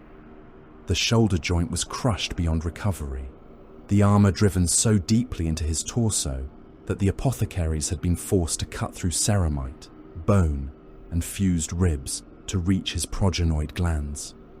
His face had survived the battle. The expression upon it remained fixed in rage. Leor stared at him. The nails demanded violence. They could not understand absence. They recognized threat, delay, weakness, and frustration. They answered all of them with the same command. Kill. No enemy stood within reach. The clone was dead. Fabius had fled. The surviving Emperor's children had either escaped, surrendered, or hidden within the wounded ship. The nails offered no alternative. Kill. Leor tore one restraint from the throne. The apothecary stepped back. You are not repaired. Neither are they. The World Eater pointed toward the slabs. The apothecary did not answer. Leor ripped the remaining restraints free and rose. His legs nearly failed beneath him. He caught the edge of the surgical table hard enough to bend it. The chamber tilted as pain and blood loss moved through his transhuman body. He remained standing. Where are the prisoners? The apothecary looked toward the sealed doors. Under guard. How many? More than 200 legionaries have submitted across the vessel. Several thousand mortal crew remain confined within the lower galleries. Leor retrieved his chain axe from a weapon rack. The teeth were clogged with dried flesh. Good. The apothecary moved between him and the door. Abaddon ordered them preserved. Leor looked down at him. The warrior wore the black of the newborn legion, though one shoulder guard remained marked by an erased emblem whose shape suggested the death guard. Move. No. The chain axe started. The apothecary did not reach for a weapon. The nails speak, he said. They always speak. You do not always obey. Leor leaned close. Move before I prove you wrong. The apothecarian doors opened. Abaddon stood beyond them. His Terminator plate had been repaired only enough to move. The breastplate remained caved where Worldbreaker had struck.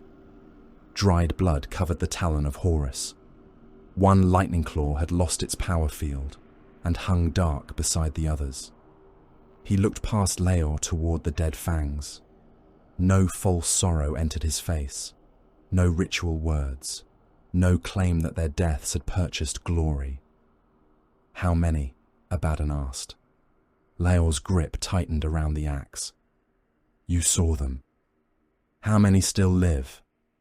Leor looked toward the far end of the chamber. 2 World Eaters occupied neighboring restraint thrones. One lacked both legs. The other had suffered such extensive cranial trauma that his armor systems maintained consciousness through repeated chemical shocks. 3, Leor said, including you. Yes. Abaddon nodded once. That is the cost. Leor stepped toward him. The ledger calls it light. The ledger lies. The answer stopped him. Abaddon entered the chamber and stood beside Ugrivian's corpse. He held the line after losing an arm, he said. He lost 2. Yes. He bit the clone. I saw. Leor waited for praise. It did not come. Praise would have sounded like mockery. Abaddon looked toward the remaining dead. They will not be forgotten. They will. By the galaxy, perhaps. By everyone. That is what death does. Abaddon faced him. Then remember them yourself. The nails tightened behind Leor's eyes. He wanted rage from Abaddon. He wanted a speech about sacrifice, vengeance, or honor. He wanted words simple enough to hate. Abaddon offered none. The prisoners, Leor said. Give me the Emperor's children. No. They killed my brothers. Some did. All wear the same blood. That creed would have killed you before you joined me. Leor bared his teeth. I did not surrender. You followed. I chose. Abaddon's expression hardened. So will they. And those who refuse, they die. When? When their deaths serve us. The World Eater's chain axe growled between them. You would turn execution into theatre. I would turn it into command. Leor looked down at Ugrivian again. The rage did not leave him. It changed shape. Do not ask me to call them brothers. I will not. Do not place one at my back. I will place warriors where they are most useful. That is not an answer. It is the only one you will receive. Abaddon turned toward the doors. Clean the axe. There is still work. Leor watched him leave. The nails whispered murder. For once, he told them to wait.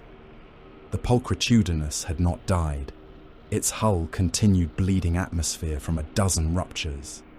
The drives produced only intermittent thrust.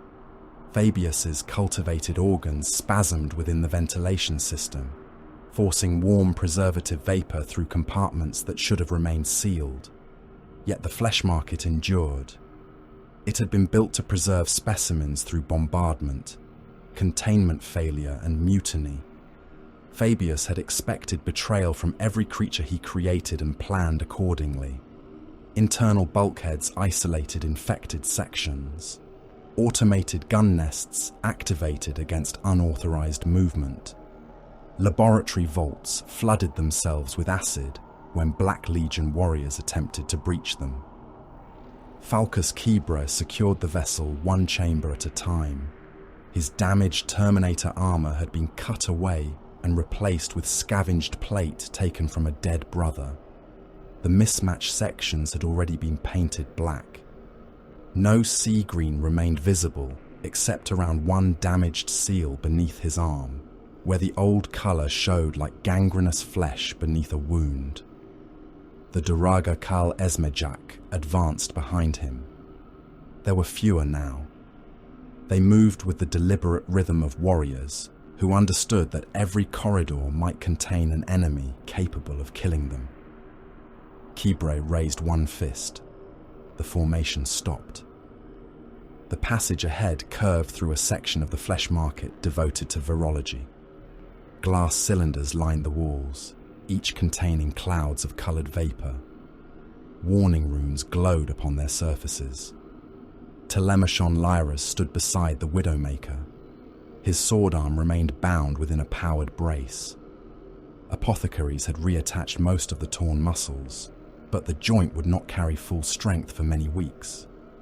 He held his blade in the opposite hand and appeared offended by the necessity. "The door is trapped," he said. Kibre looked toward the circular portal. "I assumed that. The distinction is in the nature of the trap." "Speak." Telemachon approached the nearest control panel without touching it. "Fabius cultivated diseases here, some designed for mortals, some for the Legiones Astartes. A few intended to affect creatures that do not possess conventional biology. Demons, and other things with less predictable names." Kibre studied the glass cylinders. "What happens if the door opens?" "The vessels break. The ventilation system carries the contents through the surrounding decks." Kibre opened a command channel. "Seal this entire section." A legionary behind him answered. "We have wounded within the adjacent compartments." "How many?" 14 mortals, 1 battle brother." Kibre stared at the door. The old sons of Horus might have risked the vessel to recover a single legionary. They had once possessed numbers, apothecaries, and the certainty that replacements would come. Now every warrior mattered more. That made the choice less simple, not more. Telemachon watched him. "There may be another route." "May?" "The ship's internal anatomy has changed." Kibre turned toward the Terminator beside him. "Cut through the ceiling. Enter from above. Kill the mechanisms before they recognize the breach." The warrior nodded. Telemachon inclined his head. "Almost elegant." Kibre looked at him. "Say that again, and you will open the door yourself." The swordmaster smiled. "You mistake praise for provocation." "I assume everything from you is provocation." "A sensible beginning." The Terminators ascended through maintenance shafts, while lighter armoured warriors held the corridor. They found surgical servitors embedded within the upper cavities, each carrying vials of living plague. Bolter-fire destroyed them before they completed the release command. Kibre waited until the all-clear rune appeared. Then he tore the trapped control panel from the wall. The door remained sealed. "Mark the section for later purging," he said. The sweep continued. Enhanced warriors survived within the lower laboratories. Some had lost the chemical guidance transmitted by Fabius's command systems. They wandered without purpose, attacking noise, movement, or one another. Others retained enough conditioning to organize ambushes. Kibre gave none the opportunity to surrender. They were not legionaries. They were weapons carrying unstable flesh and borrowed instinct. Capturing them would mean feeding, restraining, and studying creatures designed to kill their handlers. Bolters resolved the question. One enhanced giant emerged from a drainage trench with both arms replaced by implanted blades. Kibre shot it through the mouth. The mass-reactive round burst behind the skull and painted the wall with brain matter. The body continued charging. Telemachon severed the spine. The creature collapsed at Kibre's feet, blades scratching against his armor until the final nerve impulses faded. "Persistent," Telemachon said. "Wasteful. Fabius would call that data." Fabius ran. Telemachon's expression changed. That truth traveled farther than any weapon. Fabius Bile had promised the Emperor's children renewal. He had claimed that his gene craft would restore their strength, repair their lineage, and give them a leader capable of ending the wars of the Eye. Captains had supplied slaves, captured apothecaries, and surrendered stores of gene seed, because the primogenitor promised a future greater than endless raiding. When Harmony fell, he saved his archives. He saved his specimens. He saved himself. The warriors who had defended his city learned the value he assigned them only when his transports departed without warning. Across the surviving Emperor's Children fleet, the news spread through private Vox networks, captured messengers, and the testimony of officers abandoned upon Harmony. Fabius had fled. Eidolon's adherents called it cowardice. Alkanex's commanders called it betrayal. Lesser warlords called it opportunity. Fabius had never loved the Third Legion, but many of its warriors had believed he required them. The retreat proved otherwise. He had considered them material, no more sacred than the slaves beneath his knives. His claim to guide the Legion died in the wake of his escape craft. The Emperor's Children did not unite in outrage. They fractured more deeply. Some vowed to hunt the primogenitor. Others raided the remains of his laboratories before abandoning Harmony. Captains seized slaves, weapons, and gene stock from one another. Warbands that had defended the same walls hours earlier turned their guns upon former allies over the right to claim surviving transport bays. The Legion's old vice consumed it again. Pride made every warrior believe he had been betrayed more profoundly than the others. On Harmony's surface, betrayal mattered less than survival. Canticle City no longer possessed a center. The remains of the Tlaloc stood within the impact crater like a jagged iron tower driven through the wounded world. Its stern protruded above mountains of debris. Plasma fires burned through decks that had once carried the Kashahan. Sections of the hull groaned as gravity shifted around them. Chasms divided entire districts. Slave amphitheaters hung from broken cliffs, their cages empty or filled with bodies. Sonic temples lay on their sides, crystal spires continuing to sing as they cooled. The notes crossed the ruins in low, agonized waves. Molten debris fell from the sky. Orbital wreckage entered the atmosphere in burning lines. Armor plates struck the ground with the force of bombardment shells. One fragment from an Emperor's Children cruiser flattened a fleeing column of slaves and mutants, leaving only a crater filled with burning metal and vaporized flesh. Survivors fought beneath the rain. Mutants released from Fabius's vaults hunted in packs through the ruins. Some still obeyed extinct command signals and attempted to defend laboratories reduced to molten pits. Others devoured anything they found. Slaves killed overseers with broken chains. Emperor's Children killed slaves for transport space. Wounded legionaries dragged themselves through streets filled with powdered stone and human ash, firing upon any figure wearing unfamiliar colors. The planet groaned beneath them. The Tlaloc's impact had cracked more than a city.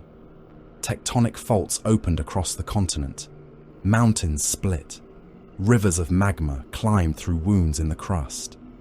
The Eye of Terror entered those fractures, turning fire into screaming faces and stone into flesh that bled when it broke. No army controlled Harmony. Victory belonged only to those capable of leaving. Iskandar Kaon watched the ruins from the Vengeful Spirit's observation vault. His armor had been removed from the waist upward, while servitors repaired the wounds caused by Sean's destruction. Strips of synthetic flesh covered the puncture beside his primary heart. One eye had been replaced by a crude augmetic until the damaged tissue beneath could regenerate. The remains of his force axe rested upon a black cloth beside him. The haft had survived. The blade had not. Fragments of Fenrisian metal and psychic crystal filled a containment vessel. None retained San's old resonance. The weapon had not merely broken. Whatever identity Kaon had bound into it had been scattered beneath Worldbreaker. Gaia was gone. Banished, not annihilated. That distinction offered little comfort. The demon familiar had occupied his thoughts for so long that silence felt like an injury. He expected her growl from behind him. He expected claws against the deck and the cold pressure of her presence within the warp. Nothing came. Beyond the armor glass stood the corpse of the Tlaloc. Its final position made it resemble a monument. Kaon knew better. Monuments preserved memory by simplifying it. The wreck was not noble. It was torn open, burning and filled with the dead. Human crew remained fused to command stations. Rubricae lay crushed beneath collapsed decks. Every conduit that had once carried anamnesis had been ruptured, melted, or buried beneath the city she destroyed. Itzara had possessed the ship for centuries. Now her body was a ruin filled with strangers killing one another. Abaddon entered the vault. He wore no helm. Fresh stitches crossed his scarred face. The damaged breastplate of his Terminator armor had been replaced, but he still moved with slight stiffness, where Worldbreaker's blows had cracked bones beneath the black carapace. Kaon did not turn. You knew the cost. Yes. No denial, no defense. Abaddon stood beside him. The Tlaloc destroyed Canticle City. Kaon looked toward him. That is what it did. It broke the defense. Yes. It gave us the Flesh Market and Horus. Yes. Each answer became colder. Abaddon did not call the sacrifice glorious. He did not claim Itzara had chosen immortality through destruction. He did not say the dead lived through victory. He looked upon the wreck. She is gone. Kaon felt anger rise. He preferred it to grief. You speak as though you knew her. I knew what she did. That is not the same. No. Abaddon's gaze remained upon Harmony. I will not tell you her death was worth the loss. Worth is a word used by those who did not pay. Kaon studied him. The Chthonian had built his command upon demands no sane warrior should have accepted. He had ordered Kaon to sacrifice his vessel, his dead brothers, and the last physical remnant of his sister. Yet he did not disguise the act as destiny. He did not kneel beside Kaon and pretend shared grief. He acknowledged the wound without attempting to own it. That honesty bound more tightly than praise. Kaon looked again toward the Tlaloc. I thought I felt her after the impact. Did you? No. Abaddon waited. Only an echo within the vengeful spirit systems. Can it be preserved? It is not her. That was not my question. Kaon considered. Perhaps. Then preserve it. Why? Abaddon turned toward the door. Because loss does not become less real when fragments remain. Kaon watched him leave. He understood then why Sargon's path had led to Ustiarl. Abaddon did not offer healing. He offered purpose sharp enough to cut through grief. The first Emperor's Children delegation arrived before the Flesh Market's engines were fully stabilized. Their vessel approached beneath extinguished weapons and a truce signal, transmitted in old Legion code. Its violet hull bore scars from the orbital engagement. One flank had been burned down to bare metal. Kibre wanted it destroyed. Telemachon advised patience. Abaddon allowed it to dock. 7 Emperor's Children entered the captured cruiser's strategium. They came without helms, though each carried a sheathed blade. Their leader wore armor decorated with silver masks, whose mouths had been sewn shut. Behind him stood warriors marked by the sigils of the Adored, their plate ornate even beneath battle damage. The surviving Black Legion waited around the chamber. Kibre stood beside Abaddon in newly repaired Terminator armor, Leor leaned upon his chain axe, staring at the newcomers with enough hatred to make mortal attendants retreat from him. Chaon remained pale beneath his scars. Telemachon stood apart, watching his former brothers as though judging inferior students. The Emperor's children leader stopped before Abaddon. "Fabius abandoned us." Abaddon said nothing. He promised restoration. Silence. He promised Lupercal. Abaddon's scarred face remained unreadable. The warrior's confidence began to weaken beneath the absence of response. "We offer our strength." "No," Abaddon said. The Emperor's child frowned. "We have ships." Damaged. Warriors. Defeated. Knowledge of the third. So does Telemachon. Every gaze moved toward the Swordmaster. Telemachon smiled. The delegation's leader looked back toward Abaddon. "What do you require?" "Submission." The word entered the strategium without ornament. One of the adored stepped forward.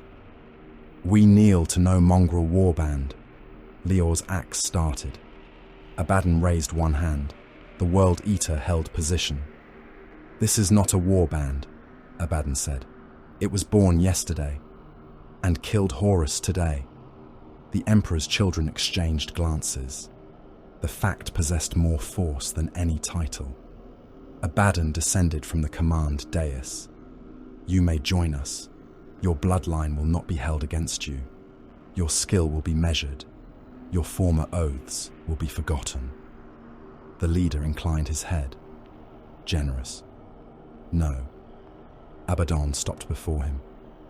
"You will paint your armor black. You will bear the eye. You will obey my command above Eidolon, Alcanex, Fulgrim, and every appetite you mistake for divine instruction." The chamber became still. The Emperor's child's hand moved near his sword. Kibre aimed his bolter. Leor grinned. Abaddon watched the warrior's eyes. "If you cannot accept that, draw." The hand stopped. The leader looked toward the black-armored legionaries surrounding him. Sons of Horus stood beside thousand sons. World Eaters shared the chamber with warriors whose origins could no longer be recognized.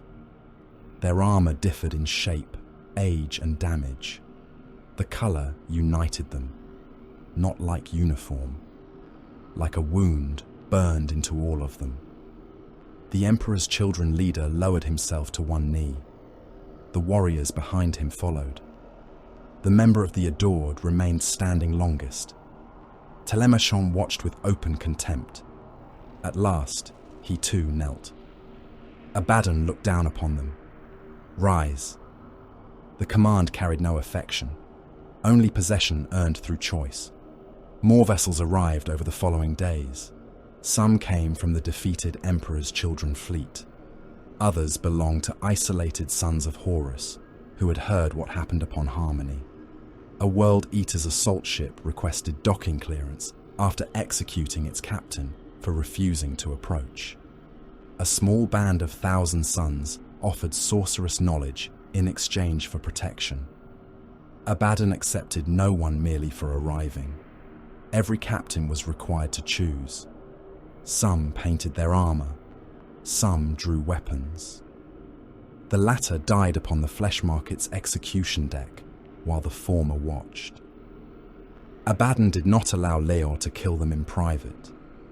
Their deaths served as instruction. Those who placed former legion above the new brotherhood could leave before swearing. Those who swore and later betrayed that oath would be killed before the assembled legion, their armor stripped and their names erased. The decree mattered more than any ceremony. Kibre organized the Terminators. He gathered the surviving Justaerin, heavy assault veterans and warriors capable of fighting within tactical dreadnought plate. They trained aboard the Flesh Market and the Vengeful Spirit, repeating boarding actions until no warrior moved as a son of his former legion. They became Abaddon's armored fist. Their enemies would one day call them the Bringers of Despair. Kibre did not yet use the name. He called them the First. Kaon took his place near Abaddon's command throne, not as servant, not yet as brother in any formal order. He became the sorcerous mind Abaddon consulted when the warp turned uncertain, when demons offered bargains, and when prophecy threatened to become command. Other warriors would eventually count him among the innermost circle, the third seat among those later named the Ezekarian. For now, he stood beside the Thonian, because Harmony had proven that Abaddon understood sacrifice and refused to worship it. Telemachon became the voice sent to those who might be persuaded before guns became necessary. He understood vanity, ambition, and the secret hungers of the traitor legions. He could insult a captain into revealing weakness, flatter a warlord without surrendering dignity, and offer submission as though it were privilege. Abaddon recognized the utility immediately. "The galaxy may someday hear you announce my coming," he told him. Telemachon smiled. "It deserves a more beautiful warning." Leor became the proof that even Angron's ruined sons could choose purpose above the nails. He did not become calmer. He did not become merciful. He became a champion whose rage could be directed against enemies large enough to deserve it. The surviving World Eaters gathered around him, not because he promised brotherhood, but because he had stood against a Primarch and risen again. The captured flesh market stabilized. Its laboratories were purged or sealed. Surviving weapons were claimed. Gene seed vaults passed into Black Legion hands. Apothecaries recovered organs from the dead and catalogued those who might one day be rebuilt through methods stolen from Fabius. Horus's corpse remained where it had fallen until Abaddon ordered it burned. Kibre watched the body enter the furnace. He expected outrage. Instead, he felt release. The flames took the cloned flesh. The face blackened, split, and collapsed.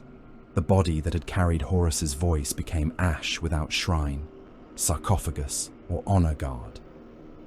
No one knelt. When the work was complete, Abaddon summoned the survivors aboard the Vengeful Spirit. They assembled within the Strategium. Black armor filled the chamber that had once belonged to the 16th Legion. Old banners had been removed. The eye remained above the command throne, no longer sea green, no longer the private mark of Horus Lupercal. Abaddon stood beneath it. The talon rested upon his arm. He carried no demon blade. No god-forged weapon hung at his side. The only authority he possessed was victory and the warriors who had chosen to recognize it. "The sons of Horus are dead," he said. Kibre did not object. The World Eaters broke beneath their father. The 1,000 sons became prisoners of their own salvation. The Emperor's children mistook appetite for perfection. The gathered legionaries remained silent. Every legion failed. Every Primarch failed. Some died. Some fled. Some became slaves and named the chain's ascension. Sargon watched from the chamber's edge. The word-bearer's expression held the shadow of disagreement. Abaddon continued, "We will not restore them." His gaze moved across the assembled bloodlines. "We will take what remains."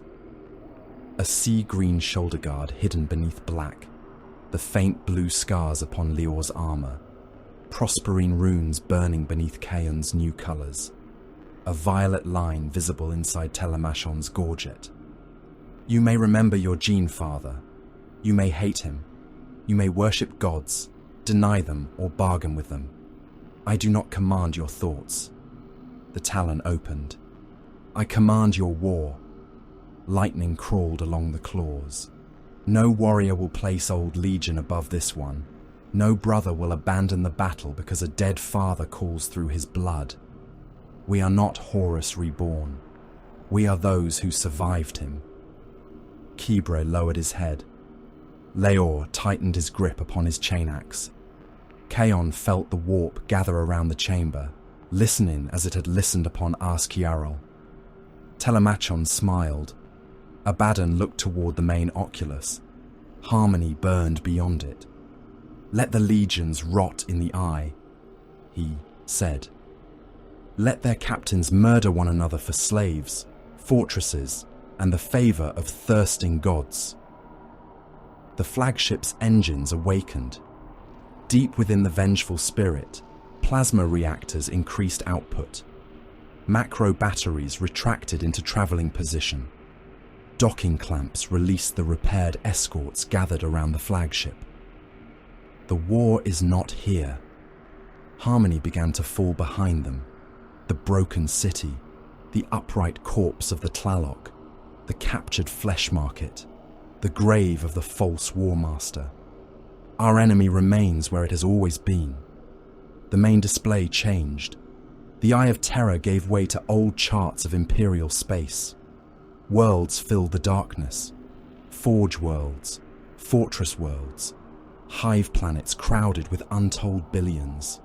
Shrine worlds where men worshipped the Emperor as a god. Terror burned at the center of every path. Abaddon stepped before the command throne, but did not sit. We returned to the Long War.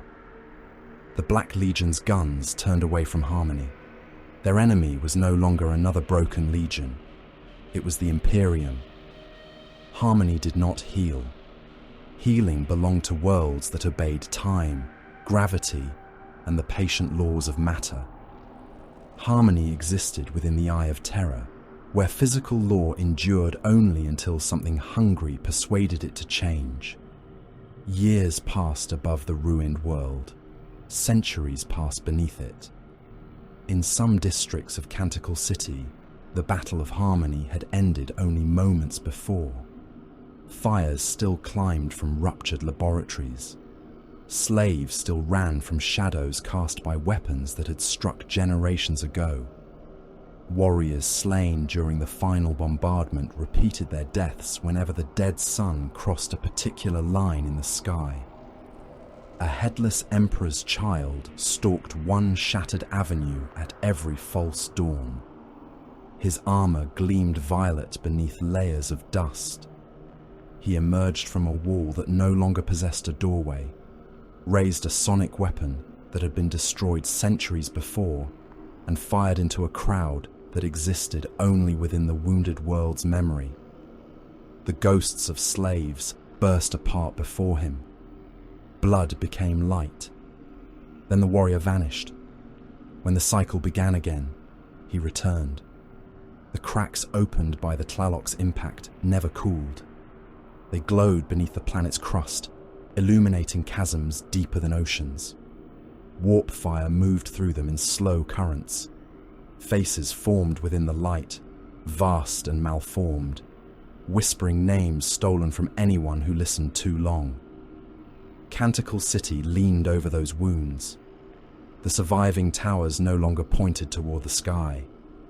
Some curved inward as though bowing before the impact crater.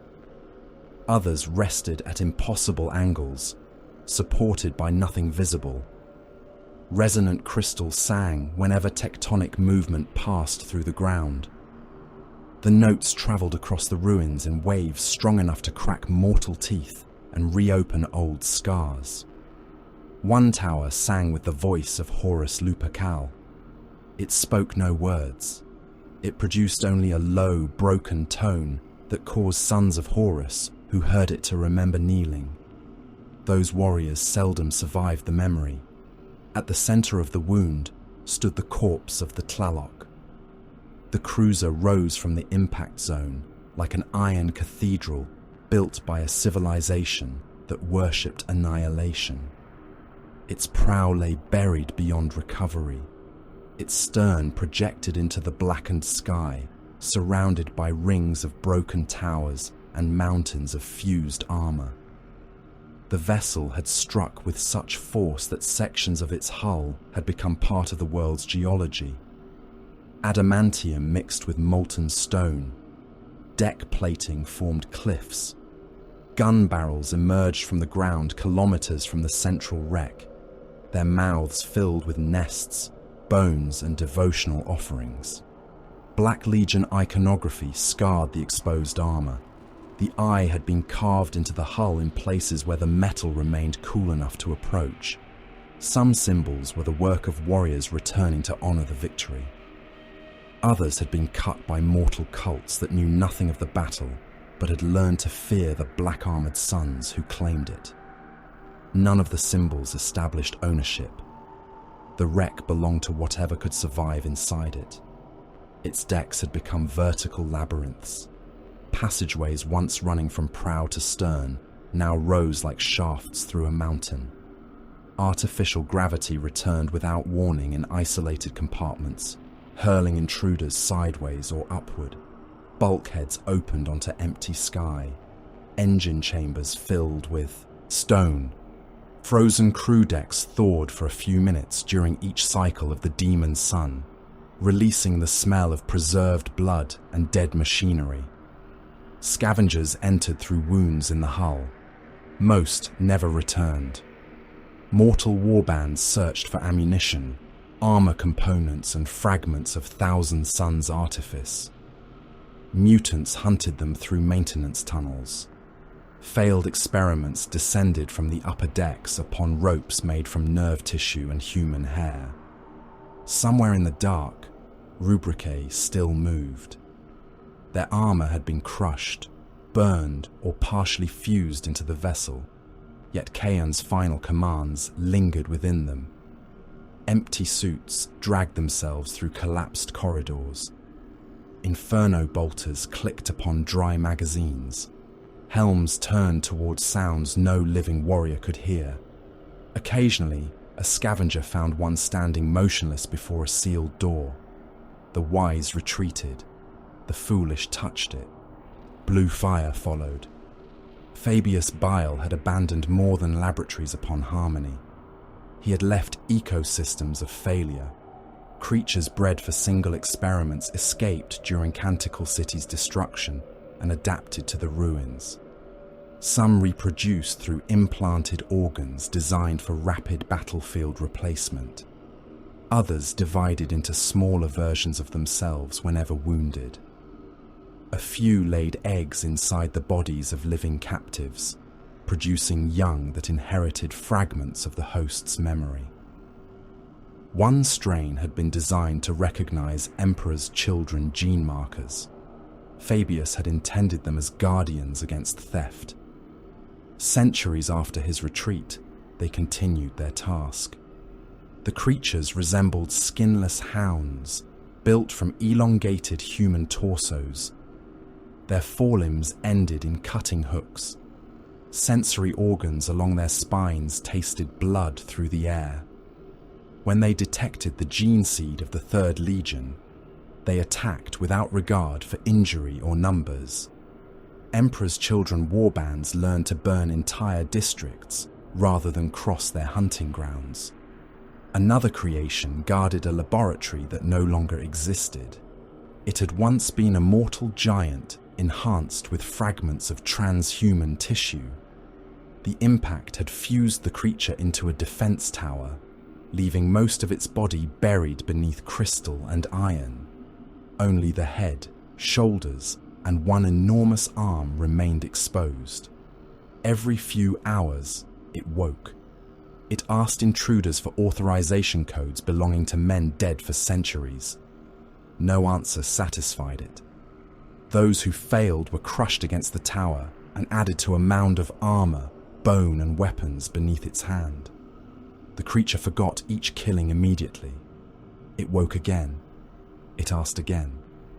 Harmony became a world where dead orders continued to murder the living.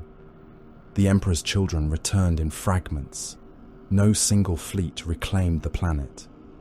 Warbands arrived according to appetite, rumor, and private ambition. Some sought Fabius's abandoned gene vaults. Others wanted the slave warrens beneath the ruined amphitheaters. A few came only because the city's surviving sonic structures produced sensations unavailable elsewhere in the eye.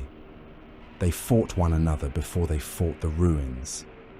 Captains claimed entire districts and lost them before their banners had finished rising. Brother killed brother for stimulant caches, intact armories and prisoners whose screams possessed unusual harmonics. Gene seed was taken from fallen warriors before death had fully reached them. The Third Legion's pursuit of perfection became 1,000 private religions. One warband worshipped sound. Its warriors replaced their jawbones with resonance chambers and spoke only through weaponized song. They occupied a fallen temple whose crystal organs had survived the bombardment. Captives were suspended within the pipes and tuned by mutilation until their screams matched the desired frequency. Another worshipped pain. Its legionaries removed every chemical regulator capable of dulling sensation. They entered battle without helms so they could feel shrapnel cut their faces. They considered swift death an insult and hunted weapons that wounded without killing. A swordsman prince claimed perfection existed only in the moment before a killing stroke. He blinded his followers, sealed their armor sensors, and forced them to duel by sound, instinct, and memory. Those who survived too many bouts were executed for becoming attached to victory. Others altered their bodies beyond any resemblance to the warriors, who had once marched beneath Fulgrim.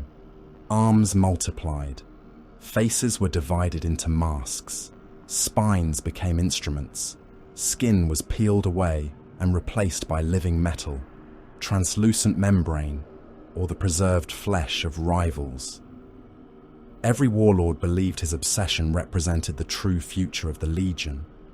Every warlord considered the others degraded. Harmony's defeat taught them nothing.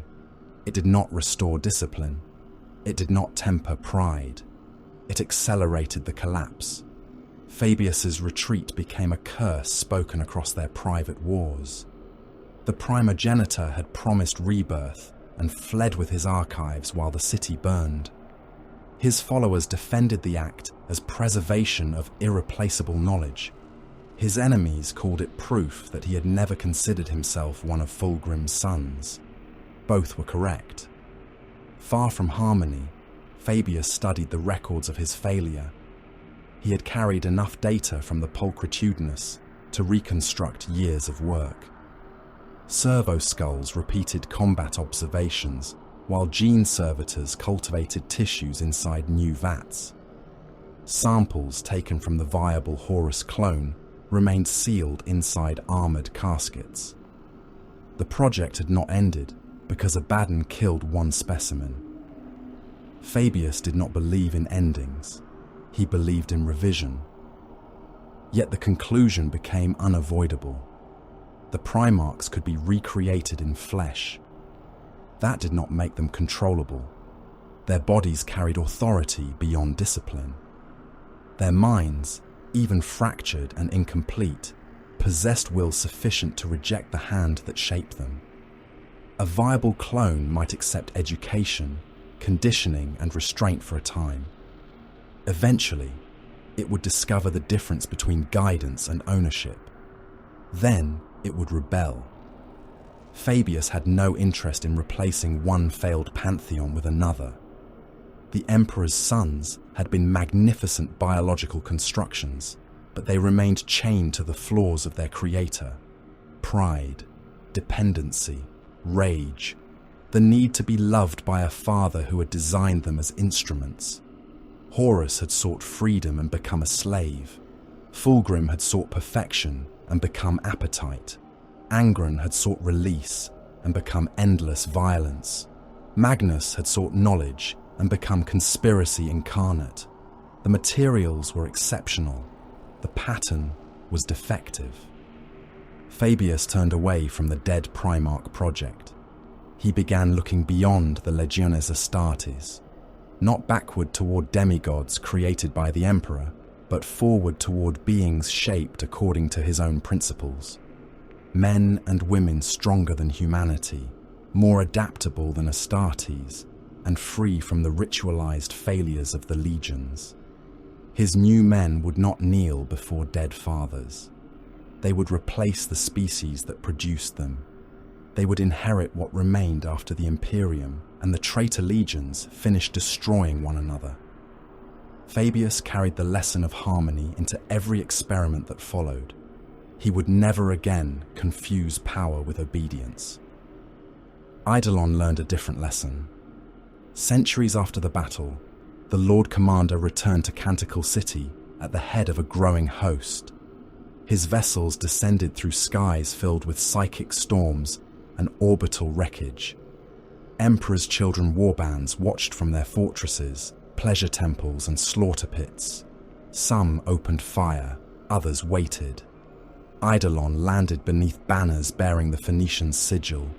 His resurrected body had become a weapon of distorted perfection. Fabius's work had strengthened him after death, leaving his voice capable of shattering armor and liquefying mortal flesh. He walked through districts that had defied every lesser claimant and killed those who refused to kneel. He did not attempt to rebuild Canticle City as it had been. He built upon the wound. New fortifications rose around the Tlaloc's corpse. Sonic towers grew from ruined hull plates. Armor taken from the Black Legion's dead was set into walls as trophies.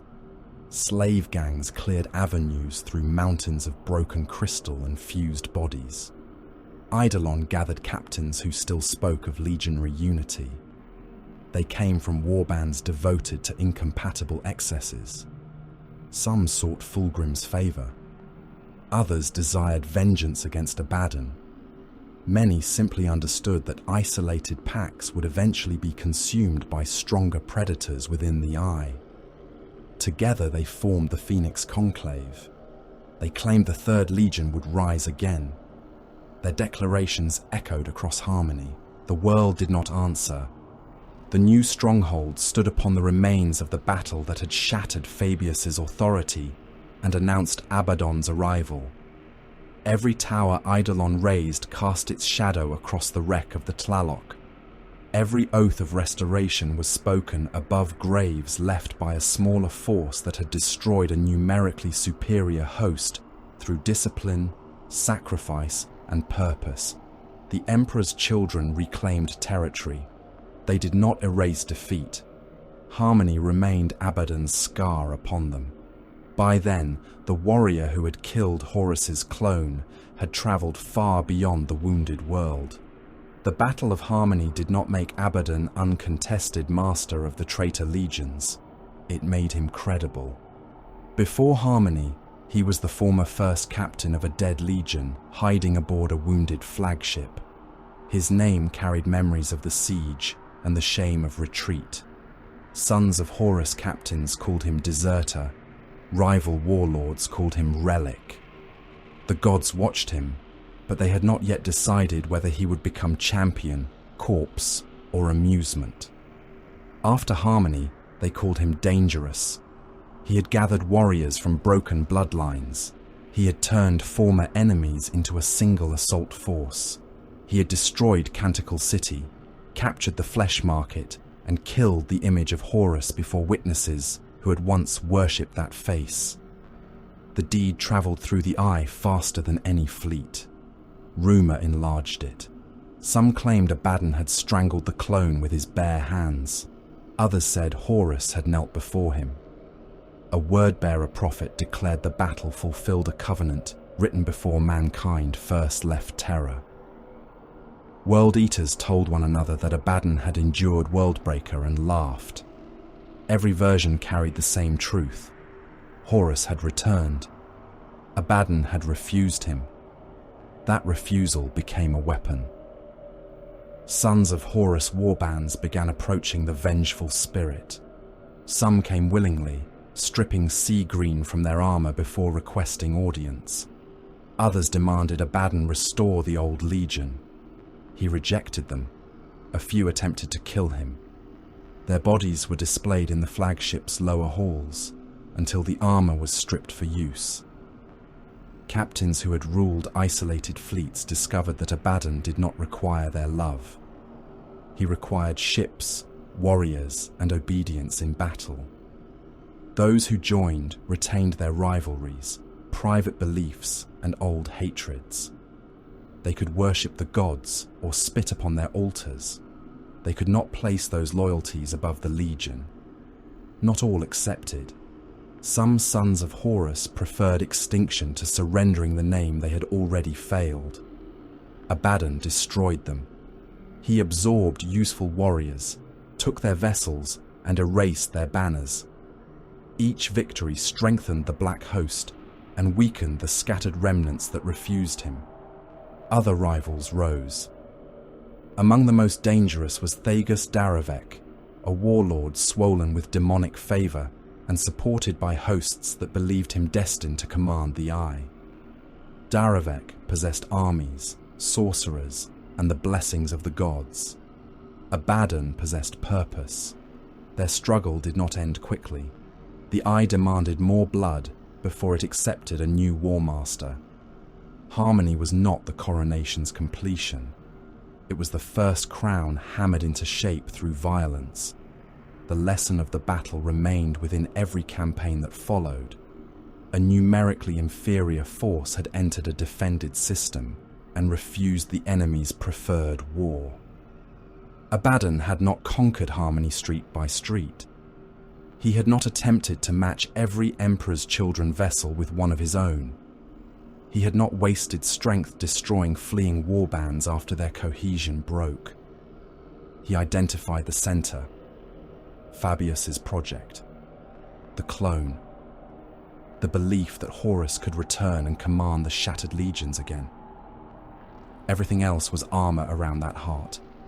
The vengeful spirit broke the orbital defense. Kion turned the Tlaloc into a weapon greater than any conventional bombardment. Kibre's Terminators held the breach.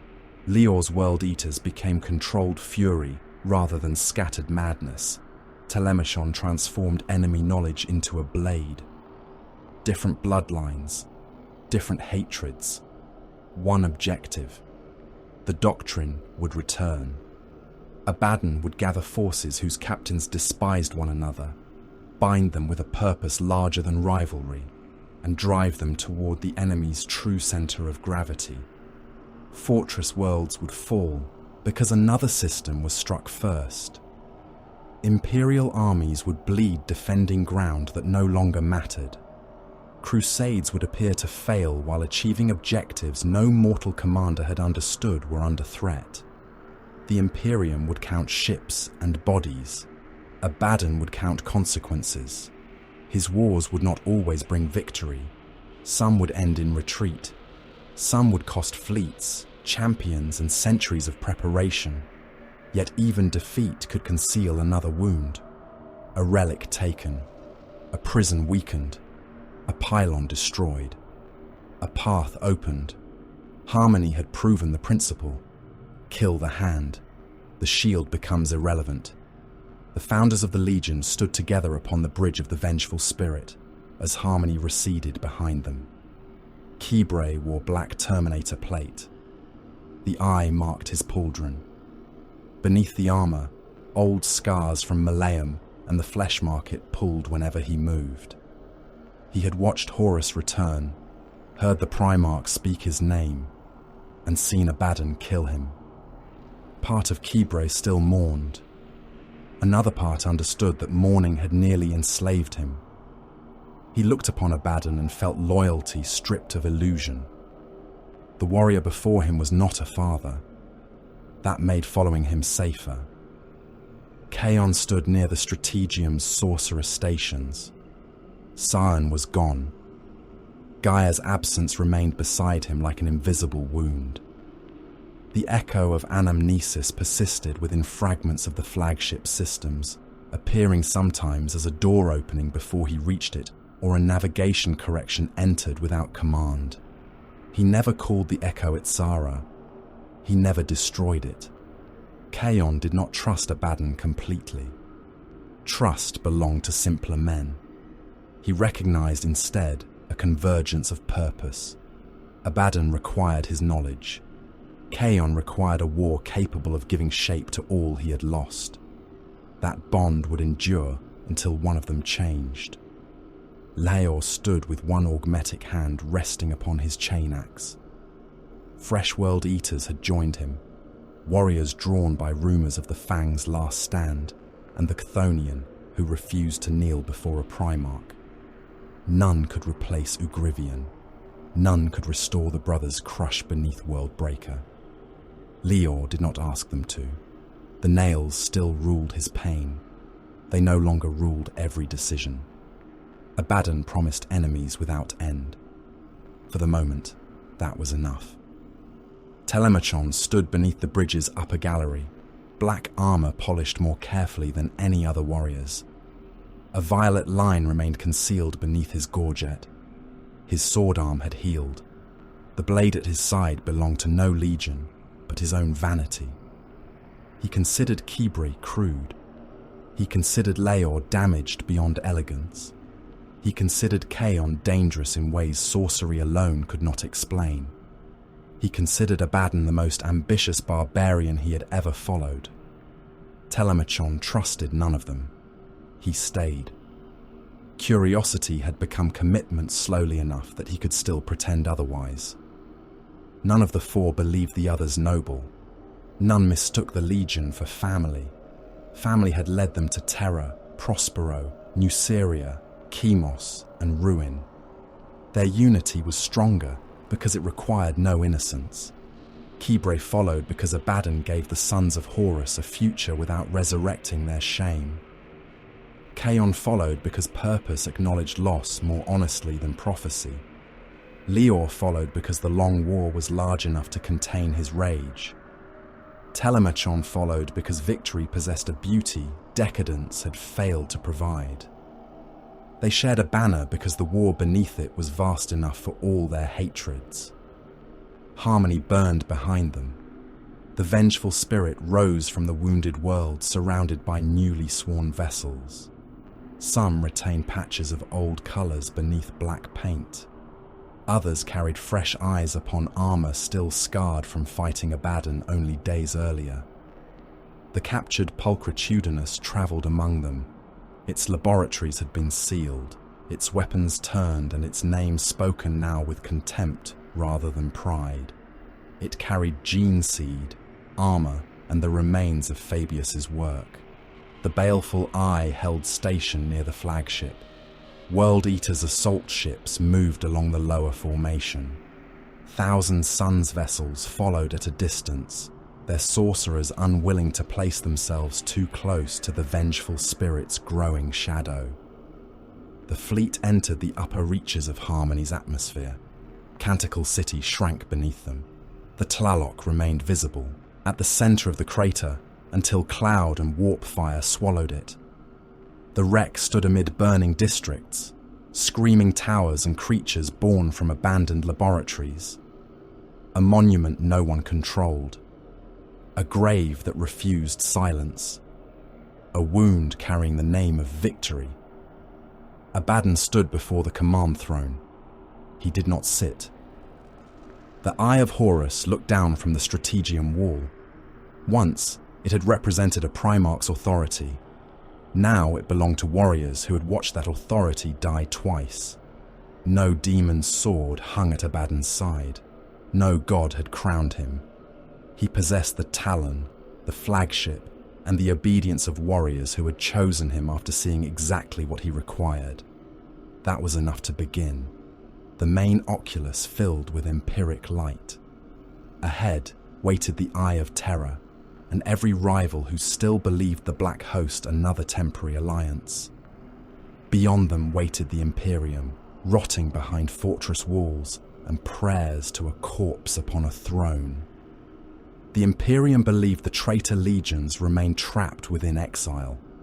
It believed they would continue devouring one another. It believed Horus's death had ended the rebellion. The Battle of Harmony had not resurrected Horus Lupercal. It had done something worse. It had created a legion that no longer required him. The fleet entered the warp. Harmony vanished behind fire.